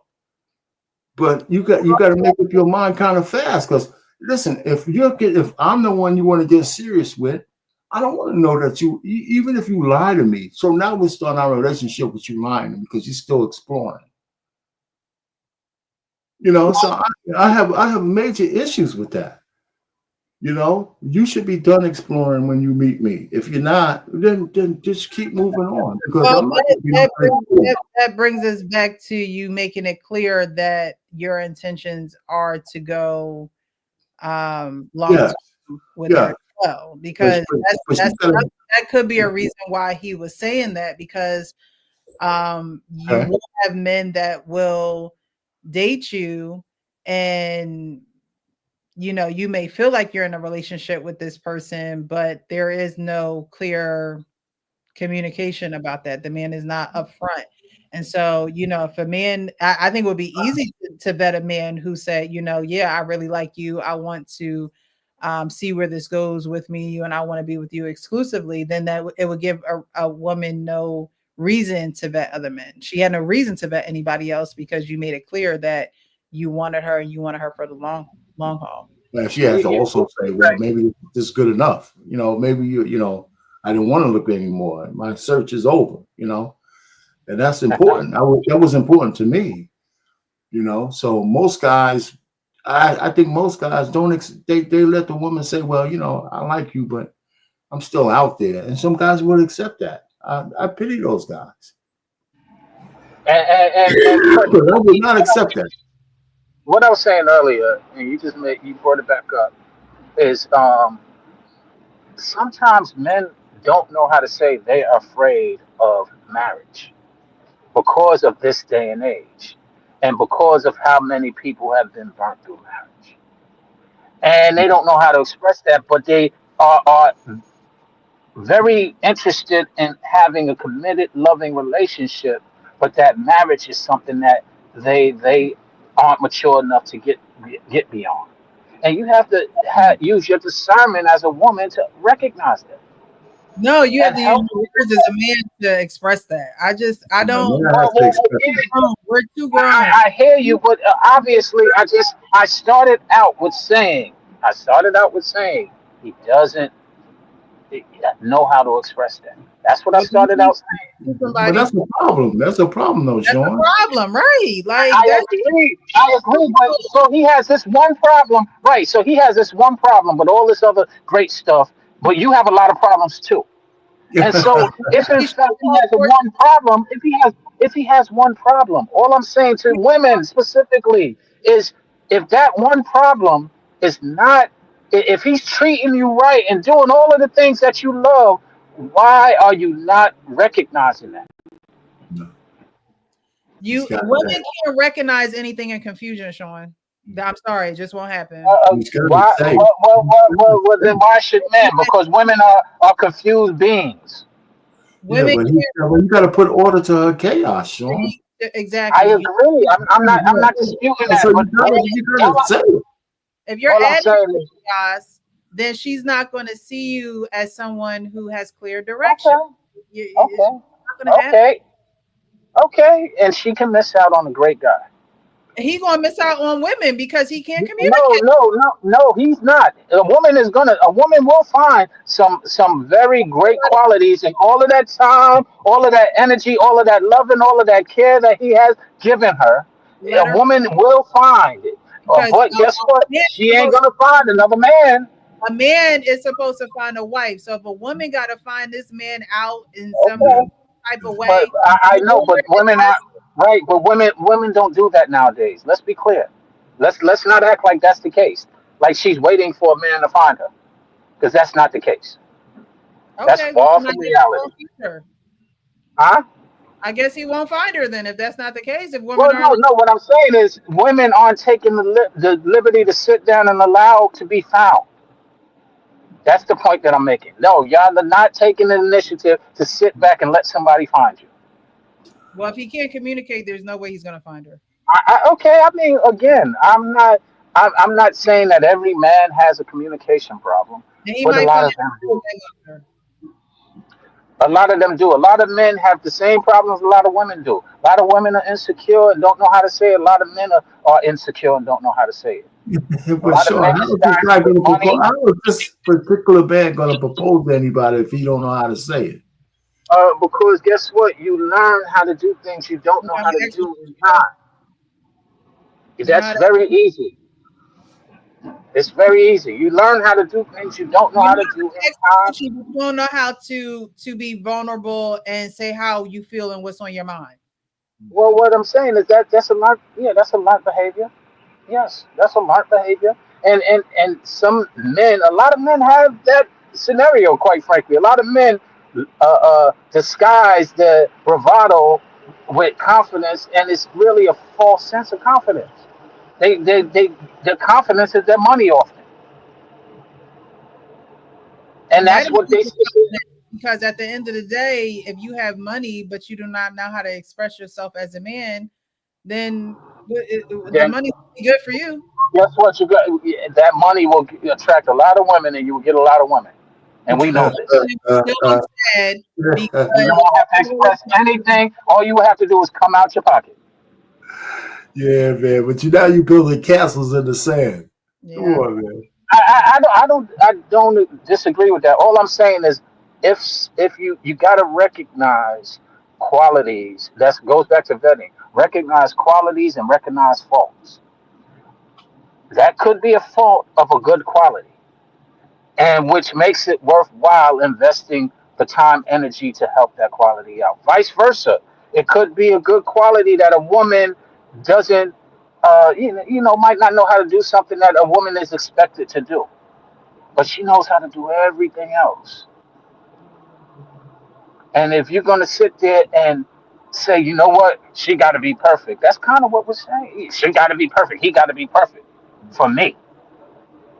And that's where we fail often. I mean, if that's how you want to look at it, yeah, I hear you, Sean. But that perfect you talk about, a man being able to express that he wants to keep a woman is basic. That's not perfect. That's just basic. Right. That's just Okay. Now, again, I'm not saying that it's not for some men, many men, but it's not for every man. Oh, okay.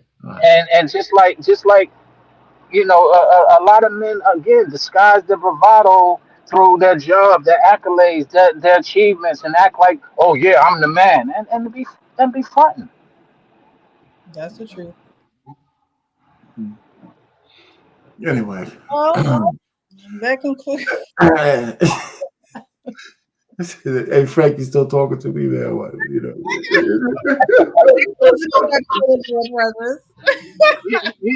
you know how when we were younger, you used to get punches? That was just Frank giving you punches for your birthday. I'm good, man. I'm good. I'm not putting on the gloves, Frank. I'm not putting on the gloves, man. No violence. No violence.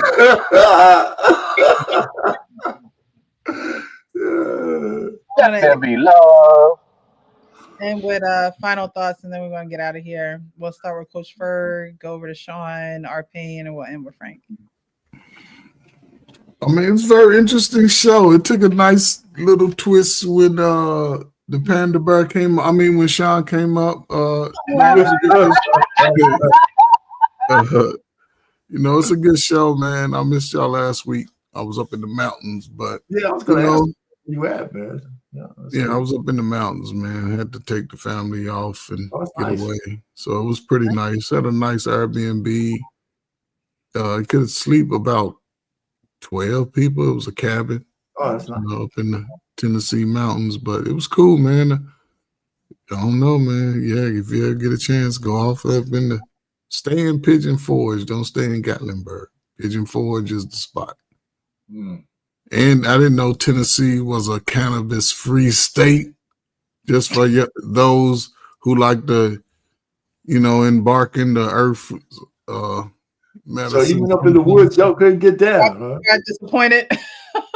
No. Well, okay. Well, I guess I said it wrong. It's a okay. It's one on every block. You can go get you can go and get whatever you from Oreo to forbidden fruit. Oh, So that's what them say. That's what them shades are reflecting, huh? No, man. The shades keep my eyes from drying looking at the screen. But That's some cookies he was eating over there.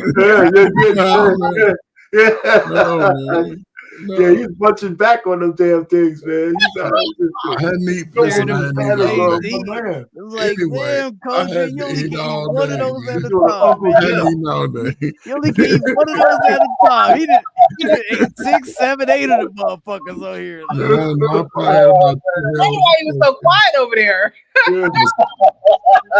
I had about 12. But no, you know, the topics, I hope those who are not in this situation or know somebody, you know, just take, you're going to hear a lot of stupid stuff about men and women and how they move and don't move and what they know and don't know. Man, when you come into that spot in your life, man, just listen, man. You have to move with caution, move with discernment. But also have an open mind. You know, don't go into it already with your bias. You know, somebody's presenting themselves to you that appears to be honest. They're going to show you. They ain't going to spend 20 hours on the phone with you and then not show up. There's no way a woman to do that and not like you. Oh, that's for sure. But, you know, if you do, man, listen, don't listen to dudes or women that have been heartbroken 42 times and ain't no man, ain't shit, and ain't no, man, you sometimes just got to learn on your own. And even at that point, man, those things can be learning tools. I never took my past relationships and brought it into the new relationship. I wanted everybody to be different. I never said, you act like my old girlfriend. No.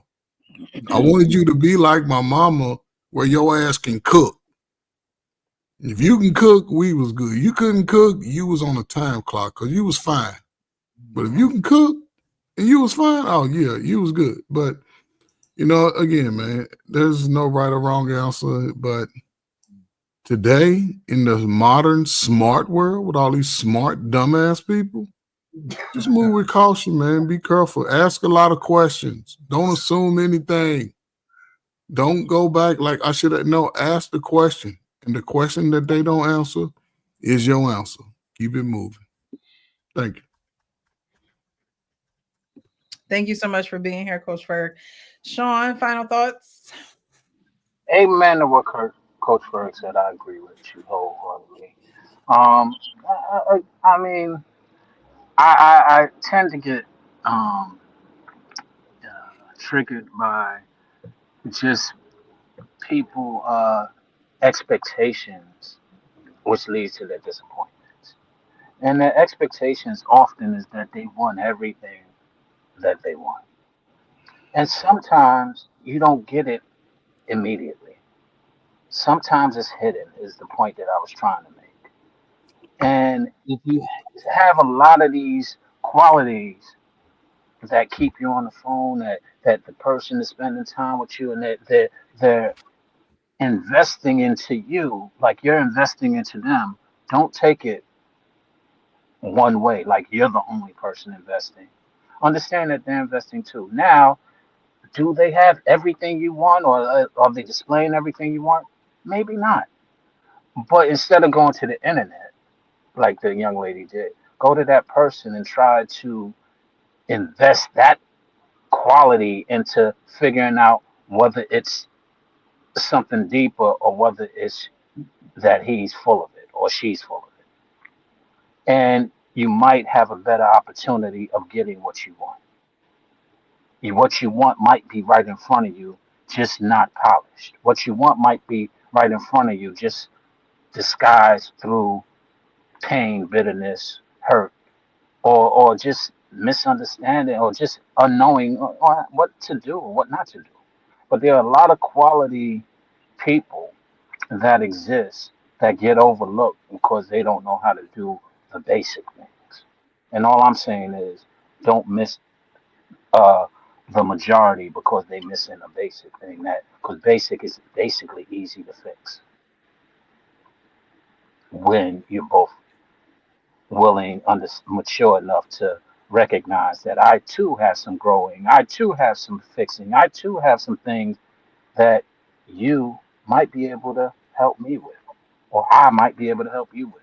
And yes, we're here to help each other, not one to help the other, or, although we tend to believe that the man is supposed to bring balance to the woman. Well, guess what? The woman also brings balance to the man. So all I'm saying is don't miss a good thing because they might be, because you're not seeing or recognizing all of those good things because you're honing in on that one bad thing. Okay. Thank you, Sean. Thank you so much for being here. Arpain, final thoughts? That was a good show. Listen, the lady was looking for the guy 8 months. She's gonna have to. I think she needs to be more intentional with this guy. Maybe she has been, but she needs to go and tell him the shit will get off the pot. 8 months is a long time. She didn't look like she was that young.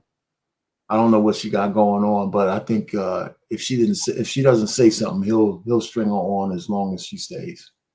That's what I got from her. As far as Ace, I mean, the only point that I would agree with him, women do. First of all, women should have options, and they do have options.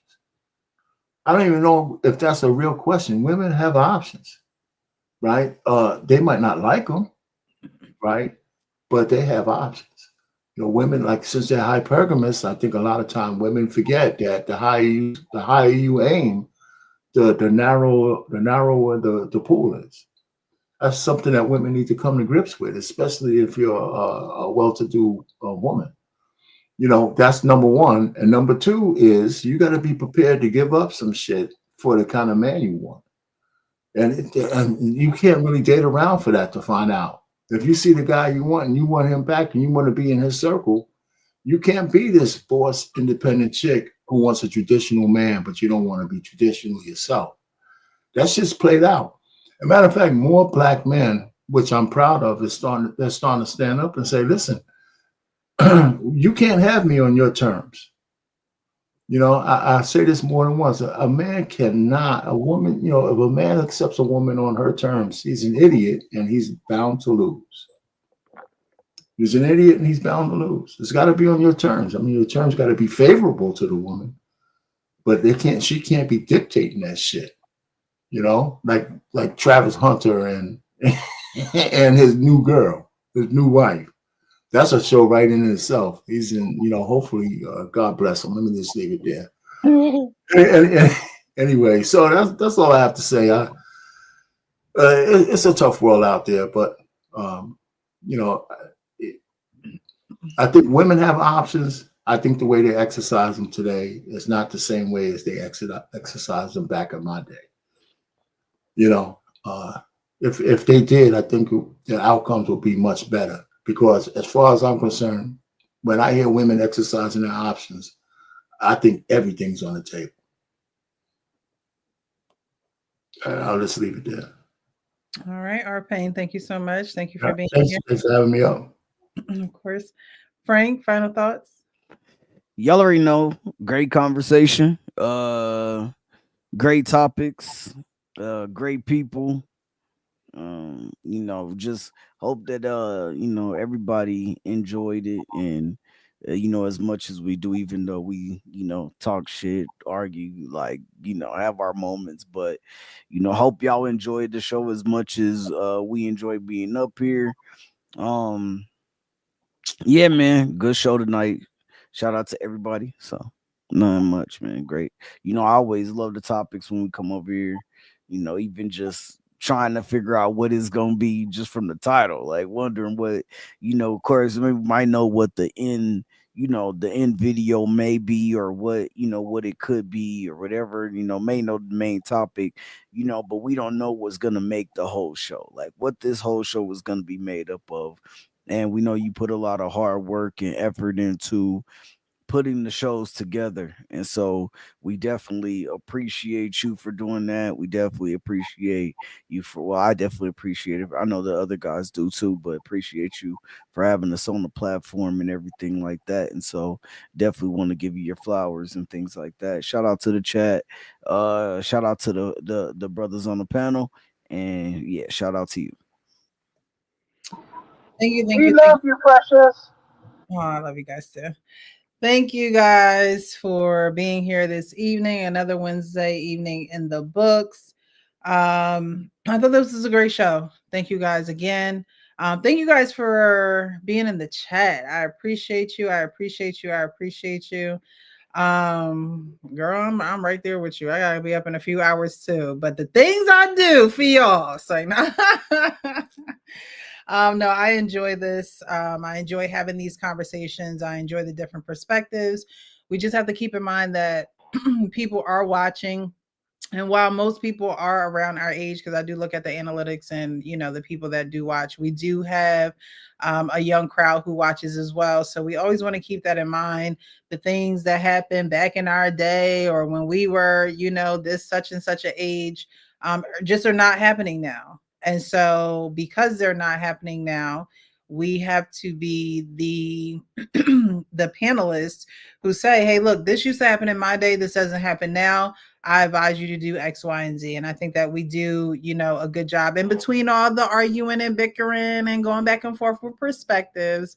I think that we, do a good job at that. I think we could do a better job at that, considering who our audience is and not assuming everyone is the same. We don't want to put everyone in a box because everyone is not out here, doing the worst or behaving the worst or on the worst behavior. There are people out here who are trying to figure it out. There are people who are out here trying to get it right. And there are people out here who watch shows like this to see what we're going to talk about and to see if it, can rub off in their life in any way, shape, or form. So we want to always keep that in mind. I appreciate you guys for tapping in. I appreciate the chat for always holding us down, from the people who are tapped in from you guys' pages, as well as the people who come in and support the channel day in and day out, or week in and week out. I do appreciate the Cash App that I did receive. Thank you, thank you, thank you. And my final thoughts would be to really be real with yourself and what you want. I think things are so transactional nowadays that the true meaning of relationships, friendships, vetting, courting, all that stuff has been thrown out with the baby water. Like, I think, none of that stuff is truly being explored the way that it should be explored, or explored the way that it used to be explored, where things were literally just about getting to know, or being able to get to know who you are as a person. Right now is gimme what you got. Can I have? And I think that when we are real with ourselves, because I say that all the time, when we're real with ourselves and we're able to kind of drown out the noise, especially with social media being a 24/7 open commodity where people just have the access to just see the most craziest, profane things. A lot of people can't decipher what's good from what's bad, what they should be following, what they're mirroring their life after. You get a lot of people that come on social media and they share parts of their lives, and a lot of people are like, oh, I can relate to that, and sometimes it takes you down this this road that actually scares people into doing certain things rather than liberates people and empowers people to be better for not only themselves but for the next generation. So definitely be honest with yourself, and if it doesn't align with what you want for yourself, let it go. And it might hurt, and it might be the best thing that ever happened to you, but it can't be the best thing if it's not aligning with what you say you want for your life. And I think that a lot of times that is our issue, especially women. You do not let it go when you should, when you have that intuition, when you know that it's something that you shouldn't involve yourself in, when you're trying to people please, when you're trying to have a transactional relationship and you just want something out of this man, but you should have stopped talking to him about a month or two ago. Those are the issues that we come that we have when we're not honest with ourselves. It's not about hurting someone else's feelings. Honestly, I don't think it's about hurting somebody else's feelings. I think it's about being real to the core of what you truly want and need in your life. And if the other person does not fit that description, then they gotta go. They just have to go. I don't care what they're doing for you. You're gonna have to do without. Again, it's a growing pain of life. And growing pains are not supposed to always feel good. They're supposed to teach you what you should and shouldn't be doing. So, as I always close out with saying, be real with yourself so you could be real with everyone else. You guys definitely share that with people that you know. When somebody comes to you and they are, I need advice, be real with yourself so you could be real with everybody else. Because if you're not going to be real with yourself, I can't even give you advice. I can't even share with you, some of the things that you should do or the ways that you should go, because you're not even being real with yourself. We can't even have a real conversation. We can't even bring all the things to the table and be honest about what's really going on, what's really needed, what's really desired. If you can't do that, then we can't have a conversation. You have to talk to the panderers and all the other people that's trying to make you feel good about what you're going through, when really you just need to flush all that stuff out. You need to let it go. Like they said on Frozen, let it go, let it go, let it go. Just let it go. And you'll see how your life gets more peaceful. You'll see how you're not worrying and trying to live up to a certain expectation for other people when you're not being real with yourself. So be real with yourself so you can be real with everyone else. And if you can't be real with yourself, go be real with a therapist or somebody else that's going to help you get the vocabulary and help train you to get the words out of your mouth. Because nobody can read your mind, and don't nobody know what you're failing in or what you're down, what your shortcomings are. Only you know that. That's a part Sean. That's a part of being real with yourself. So if you look, you can't always wait for somebody else to come and say, "Oh, I'll help you with that." No, you got to help yourself. Okay, encourage yourself. Get help for yourself, because that's how you become a better you. So you can actually get the best option, or options. That's what we were talking about, right? Options out here. So you got to be the best you so you get the best options. And maybe you won't have to vet so many people, and maybe you won't have to, talk to so many people to get where you want to be. You'll just be able to see certain things and be able to feel out certain things by certain conversations and mannerisms and things that people use. But we have to be real with ourselves. And that goes from the youngest of ages to the oldest of ages. It doesn't change. You're not real with yourself, you can't be real with anyone else. So I appreciate you guys. We're going to get up out of here. Happy Thursday. Enjoy your weekend. And we will see you next week. Same place, same time. Good night. All right, Frank. I heard them shots fired.